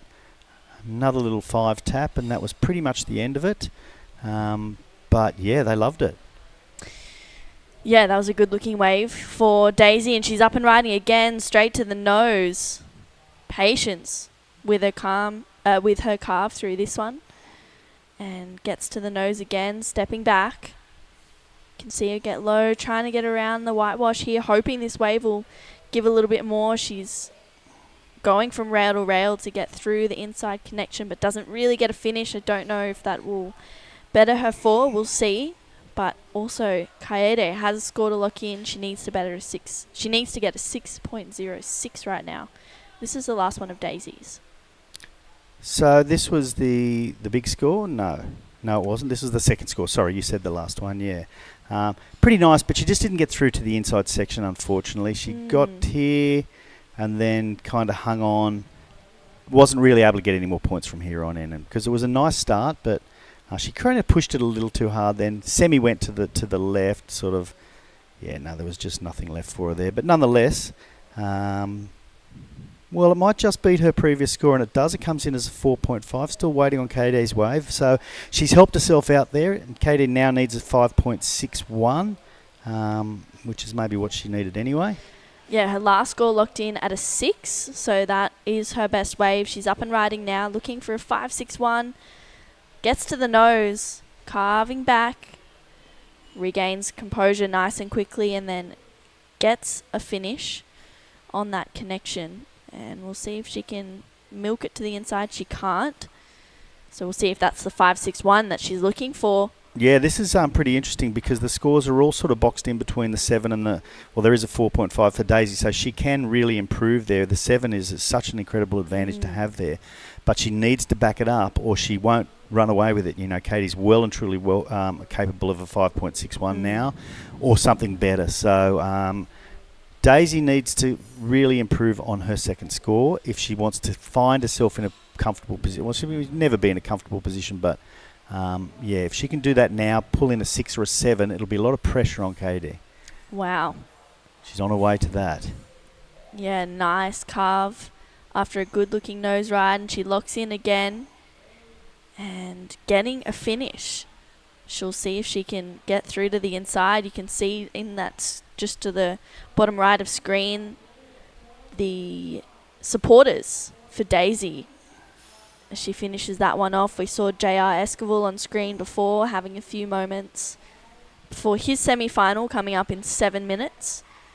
That last wave of Kaede, a 4.9, so not the Not score enough. she's looking for, and I think that Daisy will better that 4.5. Yes, I'm absolutely with you there. I think that was sort of 5.56 score. I don't think it's quite the 7, but a lot of really good work done out the back there. And then she hung on to it. You know, she didn't really garner too many points on the inside, but the work was done on the outside. So we'll see what the judges think, and maybe that can put a lot of pressure on Katie. You know, Daisy can get in ahead, and Daisy is the seasoned competitor out there. There's no question about it. She's been here before. Actually, Daisy's husband is from here. He's from Baler. Jeff. Hello, Jeff. I know you're watching there in China. There you go. We've proved us wrong. It was a 7.25. They loved it. Absolutely loved it. So that puts so much pressure on Katie, as she needs an 8.35 now. And again, just back to that, Jeff, I know you're helping coach the Chinese team there. So he'll be watching with bated breath to see his lovely wife try to get through to the final. And so will all of the Philippines, to be honest. You know, she's a pretty popular figure. Yeah, she's a great human being to have around, and she coaches, she competes, she's a mum. She's got it all going for her right now. And a 7.25 and a 7.1 they're two pretty good scores. That applies a lot of pressure. Kaede needing an 8.35. I'm sure she's going to try and get another final finish. But Daisy is just wanting to protect her lead right now. Chose not to go that one under priority, so she didn't see much potential down the line. And so far, I'll be honest, all their points have basically been out the back. That back section, they've been getting their 5s and their 10s. The inside seems to be not really where the points are at the moment. Well, 5 minutes remaining. Was that was JR. JR on the beach there? Yeah, just preparing. We got JR and RJ. Yeah. That'll be a tongue twister. Who's in the booth next? I think we got Carby coming in next. Oh, Carby He'll be all over it. No, he won't. No, he won't. 4.5 minutes, and Daisy maintaining the lead, a 7.25 and a 7.1. Kaede has a 6 and a 5.05. She needs an 8.35 right now. Wondering what is going through Daisy's head. Is she, wanting to kind of smother Kaede in a way where she's just going to make her presence known, or give her some space? Yeah, good question. Well, Kaede's just going to pull the trigger nonetheless. Straight to the nose. Hanging on really nicely there. Just keeping a foot right there up the nose, not moving it. Yeah, I think she probably looked down the line, thought it was a smaller wave, thought if I don't keep my nose here, I'm not going to get the points. So I think she's going to walk away and see that replay and think, well, there wasn't much else I could do. But nonetheless, that means she's lost priority. Daisy's sitting out there with the ability to get the next decent wave, and probably she's going to paddle over. Yeah, that's exactly what she's going to do to Kaede, and pressure her and see what can happen. I think Kaede will probably do the same thing, turn around, pretend to paddle for a couple, and hope she can trick Daisy into taking those waves. I mean, you see this in the shortboard and the longboard, and sometimes people are fooled into it, but relatively. They keep trying. I mean, it doesn't hurt to try, but these guys at this level, they're not going to be fooled into it, or they rarely are fooled into it. Yeah, it's important to be able to identify, like for Daisy right now, if she sees a wave that she thinks is an 8 or better, she needs to make sure she goes it, and if she doesn't, she needs to hold on to that priority and wait for something to come. Yeah, and I think she's going to have to swing around on this one. No, she's... Okay, so she's given it away.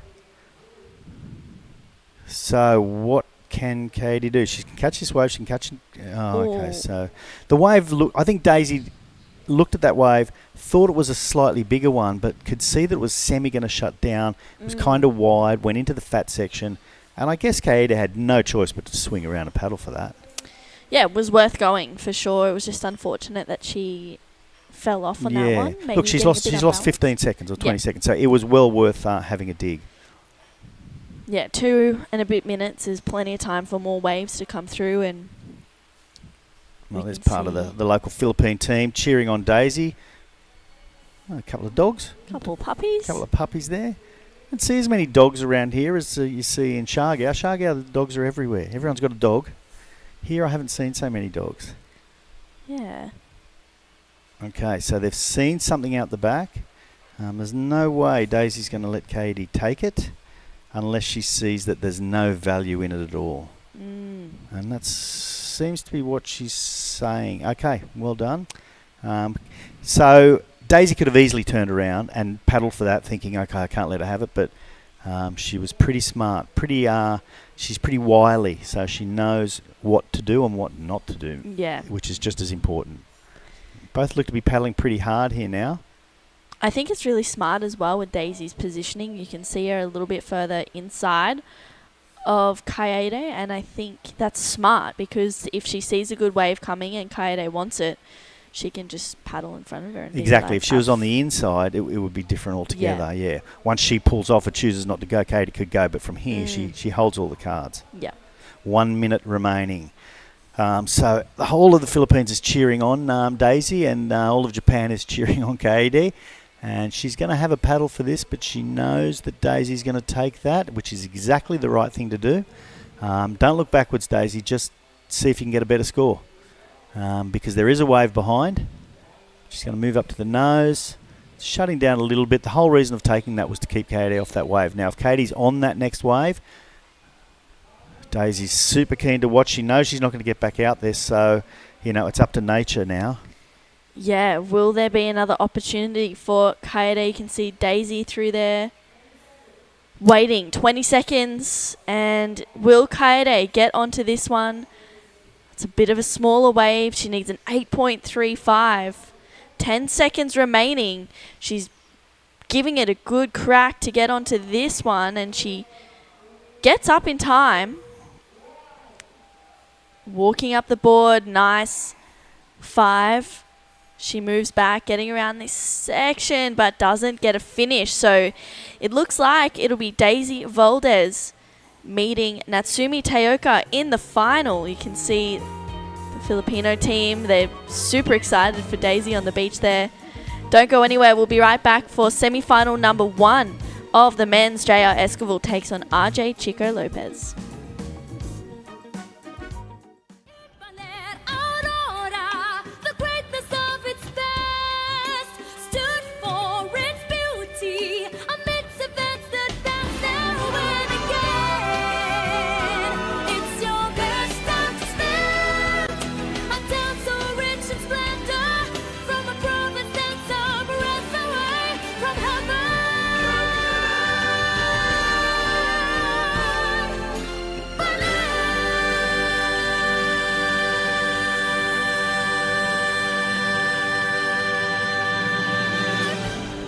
The WSL Baler Pro 2024 is sanctioned by the World Surf League and organized by United Philippine Surfing Association in collaboration with the municipal government of Baler and the Association of Surf Riders in Aurora, Inc. This event is sponsored by the Office of Senator Sonny Angara, the Philippine Sports Commission, the Office of Congressman Ramel Angara, Philippine Airlines, and Costa Pacifica. This event is also...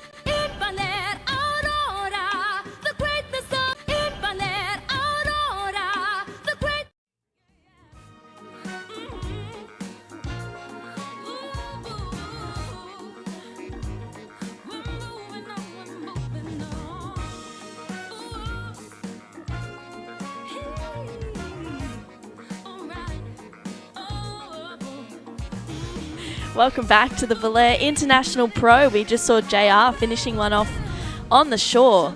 This is semi-final number 1. JR Esquivel taking on RJ Chico Lopez.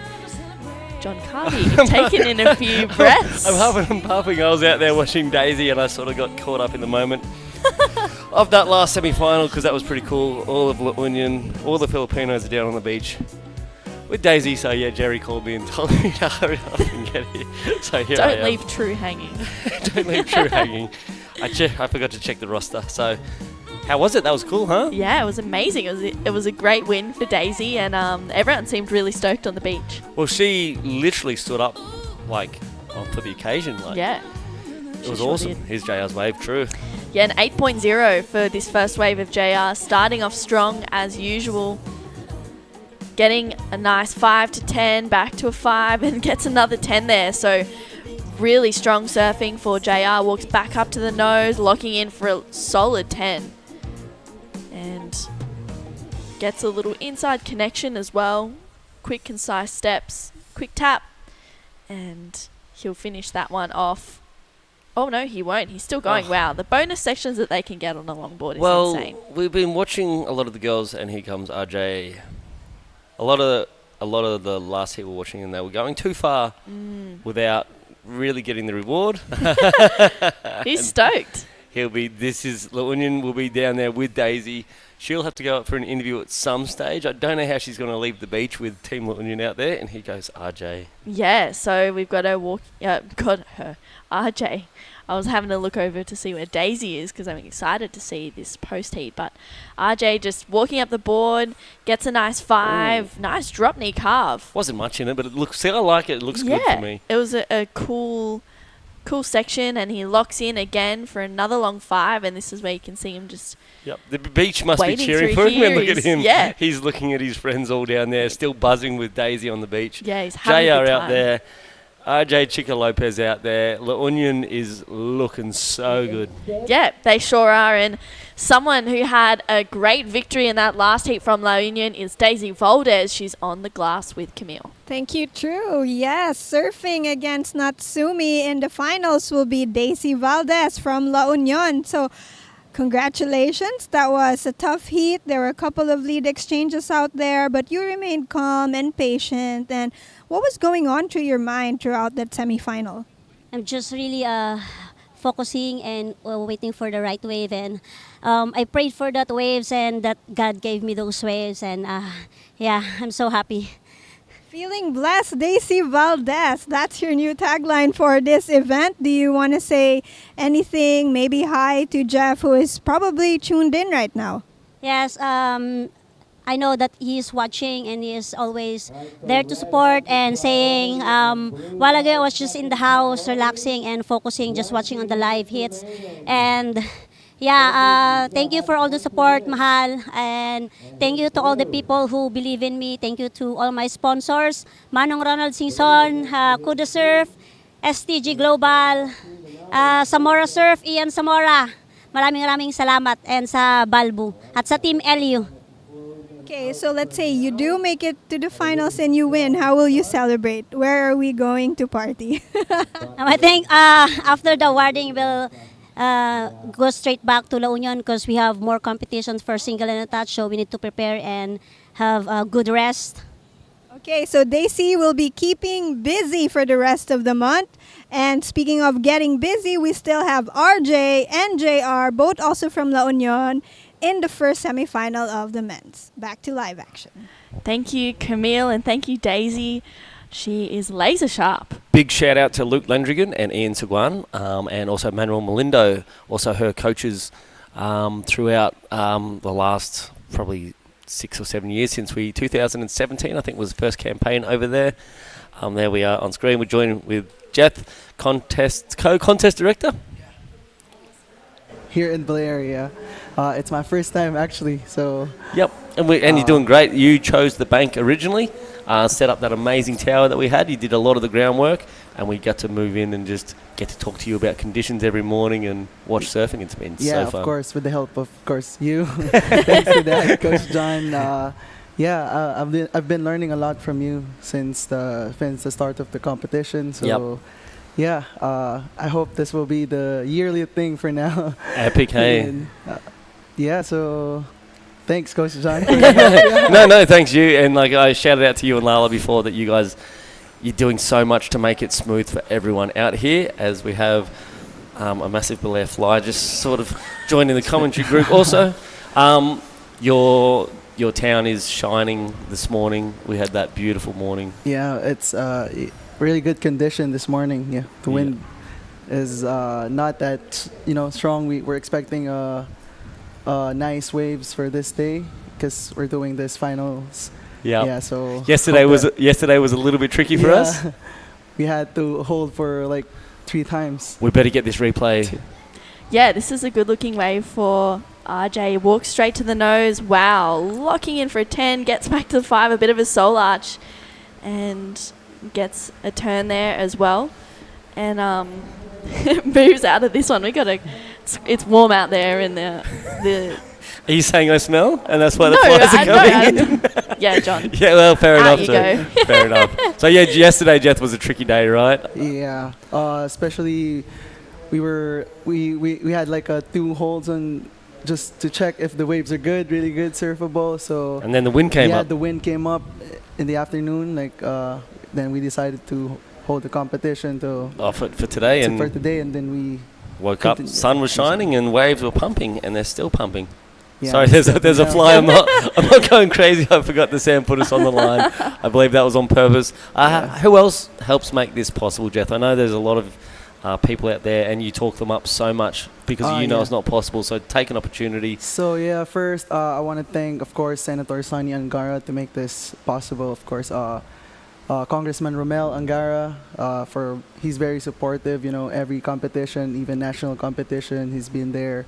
Especially Senator Sonny, and also Mayor Rhett Angara, thanks for his support through the LGU, and everyone else who's helping us, or of course our association, UPSA, and ASRA is your association? Yeah, ASRA. I'm the president of ASRA, so Of course you are. You're involved in everything. yeah. It's awesome. That's why, thanks to them for never-ending support. So I hope that we get to, more competitions like this. Were you going back to back with an event straight after this, right? A local event? Yeah. We're having a local event on the 9th. Yep. It's a competition by the provincial. It's a 16th national competition. So Amazing. Yeah, it's really a good competition for locals. Yeah. Well, especially on the back of an event like this, the level, the judges are going to be super pumped to drop similar scores, similar lines, and sort of help the local crew get up into that range, right? Yeah, of course we have this judges from local judge. I think they're shadowing on the competition for. Yep, great initiative from the WSL. They allow the shadow judges from local communities to feel it out, see what happens, watch the professionalism across the board, and they benefit from it immensely. And so it's cool that they're there, not just because they're doing that for free too. They're sitting in there day in, day out, writing numbers on sheets just for experience. Yeah, well, the more experience, the better, right? And at high levels like this for a QS 3000 and an LQS 1000, it's important to have as much knowledge as you can. Yep. Yeah, that's true. Can I also shout out to Kuya Roy Angara also? Yeah, of course. He's a good friend. We travelled many years ago now in Indonesia together. Yeah. Me, you and Kuya Roy with the Philippine team. Yeah. It was awesome. Yeah, that's the first time we met. It was. We really had fun. We did have fun. We were in the middle of South Sumatra just surfing epic waves because the event was called off a few times because of the size. So we found every nook and cranny to go and surf. So in Cruy. In Cruy. In Cruy. Love that place. We even went to that island, Banana Island. Yes. Oh yeah. Terrifying. That wasn't fun. That was sharp and scary and shallow, but good crowd, good fun. Once again, good experience. Good experience. Well, we've got a few scores. Last of JR's an 8.25, and RJ getting a 7.25 as well on his last wave. So these men are going toe-to-toe. RJ chasing a 9 right now to go to the lead. And JR showing that World Tour experience. He's gone 2 excellent waves, so he's a danger man, and we're going to see his counterpart, Kai Hamasi, coming up against Taka Inui, another amazing heat coming up after this one. Yeah. It's pretty unfortunate that these two La Union good friends and townmates met in this heat. It could have been balanced the other way, and it would have been definite Philippine champion, maybe. But a chance for it, so guaranteed one of them in the final. That's a good thing. Yeah, that's a great thing. And 13 minutes remaining. We'll definitely see a Philippine surfer in the finals taking on a Japanese surfer, whether that's Taka Inui or Kai Hamase. We'll find out in the There you go. So all Philippine versus all Japanese. Yep. Who do you think's going to get there, Jeff? Of course. That's so baited. Yeah. I'm really good friends with JR. Yeah. Yeah, I like his surfing. Really, he's really good, especially longboarding. Seen a lot of JR scoring 8 every heat with high scores. Yeah, so Of course. Yep. For a Filipino surfer. yeah, of course. I think you're allowed to be biased. Oh, It's your people, so Yeah. 100%. But either way, it's shaping up to be really good, I think. I've been watching Tucker's surfing. I love the way he surfs. Yeah, he's a real excited surfer. He's an entertainer. He's a bit of an actor, I think, on the surfboard. He's a showman, right? He is. He's a full showman, and I like that. Him and JR have that real. They're two ends of a spectrum. I feel like JR's more refined in his surfing, and he's very much just lets his surfing do the talking. And Tucker does the same, but he adds a little bit of flair, a bit of personality, and that's the cool. same sort of similar comparison with Kai Hamasi versus Yes. Tucker Inui. It's Yeah. exactly the same. If you want to watch that clinical approach, we're going to see JR versus Kai. If we want to see which we're going to see in the next heat is Tucker versus Kai. So it's pretty fun, and I think we're sort of similar at the moment, where RJ is a bit more of a showman maybe, and JR's the clinician. Yeah. And so back-to-back similar heats, and we'll see who shines. Will it be our surfers in red, like it was like last heat, Daisy Valdez? That was awesome. Happy with that one? Yeah, I saw I saw her ride. It was really a nice ride. Yeah, a the waves. 7.25 and a 7 Yeah. I think she got, which is great. Great Like Daisy's experience, stepping up. Nodding in approval. Yep. Yeah, it was great. You were calling it, which is fun. Being Yeah. on the beach is one thing, seeing everything in here and is another thing, right? It was really cool to see all of her supporters on the beach, waiting for her to come in and get her excited for the final. And then I loved how she's, I'm in the finals and it's great. And after this, I'm going back to La Union and I'm going to prepare for the single and unattached. So there's no waves out there at all, Jeff. That's what you're telling us, right? Yeah. That break is nothing. It's off the radar. Don't worry about that one. Yeah. The one that was showing, that's Cemento Reef. Yeah, it's a famous spot here. It is a famous spot. Yeah, it's a famous spot here in Baler, Cemento. Yeah. So there's mangroves that That's you got to it. walk through. It's a really unique experience when you get to this place and you're not sure where it is. And then I can imagine those pioneers who found it. Yeah, They would have watched it from this beach and then figured out the way to get there, right? Yeah. So they're planning now to put like a walkway through it because you have to pass by the mangroves. So, and hopefully a tower soon. Wow. Because Yep. it's really nice to have a competition there. It would be in amazing. cement. Yeah. Especially we have this kind of beach near the beach break. So it's not. I mean, it's possible to have a competition there, especially. We can see several surfers out there by the looks of things on that drone shot too. Speaking about discovering surfing spots, I believe you're going to be off on a little adventure of a lifetime. Yeah. I'll be having this surf discovery tour after this event. We'll be going around the Philippines to search some spots. Yep, so it'll be you, Kuya Abdel Arecho, and Toby Espion, one of the young, hot, up-and-coming surfers of the Philippines. What a team. Yeah, the dream team. I'm really excited about this trip. I haven't done this before, like surfing for 2 months. Yep, so Vinny Marcos, presidential Yeah. son, sort of hooking up with Bagong Filipinas. Yeah. And just trying to show the world, I think, what the Philippines has, because this is everywhere. And he understands, as you understand, that surfing and surf tourism means a lot more for the local kids than it does to those sometimes a little bit selfish people who want to keep it for themselves. And I get it. I want to surf empty lineups too, but I also see kids and industry growth and people living off the industry, which I think is more important in any part of the world, that people have food in their mouths and a steady income as opposed to scrapping for food.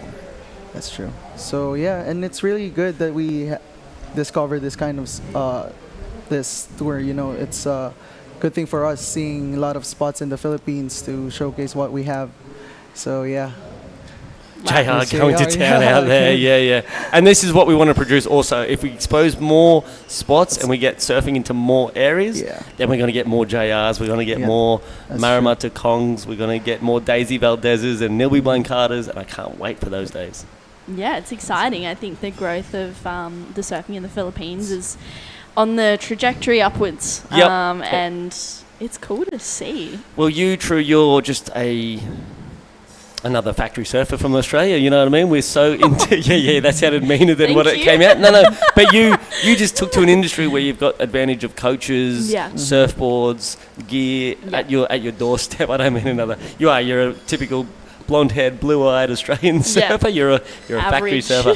No, but you do rip, and it's all because of everything that's grown up behind you and everyone's support, because they know that you can be something in surfing, and here you are in the Philippines doing your 3rd gig in the Philippines as a commentator. 3rd, and I've loved it. Siargao last year was amazing. Absolutely loved it there, and then La Union and coming here to Baler has been so cool, and finding the waves and adventuring around it's been really, really cool. And like you said, to kind of come from Australia and be in a sense where we've got everything at our fingertips, to here where everyone wants to support and put that passion in and create more opportunity for everyone. It's really cool, and it's super inspiring. Yeah, it is. And that's what I get to be living here, and Jeff gets to see it in his hometown. Yeah. Where he was saying 20 years ago it was just a cafe down there. Yeah. And now you've got hotels. That's Beautiful true. hotel. Where's your hotel? Just right beside Costa Pacifica, the white tall building. Yeah. There it is Yeah. on screen there. It's called Bays Inn. Bays Inn Resort. Yeah. You've got great little coffee shops and stalls down around it. Also, I've had some coffees from the front. About 28 of them. So this morning, would you believe? Oh, wow. I haven't been down there yet this morning. I'm going to go after this. Yeah. Also smoothie. Smoothies, Smoothies, yeah. Yeah, nice. Chicken wings too. Oh yeah, chicken wings. And the room, you got the restaurant. upper deck pool overlooking the beach break. So have a surf, put all the sand back in the pool after that. Every And resort loves that. You have a good spot in front. Yeah. Yeah. Good surf. 8.65 JR Escalon going excellenter. Once again, 8.25, 8.65. He's getting better and better. What's he throughout doing? the season. He's building. You take it away, John. I'll let you have he's this one. building his house, and what a time to build that house! It's going to be Yeah. a mansion by the time he finishes. Yeah, I was going to say, it's pretty much a mansion. Yeah, I love it. I have been running with that the whole event. I love it. Good. Yeah. 9.65 is what RJ needs to get up into the lead. He's got a 7.25 and a 6.5 right now. And 5 minutes to do that. He's got the time and the priority. But he just needs a wave. Are you surfing later, Jeff? Maybe after, when the competition is off. Yeah, we can relax for a little For a while. little True. bit, Will you be out there? Yeah, I'll be sore. Maybe I'll have my first debut on a longboard. Ooh. Maybe. First debut, really? Hard maybe. No, first debut in the Philippines. It counts. It I'll go definitely way counts. up the beach though, so no one can watch. They're so hard to turn. These guys make them look so easy. I know they do. It's insane, and I mean, they've got 6 kilos minimum underneath them. It's pretty Is it insane. 6 kilos? Yeah, they're pretty heavy. I know nothing. He goes RJ. Pretty hard to get the JR in the RJ, but this is an RJ. Yeah. So locks in, gets a little bit caught up in the whitewash, and I'm guessing with the desperation, he doesn't have a leash on either. yeah, no leash for either JR or RJ. JR goes straight up to the nose and goes over as well. Wow, that was the first mistake that we've seen, but that's all good. No stress. His house didn't crumble No. because his foundations are built. So this is... I'm heading towards dad joke territory. I and, know. And True's, Let's reel it in. And True's heading towards you. I've got a dad. Leave me out of these Yes. jokes. I Should know how to react to them. Put my headset down. I know how to react to them. Yeah. And that's about right. So, sorry, True. It's okay. 7.25 from RJ's last wave. So, a 9.65 though, that's getting almost to the excellent side of surfing. We haven't had any excellence drop throughout this entire event. We've been close. Who got the highest score, do you know? Not off the top of my head. I wonder if our graphics boys can get that up within the last 3.5 minutes. Yeah. Across. Well, at the very start of the event, John, you said that you wanted to see an air reverse from a woman. I did. Which we saw. Yep. We're not a landed one, but we definitely saw one. Oh, And a split 10. So there is Yep. opportunity. RJ gets to the nose, quick soul arch, and holds on. Yep. It's going to pop back up too. Yep. I don't know if that's going to... When you have to get near perfect, straight away I don't feel it's near perfect when that sort of happens. What do you reckon, Jeff? Well, sorry? Do you reckon that's going to be a 9? Do you reckon that'll be a 9 point?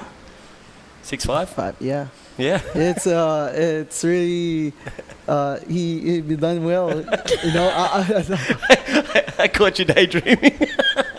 It's okay. I'm There's a lot sorry. going on, and that's Happens to us all. yeah. That's the thing with Jeff. There's a lot in my mind, He has a so- closing ceremony to prepare tomorrow night. So when we get to walk away and have a surf, he has to continue to prepare for the rest of the events and keep everybody happy. And we're a big crew of people, and we've all been really happy so far. Costa Pacifica is a beautiful place, and you guys have treated us like royalty down here, and that's Philippine hospitality. sure. But a big super shout out for what you guys have done for us, because it's been a big week for you guys. There's been dual events going on with a back-to-back skate park competition going on. So head held high, Jeff, and thank you. Maraming, salamat for everything that yeah, you've we done. just want you to feel comfortable Oh. and feel home here in Baler. So you guys are really welcome here. Yeah. So especially it's our first international event. We want you guys to, you know, stress-free or something. We want you just to, you know, enjoy the beach in front and while working. So yeah. I thank you guys for, you know, you have fun. You always say good things about the competition, the event here. So thank you guys. Oh no, it's literally teamwork makes that dream work, and what you guys do make what we do doesn't feel like work, right? True. Yeah, no, it doesn't. It's a luxury to be able to sit here and chat with friends and talk about surfing, and which is the thing that we all love the most. We want to see the best surfers in the world compete, and that's what we're seeing right now, especially on the Asia Series. And right now, JR is 1 minute and 5 seconds away from booking himself a spot into the finals for the LQS. I don't think there's any surprises, no major upsets. It's just this clinician, this professional doing professional things. Yeah. From start to finish, he hasn't had a bad heat. I don't think he's ever been almost in question, right? Yeah, he's just been in form, both here and over in La Union, and I think that was expected of him. Yep. So it's good to see him back in the semi-finals and maybe even in the finals, pending what happens in the next 30 seconds. But 8.65 and 8.25, it's a pretty healthy looking scoreline. Yes, and I think that Kai Hamasi has all but booked himself a spot into the regional, into the World Tour again. But JR, if they meet up in the next one, they'll be doing it to see who's going through the number 1 slot. Yeah. Even though JR's already qualified. Yeah. Because of his 8th place in the world, but he's actually proven a point to everybody else here that Yes. it's for good reason. Yeah, and he's paddling hard onto this one. Ooh. RJ, up and riding. Okay, so that would have been a terrifying moment if JR had ended up with an interference call against him. So, and that's why you continue to surf your heat. You always stay out there because that can, those boards are terrifying. Yeah. True's shaking, hands to the face. But yeah, there's anything can happen in a surfing event. A priority error can change everything. Yeah, it can. It's one of those moments where it's nerve-wracking, but JR has taken the win in the semi-finals, 8.65 and 8.25 against RJ Chico Lopez. Don't go anywhere. We'll be right back for semi-final number 2. Thank you, Jeff, for joining us. Thank you, guys. And John for having a chat as always. We'll be right back after this quick break.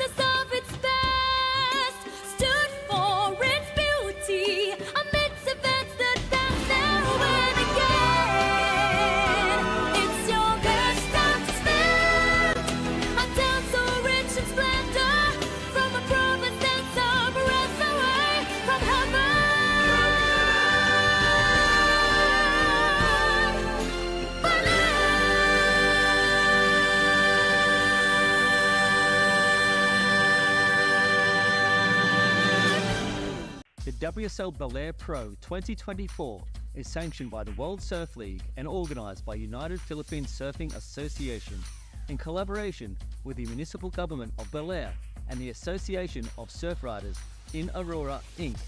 This event is sponsored by the Office of Senator Sonny Angara, the Philippine Sports Commission, the Office of Congressman Romel Angara, Philippine Airlines, and Costa Pacifica. This event is also recognized by the Philippine Olympic Committee and the Philippine Sports Commission.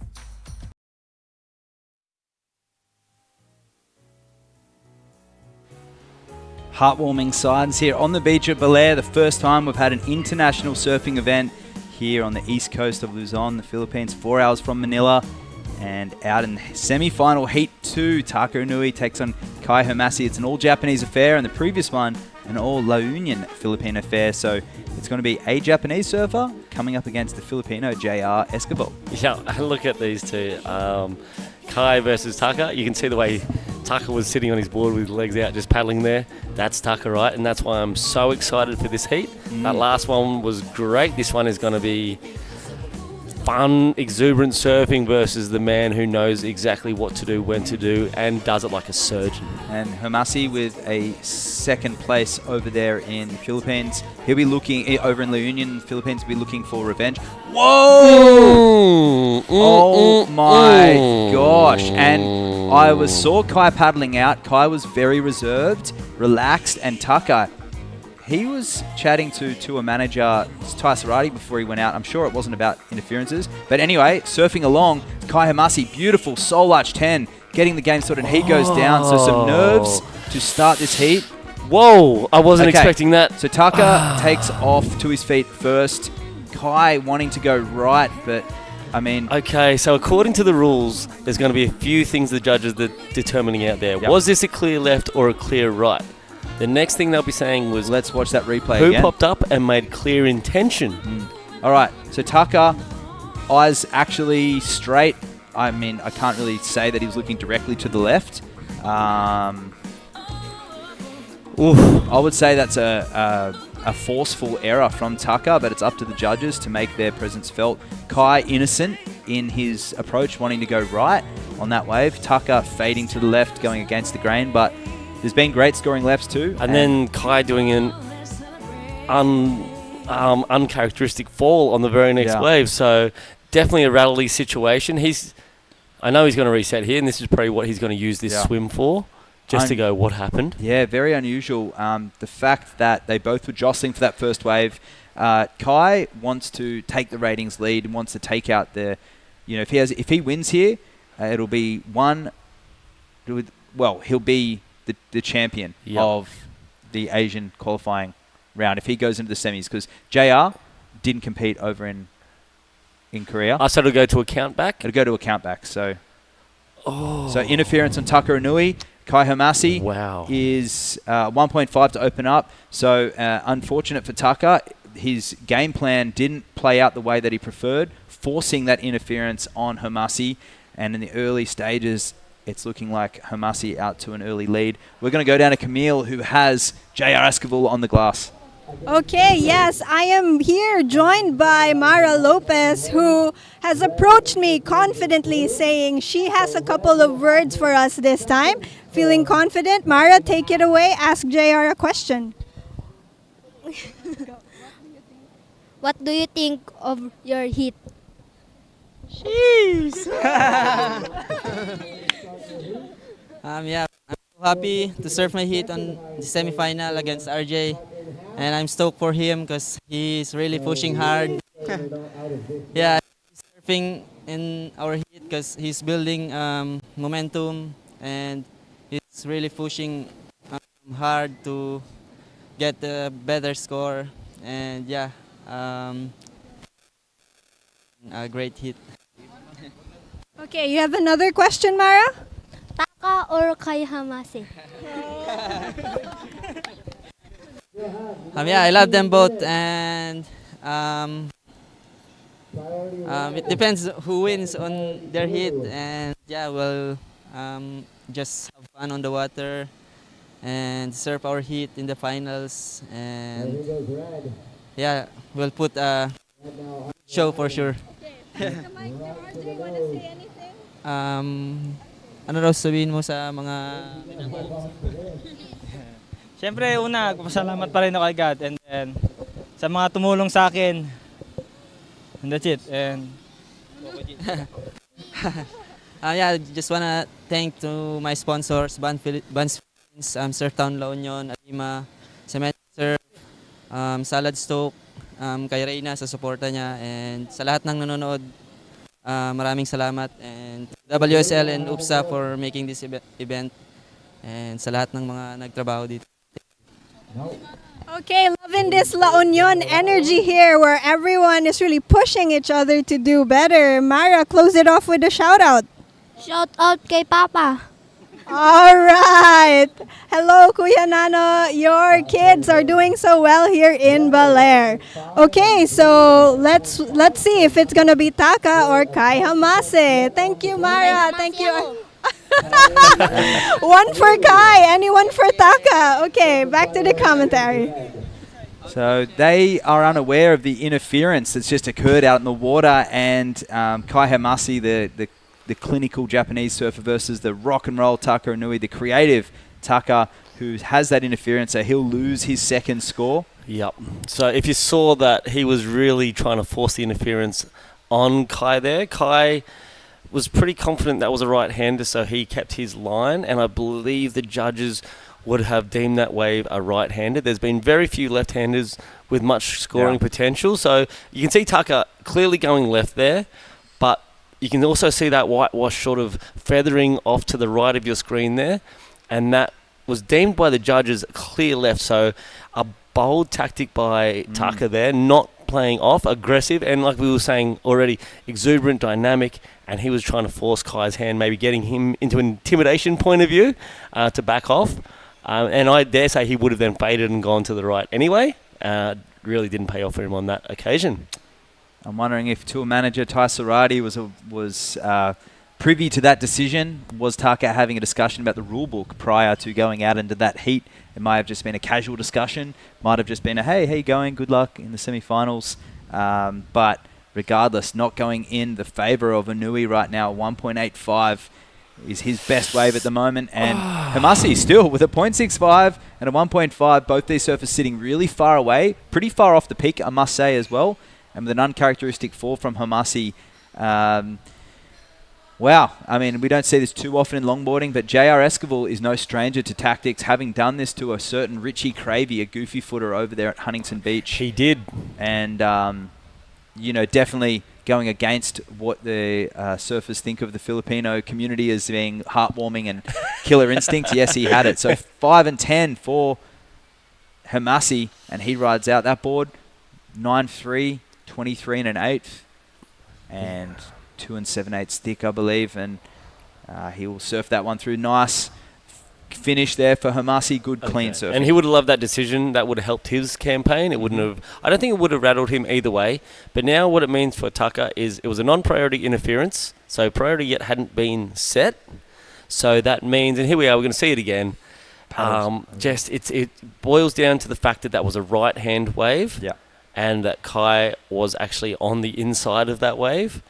And we saw it at Huntington Beach, and there's Taka calling out to the judges, not liking the decision. And guess what? You're not going to like every decision out there, but bold strategies like that, you want to definitely know your rules. Mm-hmm. And that one going against him. Now that's going to half his second best score. So within reach, but when you're looking at someone like Kai Hamasi out there, who's potentially going to throw excellent scores throughout the heat, you'd be concerned.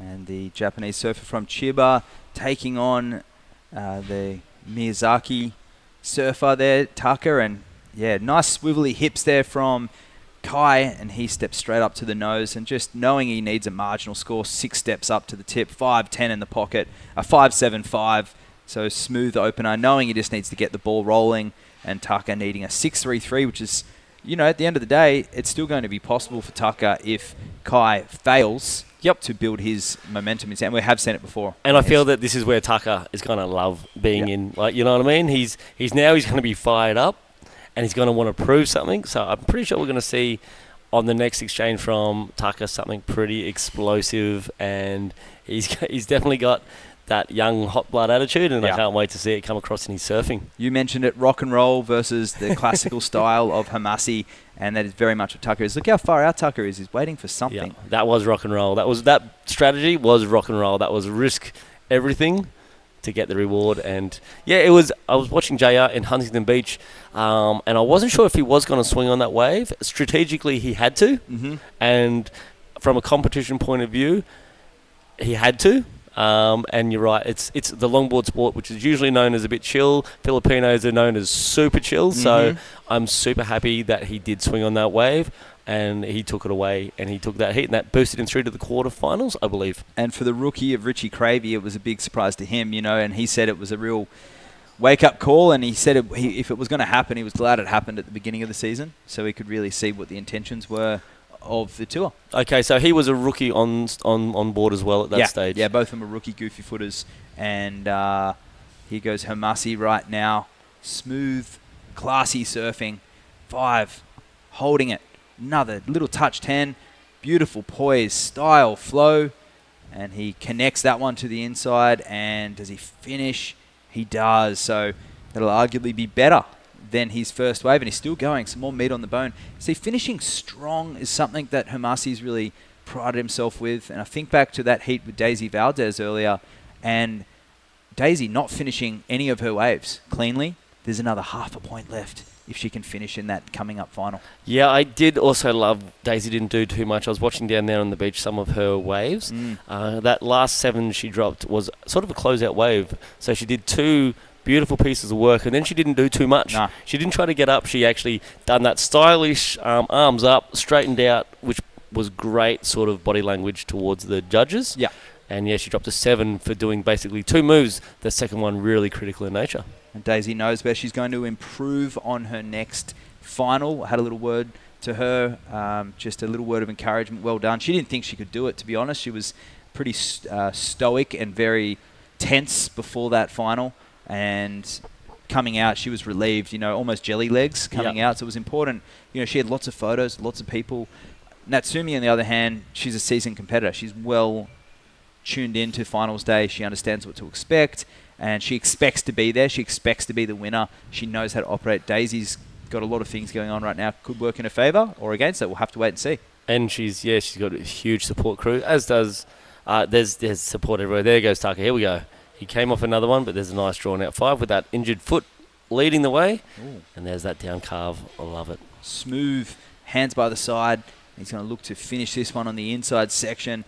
Nice 5 there and a little cross step redirect. And here he's setting up the inside. He gets another bonus. Beautiful hang 10 there from Anui. And he's going to look to finish on, and he does finish strong. So right. A little bit more clinical than I was expecting him to roll into that one, but the wave not really opportunity for that heavy down carve, 3/4 of the board in the air, fin blasting through the bottom. So a bit more clinical, which he knows he's up against it. If Hamasi can get another 0.5 on his last score, then it's going to be almost out of reach for Tucker also. So Tucker, there is still the opportunity for Tucker to force another interference back on Hamasi. Absolutely. You'd hate to say it, but if he's already had that intention, there is that chance. Yep, and Hamasi dropping an excellent 8.75 for that last, and you'd have to call it an excellent ride. Yep. But I believe Tucker's about to drop a very high number himself on that ride. Yeah, it was excellent surfing. We'll see where the judges go. And he pulled back 7.75. Yep. One judge 7.5, another one 8. Evens out 7.75. So 2 judges agreeing with you, going excellent. The others going as close to excellent as you can with a very good 7.5. Yeah. And I'd have to say, if Tucker was to try and juice more out of that wave, it would actually have probably come in less. Yeah. Because it didn't need more. Yep. So without a 10 on the board, Tucker's in combination position still. Even though he's dropped that impressive 7.75, he still needs 2 scores to get up into first place to meet JR in the final. So, wow, I wasn't expecting to see this from the longboard division. This is more of a shortboard sort of stuff. And this is where longboard is also going to, and what we were talking about earlier, what happened in Huntington Beach. Mm-hmm. It's now, longboarders, you'll often see them 3 or 4 on a wave, sharing it out, bit more chill vibes, a bit more laid back. Yep. Competition changes that game, right? Correct. And it is more of a performing art. We see more of the emphasis on the waves being surfed from start to finish in a complete nature, less explosive surfing, less drama as opposed to what we see in shortboarding, because you can get a 10-point ride on a single maneuver or a big barrel.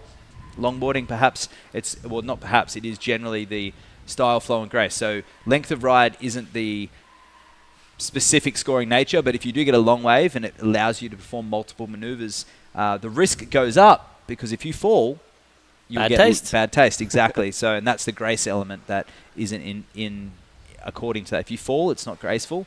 If you wipe out, it's not graceful. So they're the three pillars of the longboard criteria. And Hamasi, an 8.75 and a 5.75. Inui in combination situation. Because we add that competition element, it comes with rules. I know that Gabe Medina on the shortboard thing was an example of how to expose a rule to your benefit. I believe there was a huge example, I think it was in Pipe a few years back, where he exposed a rule. That rule has actually since been looked at and amended, where you now can no longer purposely drop in on somebody to throw away and use that strategy. So I liken it to a professional foul in any other sport, where if you intentionally break a rule to inhibit your competitor, you've sort of broken a rule to make a rule to victory yourself, and you can't win by doing that. And that was, of course, the Pipe Masters, Caio Belli up against Gabriel. Gabriel was almost guaranteed that world title, and he actually forced an interference onto Caio Belli. He didn't have priority, and he knew if he would get an interference, he would get half his score docked. But at that point in the heat, with a few minutes remaining, it was impossible for Caio to actually get a score. So I remember watching the heat, and even the commentators were completely blown away by what was unfolding. The only one who knew exactly what he was doing was Gabe Medina and his dad down on the beach, who was confirming what Medina was already thinking. And that's the gamesmanship we talk about. The wax head in the booth with John Carby, who's synonymous with Philippine professional surfing over in the island of Siargao. And we had last week the event at La Union. Yep. I want to shout out to Manuel Malindo, also who's over there, Team Siargao. He's one of my counterpart coaches. That's a mouthful. He's been in it a long time before me, so he's done wonderful things. And Rasta also was a part of that team. So a great team, a great culture over there. And shout out to Wilmar, sexiest man in Siargao.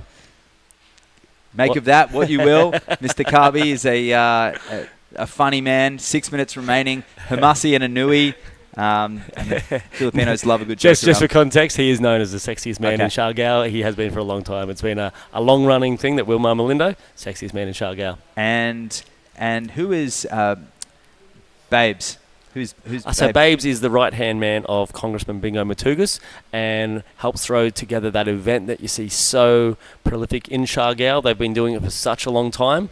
Babes is... he's the guy that helps bridge the gaps for Congressman. Obviously busy running his part of the country. A big shout out to Kong Bingo and everyone over there in Siargao, because amazing event that happens there. This year it's going to be a co-sanctioned 5,000 event. QS. How exciting. And 7,600 islands plus in the Philippines. Taka Inui, long 5-10. And we are in Luzon. We're in the main island, 4 hours from the Philippines at Baler, Sabang Beach, and Kai Hamasi in combination situation, looking to climb out of that, which is actually going to be impossible because he has an interference. And unless he forces an interference back on Hamasi at the moment, just trying to build on that 7.75, and we'll see what happens in the next 4 minutes. It's going to be a nice score. If he can get above, say he's 7.75 into maybe an 8.85, he will be out of combination, but he'll still be requiring something massive like a 10 to get there. So it's a incredibly tough heat, mainly because he's against Kai Hamasi. Sure, absolutely. Well, exactly right. And here he goes. Wave isn't broken yet. This one not overly critical, holding the 5 into the 10 there. So there we go. A little bit of a critical nose drive. This way, very slopey, John. Yeah, he stands up a little bit of a wobble there, but that's the tuck, a little cross step, and that also unhinged him a little bit there, so the judges are going to notice that.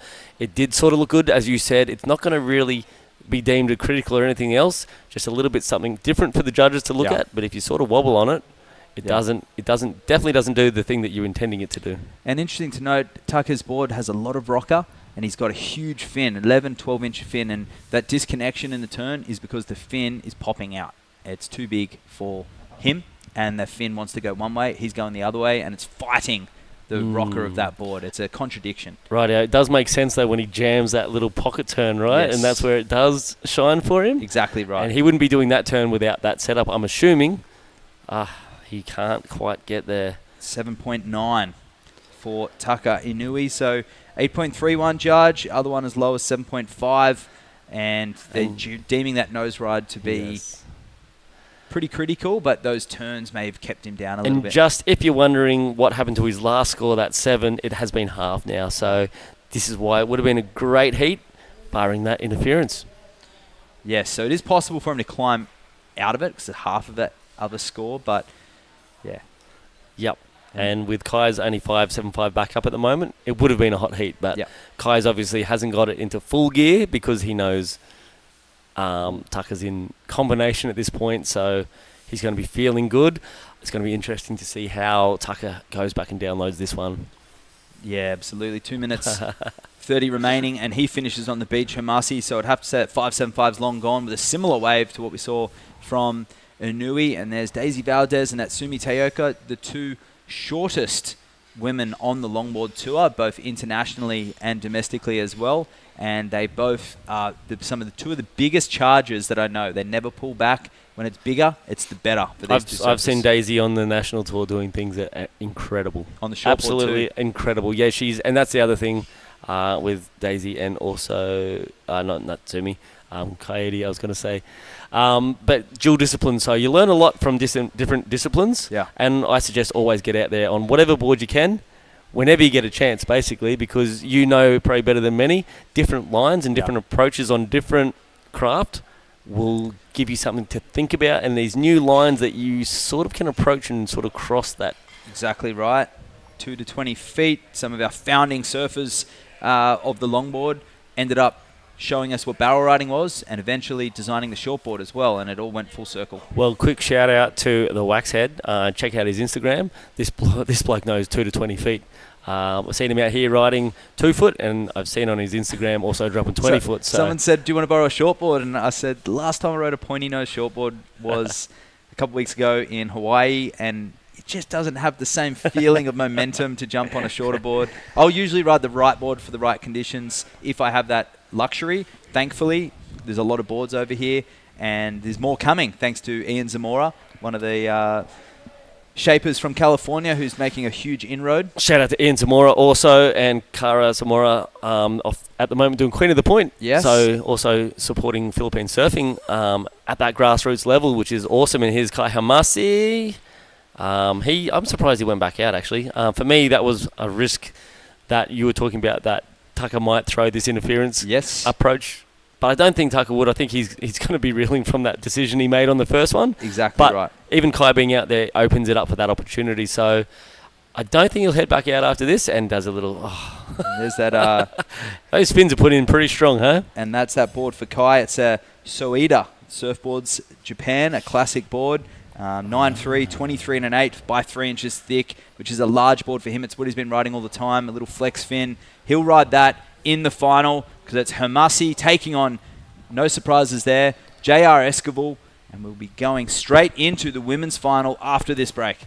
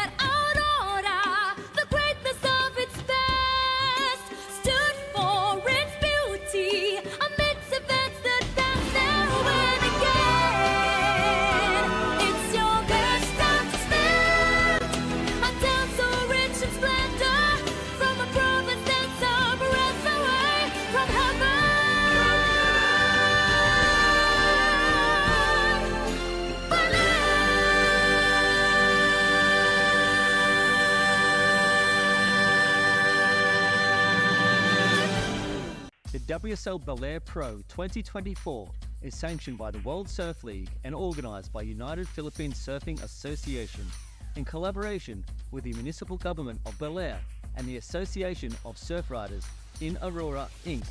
This event is sponsored by the Office of Senator Sonny Angara, the Philippine Sports Commission, the Office of Congressman Romel Angara, Philippine Airlines, and Costa Pacifica. This event is also recognized by the Philippine Olympic Committee and the Philippine Sports Commission. Welcome back. The final of the LQS, the Baler International Pro. This is Natsumi Taoka from Japan taking on the Queen of the Philippines, Daisy Valdez, in the booth here. We have Jerry Deegan and True Starling. And out on the outside section, this is the stylist from La Union, Daisy, critical 5'10", and she steps back to the tail. And Natsumi finishing off on the inside. So Daisy be looking to maximize this wave, and you'd have to say coming into this, the favourite would have to be Natsumi Taoka, Jerry. Yeah, I think I'd agree with that, Matt, for sure. Daisy's well and truly capable. I'm just happy to see her get this far. Daisy, her husband, her 2 kids, they'll be watching with glee to see Mum in the final, kind of stressed out. And here we are, and apparently we're going to go straight to the last heat winner, or should we say hello to our lovely True first? Mate, you want to send off to the heat winner, True? Well, hi, thank you. Oh, sorry. And they were 2 good waves for Natsumi and Daisy. But someone who had 2 pretty good ones in that last heat was Kai Hamase, is down there with Camille. Thank you, True. Yes, Kai Hamase is pretty stoked to be making it to the finals, and even more stoked because we get to catch him live and interview him here. Usually you're in the last heat of the day and we turn the broadcast off, quite sadly, of course. But yeah, now I have some time with you. How did that semi-final with Taka go? There was nervous moment. I was able to fix myself. Yeah. Okay, so you were able to fix yourself. So what exercises do you do? Like, do you count 1 to 10? How do you train your mind to not be so nervous? Breathe. Yeah. Proper breathing. Okay, so you'll be up against JR Esquivel again. It's the same finals as in La Union. He took that win from you in La Union, his hometown. How about here? How are you feeling here in Baler? I'm looking forward to same heat with JR. Next heat, I want to win to him. Yeah. You think your surfing has gotten better here in Baler compared to what we saw in La Union? Yeah, he's so good surfer. Now, how about you? Me? This wave kind of my home break, so I have confidence. So yeah, I want to win. Okay, let's see if Kai Hamase can win over JR this time. But yeah, want to say some messages in Nihongo? 日本で応援していただいている皆様ありがとうございます。セミファイナル、最初ちょっと危うかったんですけど、インターフェア取られなくて済んで良かったです。とりあえず次のファイナルは、地元フィリピンの JR となんで、思いっきり楽しんで、次こそは JR に勝ちたいと思います。応援よろしくお願いします。Thank you, Kai. Okay, first finals of the day, Daisy and Natsumi. Back to the live action. And for those of you just joining us right now, Hamase did take that win with a clinical performance as expected, but it was the first 20 seconds of the heat, first wave, where Taka forced an interference onto Hamase, and it went, unfortunately, against Taka. So Hamase didn't have a free ride though, but this is Natsumi's 6-point ride to open this up. And you see here, nice big carve. So she gets the majority of the points from using the rail there, which is in that criteria. Using the footwork, style, flow and grace is part of it. And the most important part is she goes complete. And this is something that an experienced competitor like Natsumi's been working on. See how she rides out completed and she finishes with that momentum on her feet. Where on the other end of the spectrum, Daisy had a great wave. Probably the best start with a really nice nose ride on this outside section. And she gets up on the nose here, gets that 10. So a better nose ride, but she steps back to the slow part of the board, the tail, loses all momentum. Coming through here, a bit sleepy. This is where Natsumi went to work.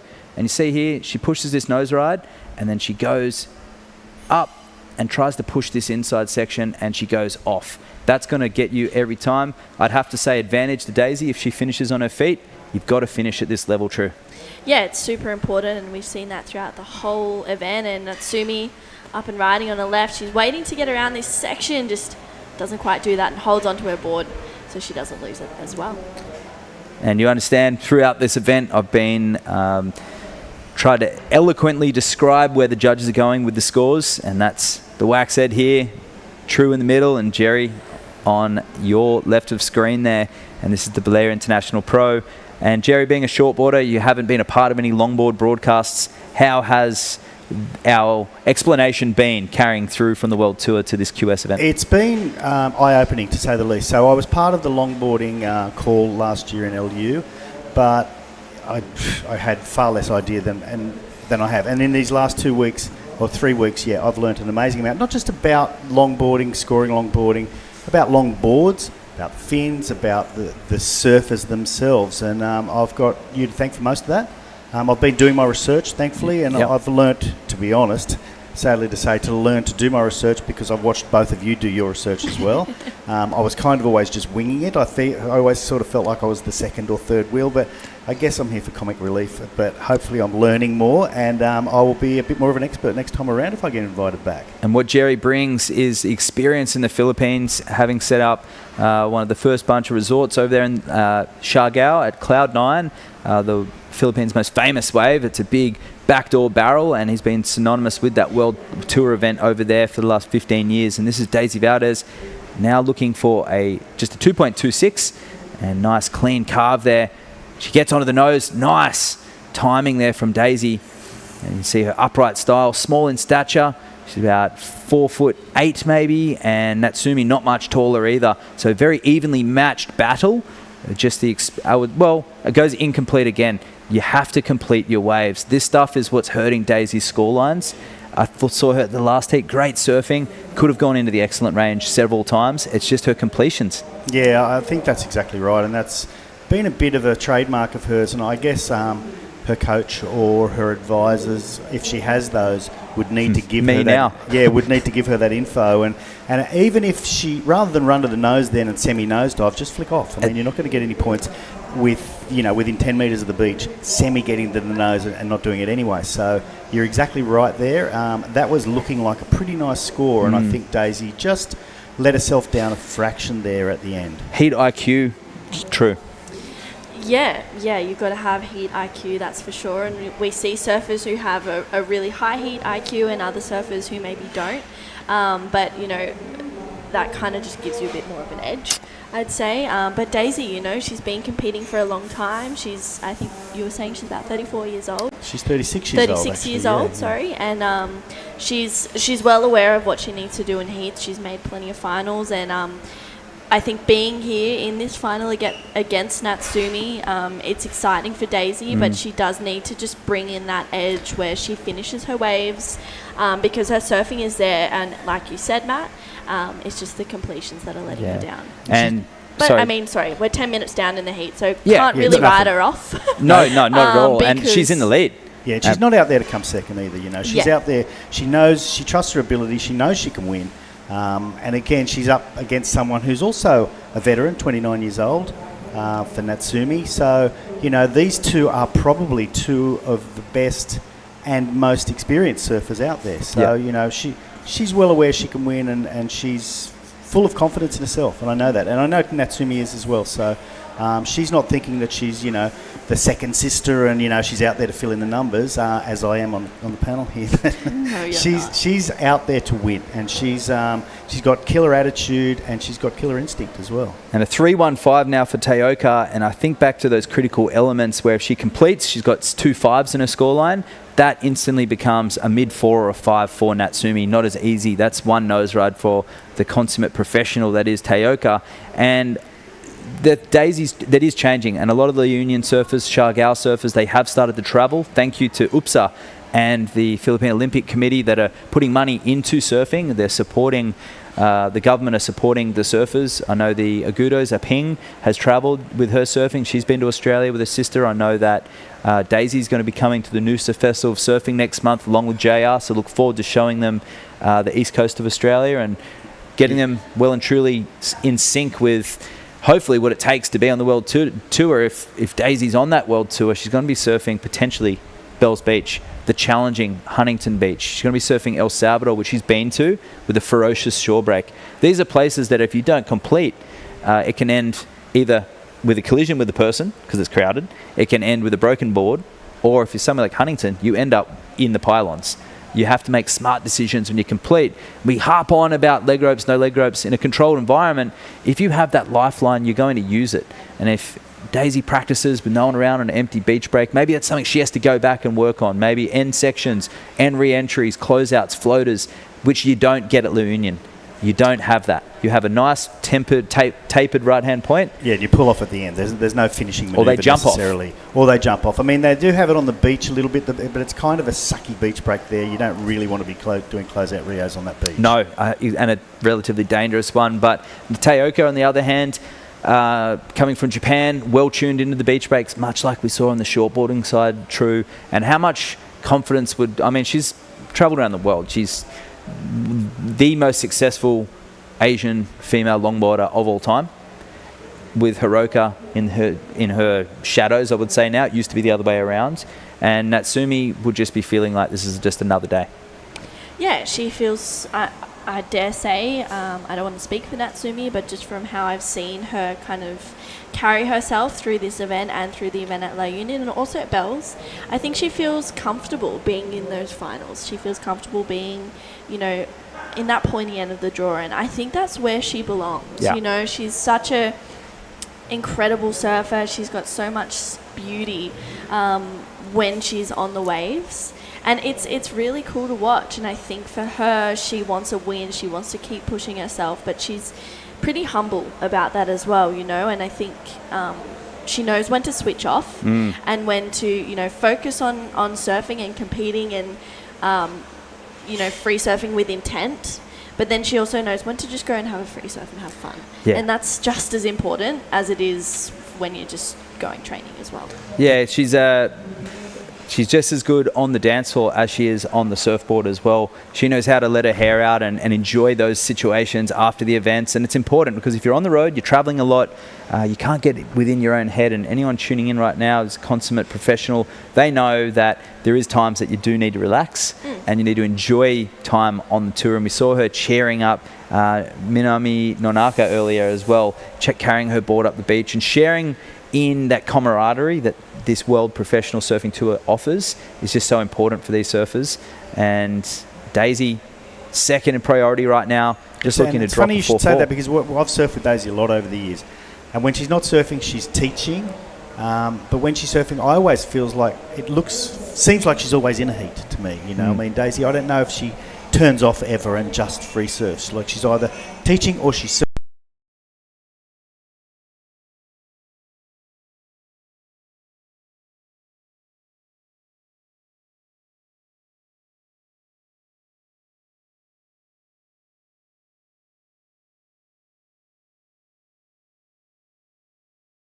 The WSL Baler Pro 2024 is sanctioned by the World Surf League and organised by United Philippine Surfing Association in collaboration with the Municipal Government of Baler and the Association of Surf Riders in Aurora, Inc. This event is sponsored by the Office of Senator Sonny Angara, the Philippine Sports Commission, the Office of Congressman Ramel Angara, Philippine Airlines, and Costa Pacifica. This event is also recognized by the Philippine Olympic Committee and the Philippine Sports Commission. The WSL Baler Pro 2024 is sanctioned by the World Surf League and organized by United Philippine Surfing Association in collaboration with the Municipal Government of Baler and the Association of Surf Riders in Aurora, Inc. This event is sponsored by the Office of Senator Sonny Angara, the Philippine Sports Commission, the Office of Congressman Ramel Angara, Philippine Airlines, and Costa Pacifica. This event is also recognized by the Philippine Olympic Committee and the Philippine Sports Commission. The WSL Baler Pro 2024 is sanctioned by the World Surf League and organized by United Philippine Surfing Association in collaboration with the Municipal Government of Baler and the Association of Surf Riders in Aurora, Inc.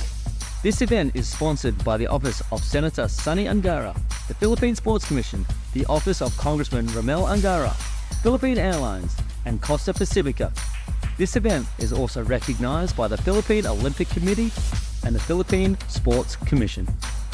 The WSL Baler Pro 2024 is sanctioned by the World Surf League and organized by United Philippine Surfing Association in collaboration with the Municipal Government of Baler and the Association of Surf Riders in Aurora, Inc. This event is sponsored by the Office of Senator Sonny Angara, the Philippine Sports Commission, the Office of Congressman Romel Angara, Philippine Airlines, and Costa Pacifica. This event is also recognized by the Philippine Olympic Committee and the Philippine Sports Commission. The WSL Baler Pro 2024 is sanctioned by the World Surf League and organized by United Philippine Surfing Association in collaboration with the Municipal Government of Baler and the Association of Surf Riders in Aurora, Inc. This event is sponsored by the Office of Senator Sonny Angara, the Philippine Sports Commission, the Office of Congressman Romel Angara, Philippine Airlines, and Costa Pacifica. This event is also recognized by the Philippine Olympic Committee and the Philippine Sports Commission. The WSL Baler Pro 2024 is sanctioned by the World Surf League and organized by United Philippine Surfing Association in collaboration with the Municipal Government of Baler and the Association of Surf Riders in Aurora, Inc. This event is sponsored by the Office of Senator Sonny Angara, the Philippine Sports Commission, the Office of Congressman Romel 476. Angara, Philippine Airlines, And there's Costa a nice little Pacifica. adjustment on that This Zamora event board. is also recognized by the Philippine And Olympic pulls it. Committee And she's the looking for Philippine more on the Sports inside. Commission. And she's got it. The WSL Small, Baler quick, Pro fast 2024 footwork from Daisy sanctioned by the Valdez. World Can she Surf get the League completion? and She does on organised this by wave. United Philippine And then Surfing most of the scoring is Association juiced on this, so in just pull off collaboration Daisy. And there with she the gets her Municipal first Government of completion. Baler And I and think the the judges will like it, Jerry. Yeah, there's no doubt. I mean, that's what we've been saying the whole time. This will be proof in the pudding. We're all going to look kind of silly if she doesn't beat those previous scores, but I think for sure she will. And the completion was graceful. It looked good. It was on purpose, you know. So it was a good wave, probably similar to her others, but she just ended it nicely. True thoughts? Yeah, I liked it. I agree. I think from the moment that she stood up on that wave, I could just see the intent that she had to want to finish it. I use that word a lot. For competitive surfing, that, you know, you have to have intent to hit the lip, have an intent to, you know, get up onto the wave and that focus. So it seems like Daisy had that, and Natsumi wanting to get a solid backup right now. She's keen to do that. And open up with a few nice carves and a nice critical nose ride on the inside. This wave bigger, running faster down the line, and she's looking to finish on her feet as well. And steps off on the sand, which is always a good sign. And just looking to drop that 3.5, I feel like that's going to be long gone. Yeah, for sure. Keep thinking back to those first two opening fours. 4.75 and a 4.4 could already be in the 10-point total, which would make life a lot easier for Daisy. Judges reviewing that wave. First thoughts, it was a smaller wave for Daisy's, but let's look at Natsumi's true. Yeah, she takes off, and I like how she does that first carve. It kind of looked a little bit flatter at the start, so she stayed in that critical part. Nice 5 there as she steps back, just trying to stay close to that power source. You can see her just waiting for this one to open up for a little bit more, and she's really patient as well, and she kicks out. I think that was the 3.5 that we saw a little bit earlier for Natsumi. Yeah, so she's got one to come in, and so does Daisy. They're taking quite some time on Daisy's wave. Probably comparing those two waves, and there's Natsumi's wave at a 5.75, so that goes into her total. And here comes Daisy's. They're not loving it. It's actually better than her previous 4.40, but it's only a 4.65. So it's leaving her with a 7 with 10 minutes remaining, and that's it's a fairly tall order, but she's well capable of it, and I desperately hope she does it, personally. Here's the answer back. 10 minutes remaining, and maybe some nerves creeping in, or some exhaustion, having to surf that earlier heat, and a lot of elation as she had to greet about 15 of her cousins, her sister, her daughter, and all of her friends from La Union who were there on the beach. And I made sure that they gave her a little bit of space. And even just between her post-heat interview, she had about 3 or 4 photos. And here you go, that's that replay. So she gets the 5, didn't get the 10, and here she has a little bit of a bobble, and that could have kept the there. That would have kept the score down a little bit. But judges appreciating the completion at least. And for me, it was the inside section here that the majority of the scoring would have come from, because she just stayed on her feet. Yeah, nice exactly. combos. There were almost 3 bobbles out the back there. Yeah. And what's your thinking on the scoring? Okay, so this is the replay of Natsumi. So 5.75. That is her last wave and went into her score. So she's found the power there. She's got plenty of speed. Sort of downtime there. Nice turn though. Moving into the greenwood here, and I think she taps the nose once she finds this section, and boom, there she goes. So that was nice, really stylish, and that was magical the way she went from there to there in that blink of an eye. I think we had a little glitch on the replay there, but the judges liked that, second best wave. And yeah, so there was a lot of pressure on Daisy in between. You say there was a lot of people. Yeah, I could just feel a lot of weight on her shoulders. She was relieved at the moment and then realised she had to go surf another heat. It's a fantastic achievement to get to an LQS final, her maiden final, and this here is another score waiting to drop in that replay. So quick footwork, steps back to the middle, and we'll see what she does on the inside. Nice timing for Natsumi, just gliding over these sections, making very light work of the very soft waves here, and she stays in the middle, loading up her speed. Nice little carve there on the inside. So a complete performance, utilising the whole length of the board, and she finishes strong as well. So she's chucking away a 5.65. That was just 0.10 under her last, and there's JR with that Michael Takayama, the spear trademark. That's his logo, actually.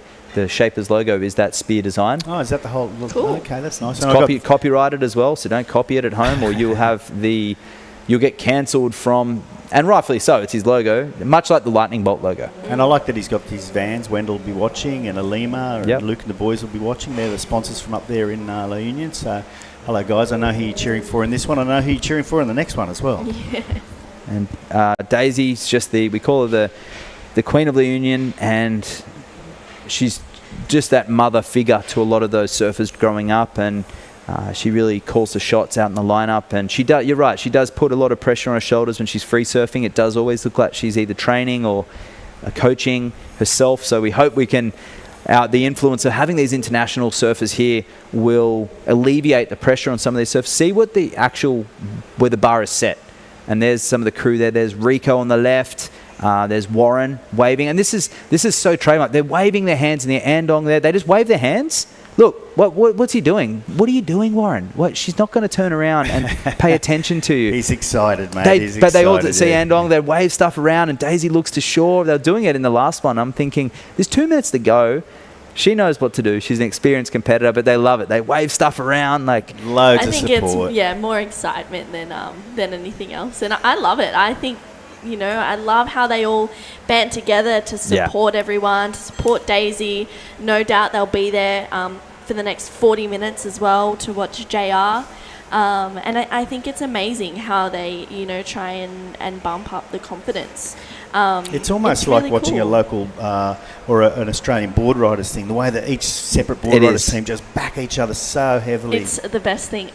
I can speak from experience on that. It's actually the best Which board thing riders ever. are you in? North Narrabeen. North Narrabeen, okay, yeah. And so I've been down there to watch it a few times. They used to have it at Cronulla, like the national board riders thing, and I used to go down and watch it. You would have seen me competing for long reef back then. We took the win once down there at Cronulla. I always went down. I always watched it. Starkey would invite me, give me a little VIP thing. I'd have a beer on the tower and watch. So. Yeah, I didn't know you back then, but I certainly would have seen you because I went to all of the ones down there. I remember it was a team effort. Those board riders, what it is, it's a team event, which is so fun. You're not competing for yourself necessarily, you're doing it for your team.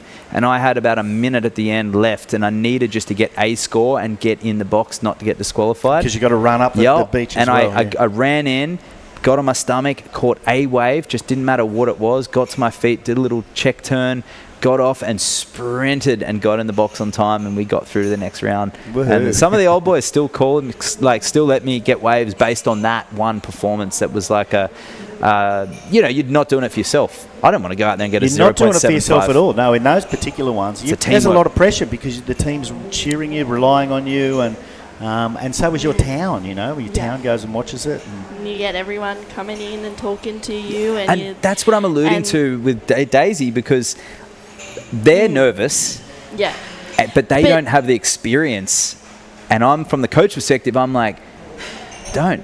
She knows. She's here in the final, not you. And Daisy, at the end of the day, it's Daisy's Daisy needs to trust that, Yeah. you know, and everyone's going to come into her ear and talk to her and guide her on what they think is the best thing to do. But Daisy just needs to trust the core people in her look, team and I don't love think the she- support. I don't think she's looking back to the beach. No, you know, no she can't way. hear the She's- whistles that's on shore She's anyway. going, they're here to support me, and I Yes. love Yeah. that I've got my people, but I'm here to do a job, and I'll let that add to the confidence. Yeah, and But, she's in the final, by the way, so she's doing totally. the job pretty well. Yeah, absolutely. And if they really wanted to be helpful, get on the sand and say, Daisy, finish your waves. But at the same time, these are the same guys that were playing cards last night to all hours, probably keeping her up at night.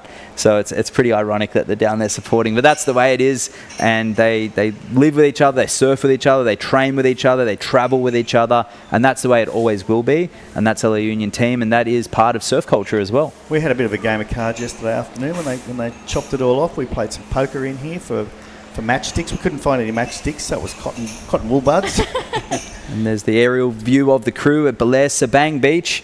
And we are here on the east coast of Luzon, the main island of the Philippines. And these surfers have been here, part of the national tour. And that's the crew hanging out there. And there's Mara in the middle. Love it. And the Japanese contingent on the left there, up on top of the balcony. Oh, they are too. They are filming. That's Natsumi's crew hanging out there right now. And they've been there all week, watching everyone down below like the lepers, and they've been sitting up on top like the kings yeah. in the balcony. I wonder if when they booked that apartment they knew exactly they could do it, because it's pretty handy that they can get onto the balcony. They've got the perfect view. They didn't have to go anywhere. The Indonesian boys had a balcony exactly the same, so maybe they were next door to each other and they didn't even have to leave to see anything. Yeah, you'd have to say it was rather coincidence. None of them have been here before. Correct, yeah. Unless they got locals to maybe book their accommodation or... Did you say true? No, I said... No. Oh, dad joke over here. Dad joke. Well, I'm a dad, so I'll that's let it all right. slide, Jerry. So speaking of being a dad, hello Lily, my lovely daughter. I hope you're watching, and Susan, my lovely wife as well. There they are, up there on the veranda. Yeah, so that's the Japanese crew with one of the Indonesians right now, and they're tuning in, watching. And they have the webcast on the inside. They're laughing because they can hear their voice. And who else is on the inside there? I can see I think I see Hiroka in there as well. I don't see any bears up there, boys. I see Hiroka there. Look at her little teeth smiling. Look at her smiling. Sitting in behind there, a little bit embarrassed. That's Shohei. I can see Shohei in behind there as well. He's a classic Japanese surfer, and they'll be out dancing and partying later on. They love the dance floor. And but still not over. 7-point ride needed for Valdez. She could ruin the party. And it is Japan taking on the Philippines. And everyone's a bit quiet, both parties. Yeah, it is. Well, they're waiting with bated breath. You know, it's never over till it's over. And we've seen some crazy things happen during this event in particular, right at the end. Yeah. Like a stack of things in the last 10 seconds, 20 seconds. So Could there be an interference on the cards? We saw it in the last heat. Tako Nui and Kai Hamasi, anything could happen. We know that Daisy knows the rule book. Last year with the Inuis, Sakura and Kaidi swap boards and watches in the surf, and that is actually a interference with a caddy. So there was a complication and Sakura was disqualified. Yeah, there you go. So they don't all know everything. Daisy does. So... Okay, here's Natsumi's probably last hurrah. Nice looking size of a wave, that one, and cuts back into it. Wow. Bit windy there. Oh, Daisy in the background. So you guys call it. Bigger wave for Daisy, and she's out on the face.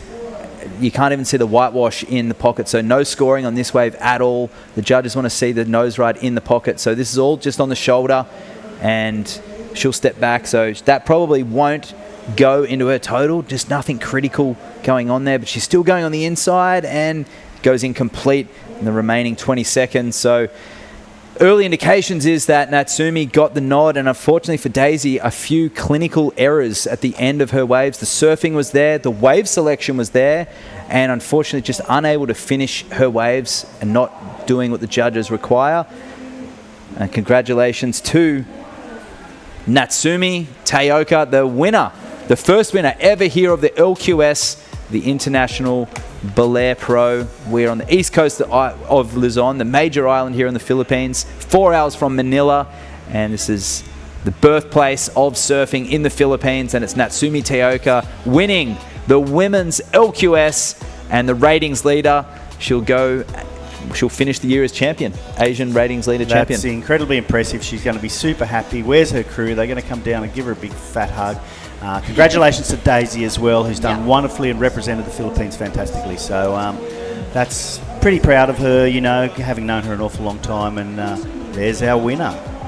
2024 Baler Pro LQS champion Natsumi Taoka. It is finalised. Those scores dropping, and she does take the win. 12.5 defeating Daisy 10.35.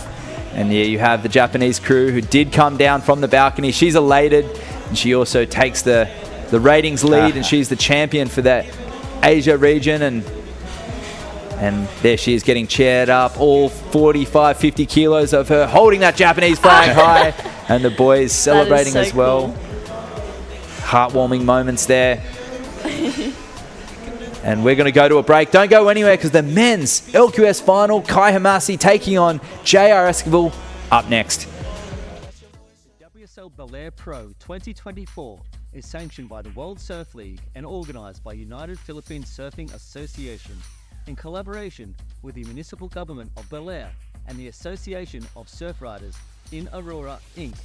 This event is sponsored by the Office of Senator Sonny Angara, the Philippine Sports Commission, the Office of Congressman Ramel Angara, Philippine Airlines, and Costa Pacifica. This event is also recognized by the Philippine Olympic Committee and the Philippine Sports Commission.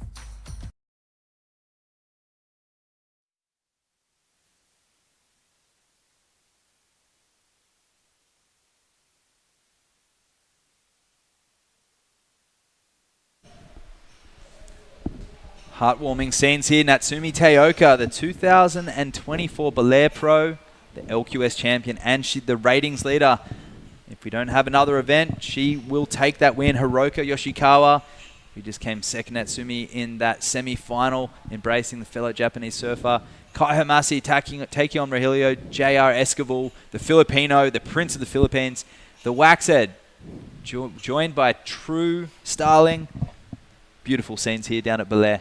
Yeah, it sure is. It's been a great day, and there's 27.5 minutes left, and then we'll have all 4 of our champions decided. And look at Natsumi there. She's just having a moment to herself to really, soak in the win and solidifying herself at the top and re-qualifying for the WLT. Yeah, with Minami Nonaka and Hirota as well taking that win. It's an all-Japanese affair so far. Can Kai Hamasi continue the whitewash that is the Japanese surfing clan right now? 27 minutes is the 30-minute final, as we saw in that last one. And it was a great performance from Daisy Valdez from La Union, and really put in a great performance, great wave selection, great timing, really good choice of maneuvers, but unfortunately it's just the ending. It's the only thing we could put our fingers on, and this is JR opting for the right-hander out there on that Michael Takayama with the Philippine colours, the flag colours on that board. Nice 10 to get started, and he goes to a series of carves. Good flow on this wave, and a big first step, and gets a couple of nose rides, nearly pearls there, and this board just a slow pace to get things started right now. He just needs to build that total, and a rare right-hander for JR during his campaign. He started with a lot of long lefts, True. Yeah, he has. I saw a couple of pretty good ones in his semi-final as well. He looks really comfortable going on his backhand as well as his forehand, and that's exciting to see. I think, he's started off his campaign, but Kai Hamase, he's also one of those really refined surfers. So I think this is going to be a really interesting heat, as well being the fact that they met up in the La Union final. And take the replay away, True. Yeah, he gets to the nose, getting that 10. So that was a nice first nose ride, nice carve as he waits for this one. Not really missing a beat, still staying nice and slow. He's not trying to overcomplicate it to start off this final. So scores are still to lock in for JR. He's, just patience. Just really not trying to oversurf the wave, not doing too much. He's just more enjoying what he's got in front of him. Yeah, exactly. Just locking in a 6.5. Great opening score there. And we do know that JR, we talked about in the semi-finals, is no stranger to the rule book, as is Daisy Valdez, forcing an interference over in Huntington Beach in, I think it was a round of 16 against Richie Cravey. And that was a real surprise at the very beginning of the heat. Richie was doing pretty well, and JR forcing that interference on Richie. And I think it wasn't even necessary. It was just a precautionary type of maneuver just to take the heat win. Wow. That's so interesting. At the big US Open of Surfing. So a real surprise for JR. And ironically, it was Maramar John Mark Takong, who was the representing the Philippines on the Challenger Series, who was against on the opposite end of the decision in his heat. So it can go both ways with the intention. JR pulling it off and Maramar on the receiving end of a decision. And we do have an elated Natsumi Teoka on the glass down there on the beach with Camille. Thank you, Matt. Yes, congratulations to our champion, Natsumi, and also congratulations, Daisy, for coming in second. Take it away. Oh, thank you so much. I'm so happy to win that competition. I was not focused on the result, but actually it's really important for me for the qualify. But I'm so enjoy our final hit with Daisy. Yeah, we were in La Union. We were both like on the same heat with Kaide and Hiroka. We were like, we want to see each other in the final, but we didn't make it in La Union. But here, we made it.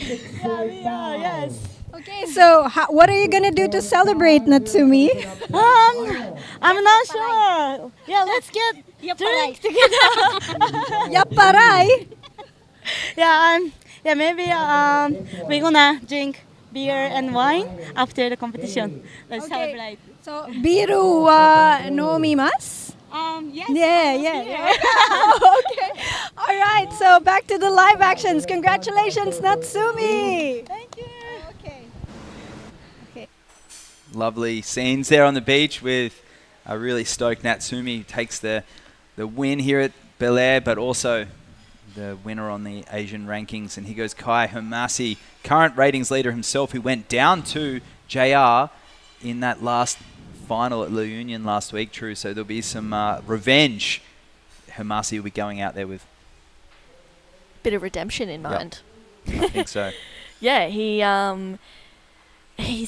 we saw him earlier. He said, I really enjoy watching JR surf, but I want to take it to him. I want to take the win, and it's important for Kai to do that as well. I mean, he's had some really consistent results, taking out the wave pool event in South Korea, and then getting second at La Union, and worst case, getting second here. So yeah, really consistent. He's probably got himself a spot already. And great signs to see the Philippine longboard community and the shortboard community doing great. John Mark Takong putting in a great performance, as well as we saw Philmar having a fantastic approach to his campaign, making the round of 16 with some tremendous surfing. And it's really possible because of UPSA, United Philippine Surfing Association, in collaboration with the Philippine Olympic and the Philippine Sports Commission.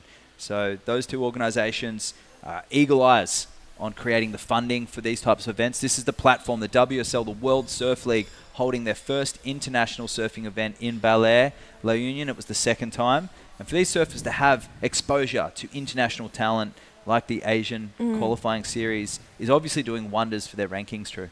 Yeah, it is. And I think it's a really good sign. It's a great sign for the Filipino surfing community, and JR is really leading that right now. And it's no coincidence. They had that event at La Union, and he qualified on the beaches of Kuta last year in that second event on the longboard tour. We may see that later on in the series, but here goes JR. Smooth, clean surfing, going to turns. Nice flow there where he manufactured that nose ride because of his carve, and he's got a great tempo. His hand placement's really relaxed right now. He's not flapping over the place, and that's that grace we talk of. It's that flow, and that's his signature style. So it goes complete again. We'll wait for that score to be locked in, as with Kai Homasi. And all the restaurants are packed around here. Beautiful array of selections. The hotels, there's so many different, if you have a high budget or low budget, and some great infrastructure over here for tourism. And what have you made of the week here in Baler? I've loved it. Every day's been a little bit different, but we've seen great waves the whole time. It's been super fun to surf. I've had a bunch of surfs. The food's been really good. It's been so good to watch the surfing as well. It's been pretty much perfect longboard waves. So it's been amazing to see huge scores lock in and really good surfing go down. So I've had a great time here at Baler. There's not many beach breaks in the world where every single day you turn up and it's a split peak, a left and a right with a channel either way and waves up and down the beach. You can see how far out Hamasi is compared to JR. So that's a long beach break wave. If you're looking for a surf trip, La Union or Baler, come on down. Department of Tourism would be stoked. We saw Mayor Red Angara, Congressman Ramel Angara and Senator Sunny Angara allowing this event to happen as well and seeing it as a great tourism opportunity. And same with Kohamasi, classy footwork there from the Japanese surfer, putting that 9.3 through its work. Nice cutback, and he pulls out of that one. A 5.85 to open up his account. We'll see where that one falls in, because JR is about to lock in a really healthy score on the back of some silky smooth transitions. Yeah, and that's not a surprise. It's a baseline level that we're used to seeing from JR throughout these events. Is an 8 for that last wave, where that's standard for him to be dropping those scores. And it's also standard for Kai Hamase to be dropping those as well. He needs an 8.65 right now to get to second, and I just feel like Kai is a danger to JR, and I felt the same in La Union. So, yeah, by no means is this heat running away. And right now it's the evening, very late in the day for people in California who are tuning in, watching us as well, and they all know about JR's success last year. They were there tuning in on the beach at Huntington, either in person or on the webcast. And here goes JR, smooth transition, snapping that turn. Here's a bit faster footwork, getting to work on this wave, backing up that 8. He's just got such a relaxed tempo. He's really feeling it in this heat so far. Gets that 10, and he's a confident surfer. And I've seen him surfing very reserved in Baler so far, perhaps saving his best to last. And I feel that 6.5 is long gone after that wave, True. Yeah, for sure. That was a really great way to finish that wave. And I think, yeah, he's looking really good. No leash, stepping off on the shore.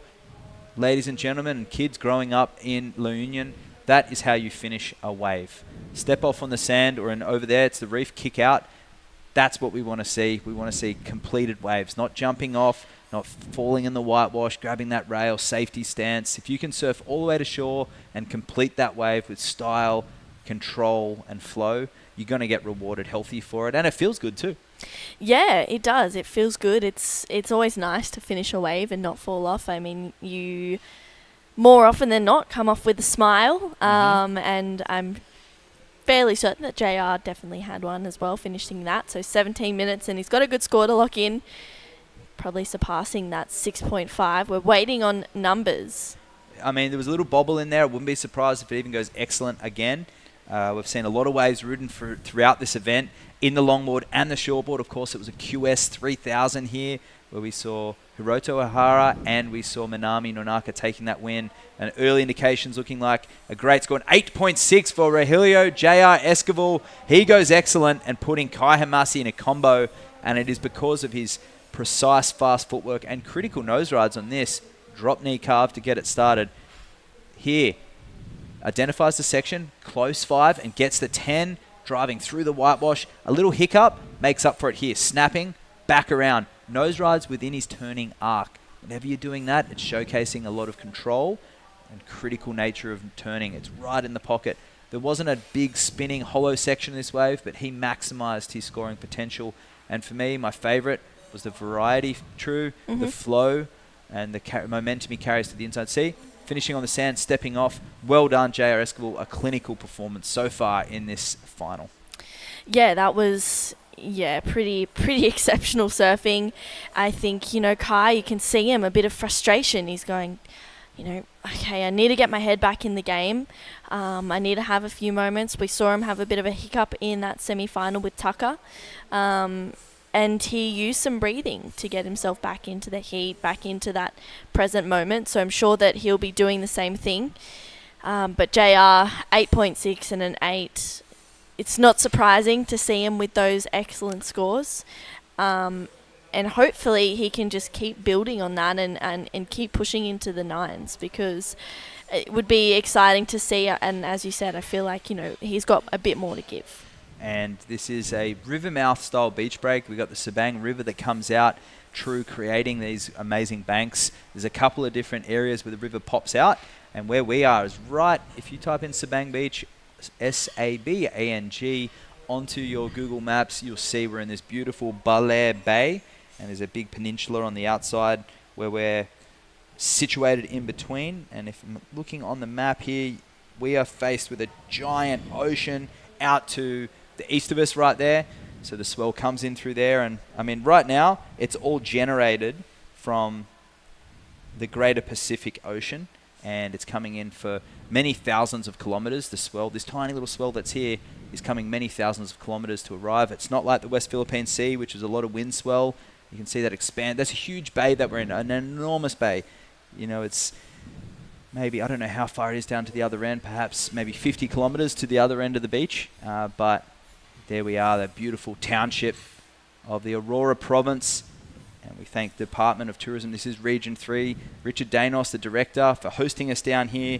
The Costa Pacifica Hotel, where we're presenting from, right down there on the right of the screen. And, of course, the Philippine Sports Commission and the Philippine Olympic Committee, Tingog Party List, the ASRAI, and a senator, the local government, and the House Speaker, Martin Romualdez, as well, for hosting us here. And beautiful 10 through the whitewash there for Hermasi. And he drop knee carve, trying to snap some energy back into this wave. And there it is, a manufactured nose ride, but he gets the 10 with the hips forward. And beautiful soul arch. So some critical moments for Hermasi, going to drop knee again. So this will be his best wave yet, I'm feeling. And he's going to look to finish on the shore break, and he does as well. So Hermasi fired up, 13 minutes to go. He needs to get out a combination, True. Yeah, he does. A 6.6 will do that. I think he'll do that. I liked that last wave. I liked that soul arch towards the end. Yeah, the actual finish on the shore when it kind of sucked up in front of him, I was thinking, oh, I really hope that board doesn't get his knees there. But this was a good ride, straight up to the nose and just holding that all the way through, which is hard to do, Matt. Yeah, and he realizes he needs more, so he goes to this drop knee to put him back in the pocket. Waits, snaps it here, bang, bang, bang, straight up in the nose. And he steps back, and again, he finds a little drop knee through the inside. Gets that soul arch there, and here he steps back to get him back in the white water. And he's not finished. He wants to step off on the sand as well, carrying that energy that has been generated thousands of kilometers away. And, of course, he finishes on his feet. Otherwise, you get a bad sore ankle. And I love that. That is, in the words of Skip Fry, who is one of the most stylish and graceful surfers of all time. You always get 4 points on a wave, regardless of if you do no tricks. Set wave, critical section, bottom turn, and completion. You're always going to get 4 points. And if you step off on the sand, you're going to maximize that scoring potential. And there it is, an 8.10 for Hermasi, now needing an 8.51. You have to say, for a wave that wasn't a set, it was just a mid-sized, this heat is turning right on. Yeah, it is. And he really made the most of those sections. He definitely, you said there was a few manufactured nose rides on there, and I think, he made the most of that wave and made it better than what it was. 100%. I don't mean the manufactured word in a bad way either, because he did a turn, a snap, and he nose rode within his own turn. And whenever you're doing that, that's meaning you're in complete control of your equipment, and you're actually putting the board on rail because you're trying to jam it back into that power source. And there is the hotel next to Costa Pacifica, and that's where the Japanese crew are on that deck right now, tuning in, watching. They're in the pool. The bay's in, yep.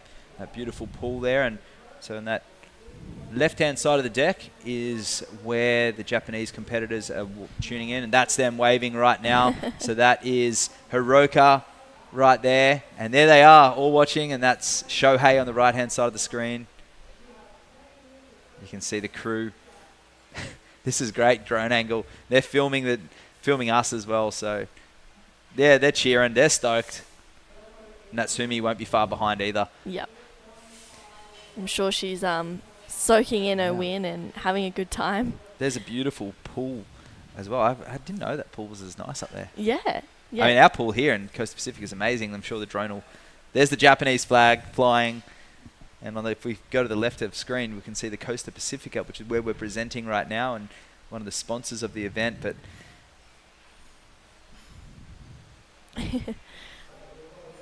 I love that. I love the passion from the Japanese competitors, JR. Straight up to upright hang 10. And the Filipino from La Union looking solid. And he steps back to the tail using that footwork. And he's back up on the nose in the pocket this time. You see the tail dragging back. So that's a better nose ride from JR. And he's looking to drop a hefty 8.0. So he is on his way. It'll be right there, I feel. And he's finishing on the beach. Round of applause for JR Escalon. I'm clapping because it is a clinical performance from both surfers. These surfers are warming up my heart because it's beautiful surfing. Yeah, it is. It's beautiful surfing. It's effortless. It's great to watch. And there's Natsumi there. Is that Natsumi? Natsumi, yep.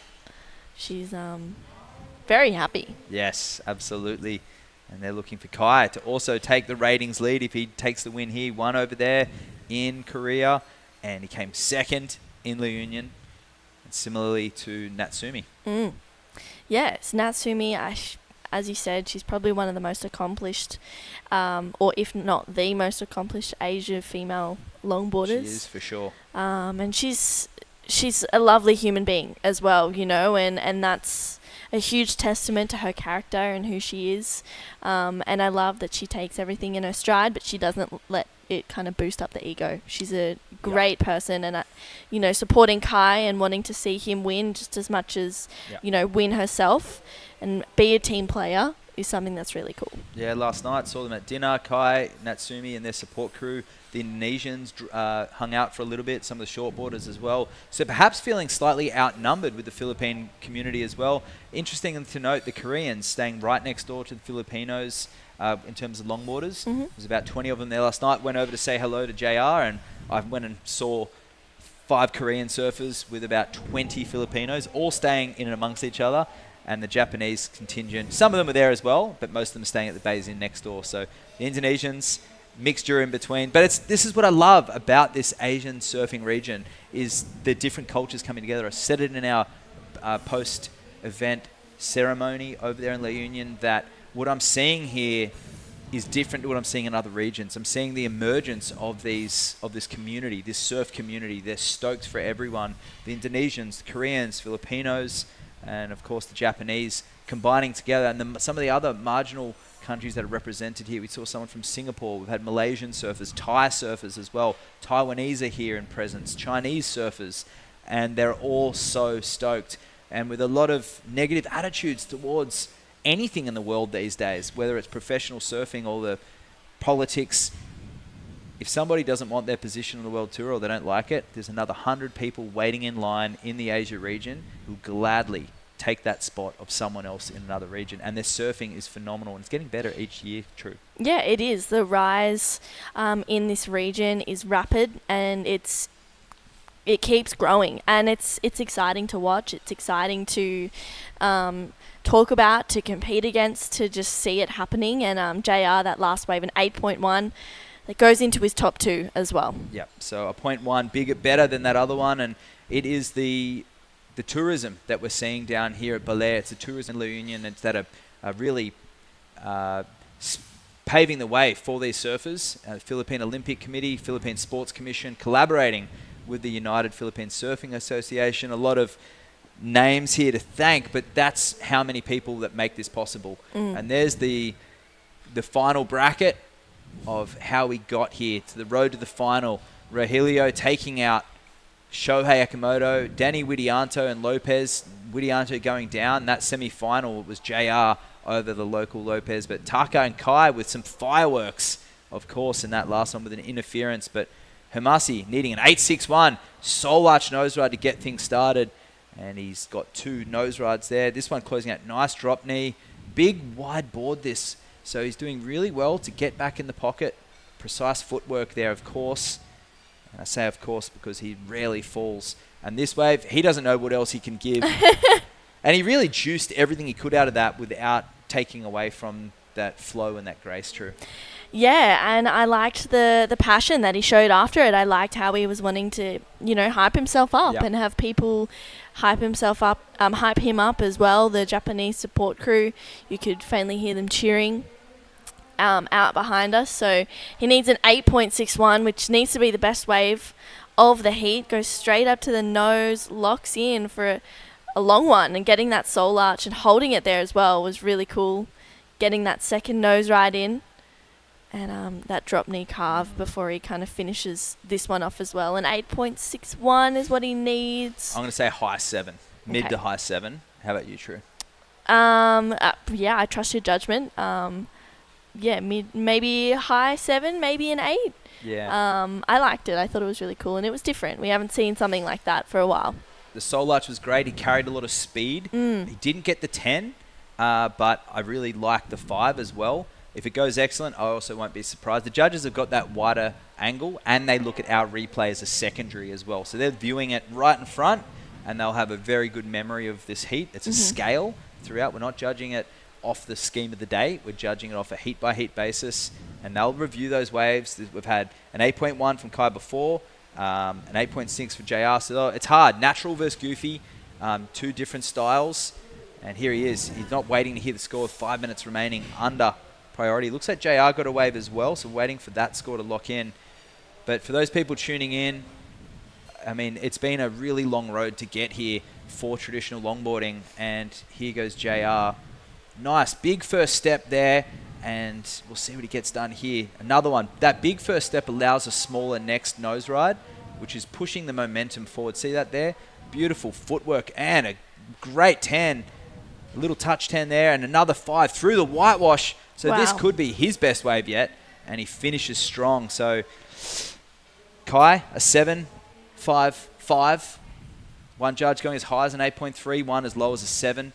But I think JR may have just got his best wave of the heat so far, and he finishes on the sand, True. Yeah, and he was feeling it. He was loving that wave, especially at the end, getting that finish and running off on the sand. Yeah, wow. That was great surfing from JR, and really good surfing as well from Kai. What a final. I know, it's been amazing. I'm such a fan of both of these surfers personally, but also for the sport. Joel Tudor, Devin Howard, Wingnut, Sam Bleakley, 4 names to thank. Put in a lot of work over the last 5 to 10 years in surfing. Joel Tudor with his duct tape invitationals, really influencing where longboarding was to go, really inviting a lot of the surfers around, giving them the red carpet treatment. And JR is the product of traditional longboarding and unearthing new talent. And the JR Escalon, an 8.8. So his best wave of the heat so far. The Philippine flag flying high, contrasted to the Japanese flag there. And you can just see that's a great camera angle. You can see the Union crew kicking their legs, getting lively, ready for the chair up the beach. But Hamasi still needs a 9.3. He does have priority, a minute 50 to go. And I am just so content, True. 5 years ago, sitting in on a meeting with the WSL, listening to the plan for the next 5, 10 years. Who knew it was before COVID? And it was unearthing the talent in areas like this. We knew it was here in the Philippines. We know it's there on the west coast of Europe. I mean, we saw it with Ginger Calmi, who came over here to compete. Italian surfer, surfing the Canary Islands. We saw it in the east coast of Australia. We saw there's surfers coming up right now from New Zealand. Kaylin Pekeethley, Jack Tyro in the men's side of the draw. I think back to Australia, you've got Landon and Caden Smales. Jack Roberts coming through the younger generation with phenomenal style. You've got, I've been thinking in Noosa, there's so many of them that are popping up. Noosa, Byron Bay, down in Victoria, California, San Onofre, Cardiff Reef. I think back up to Malibu, Ventura, the whole coastline, all through Asia, Japan, Kuta. I mean, the Widiantos and Day are over there on Kuta Beach flying the flag for the Indonesians, Badu Karas. And this is the result of traditional longboarding putting on this display, True. Yeah, and Kai answering back, needing that 9.3, and he's not going to leave anything in the tank on this one as well. Getting a couple of nice nose rides to start. He's patient to take this one through to the inside. It gets a little bit weird and wobbly, but he does get a finish, but he's saying good job to JR because that was a great performance. But Kai never giving up. Nah, and that one's tough. Like, he went down to JR at his local spot, and this would definitely be one of Kai's hallmarks right now. Sitting here on the beach breaks, very similar to what he has back home in Chiba, but this is not in the wheelhouse of JR. Beach breaks. He grew up on reef break there at La Union, the point break. So just showing his diverse nature, he's using that expertise that the World Tour platform gave him. Wow. So to his sponsors, Alima, to Vance, Surftown La Union, all of these guys that are supporting him, Michael Takayama with the boards, and all the shapers that have helped him. He's about to have another year in the World Tour. He doesn't need the points. He's already re-qualified. And the pride of the Philippines taking out the win here. I mean, a clean sweep for JR Esquivel. And he wins in La Union. He wins here in Baler. And you can see what it means to the town. It's the belief. They can do it. They're feeling it through JR. He's one of them. He's come from the beach. He's a surf school teacher. It's really heartwarming to see what's happening with these surfers. And the 2024 Baler Pro LQS champion, Rogelio JR Esquivel, takes the win here in Baler. True, final words? Amazing. This whole week has just been amazing. We've had great waves, and what a way to finish. We saw JR take it out, Natsumi, Hiroto Ohara, and Minami Nonaka, 4 champions. I mean, what a great way to finish the whole event. Yeah, beautiful scenes. They're getting cheered up the beach by the boys. We're going to go to a break. We're going to come back with a post-heat interview very shortly.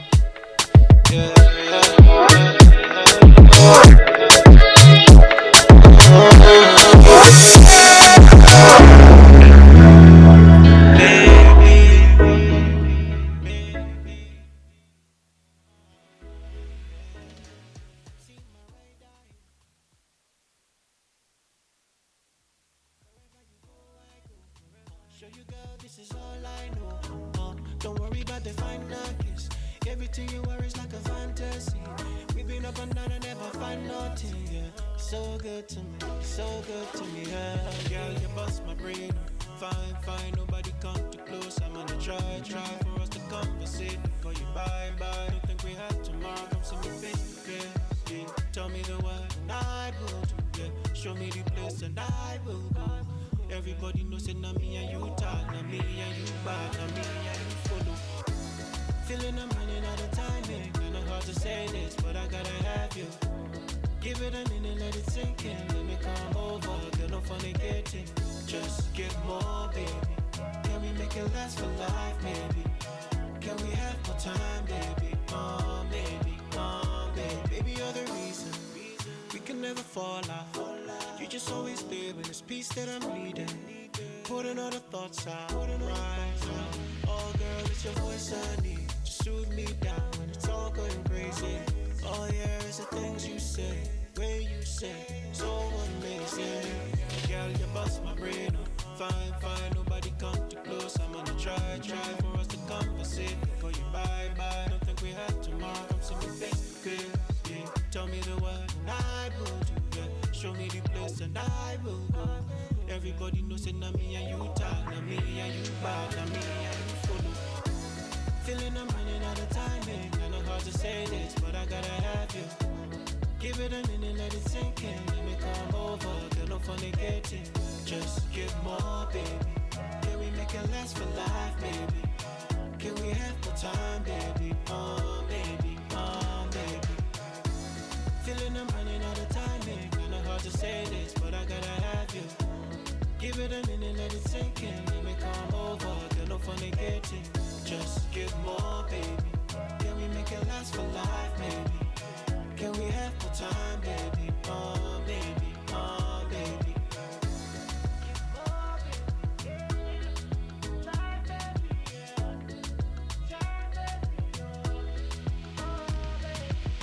Just give more, baby.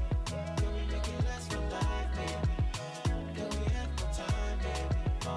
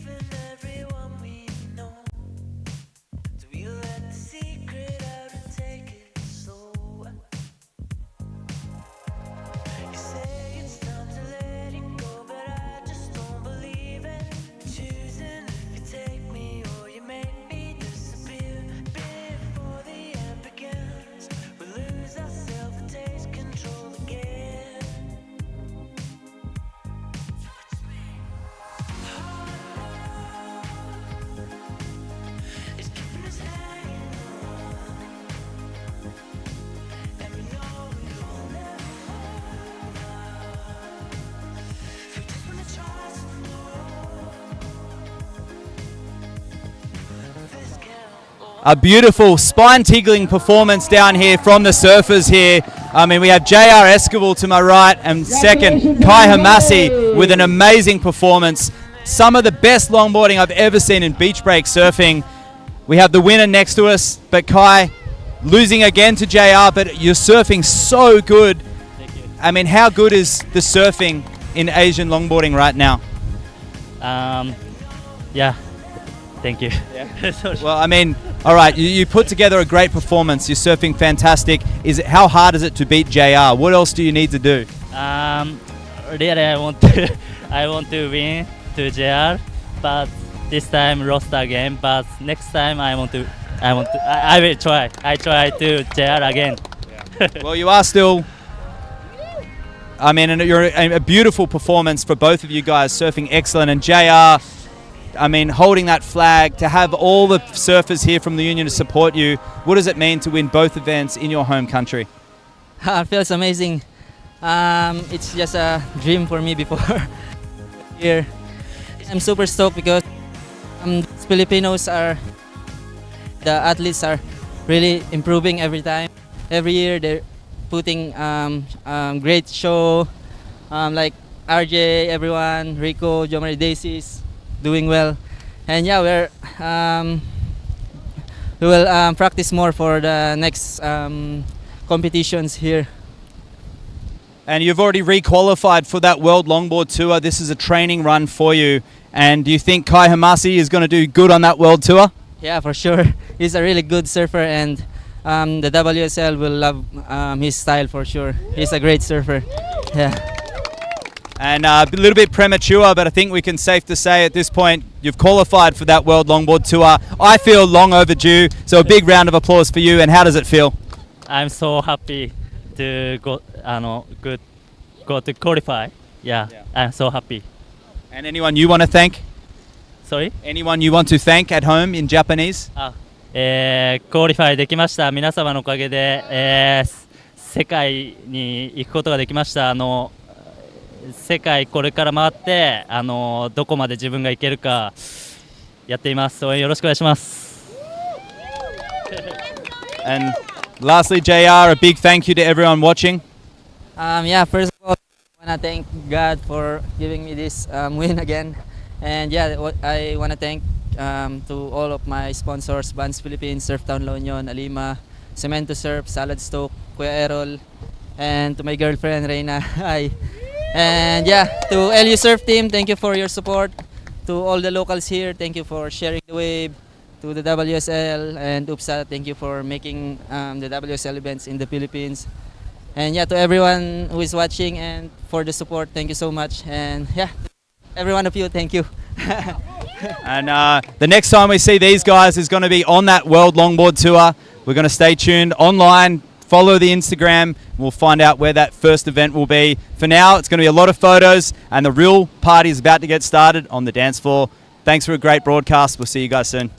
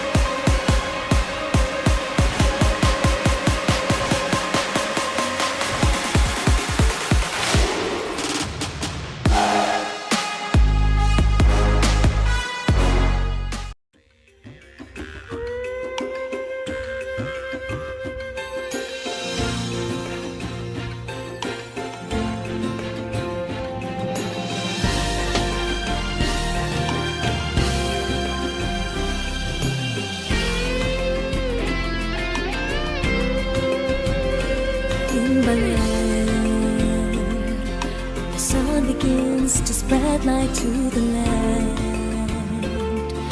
reflecting brightly on the beach's sand, a captivating modern paradise, an enchantment that is right before your eyes. Mountains high, the forest seems to reach out to the sky.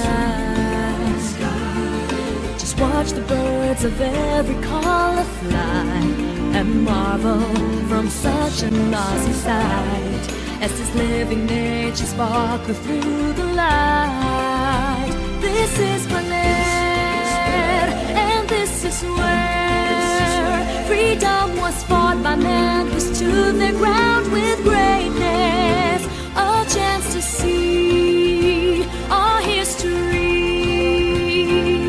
like we're going back to what it used to be. In Baler Aurora, the greatness of its past stood for its beauty, of its events that pass now and again. It's your best time to stand, a tale so rich in splendor, from a province that's a breath away from heaven. Off the shore, you find all of the colors in glow, the fishes and the plants and many more. And back into the land, the mountains, the exotic life that thrives the forest floor. This is my land, and here is where the sun begins to shine and spread light to the whole land. Yes, it's my land, the weather's fair, and the atmosphere of friendship fills the air.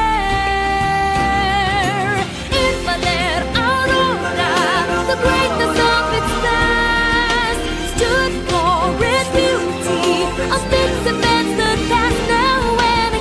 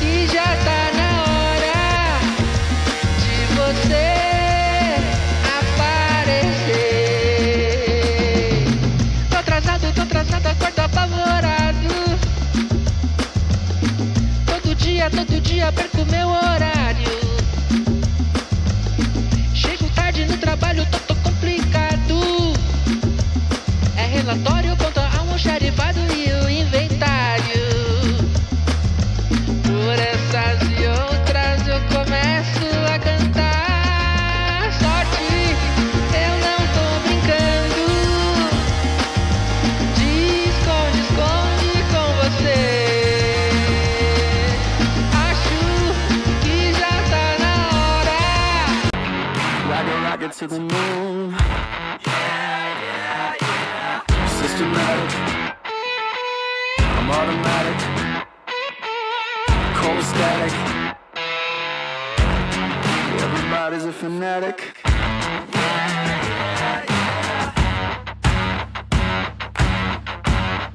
There's poison in my blood. Feels so wrong but tastes so good. One perfection, one desire. Feed the monster, fuel the fire.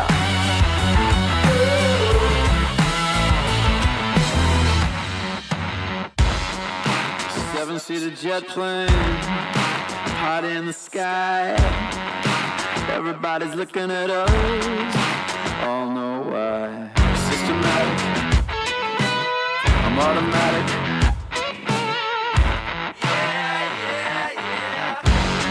You can pin disaster on me.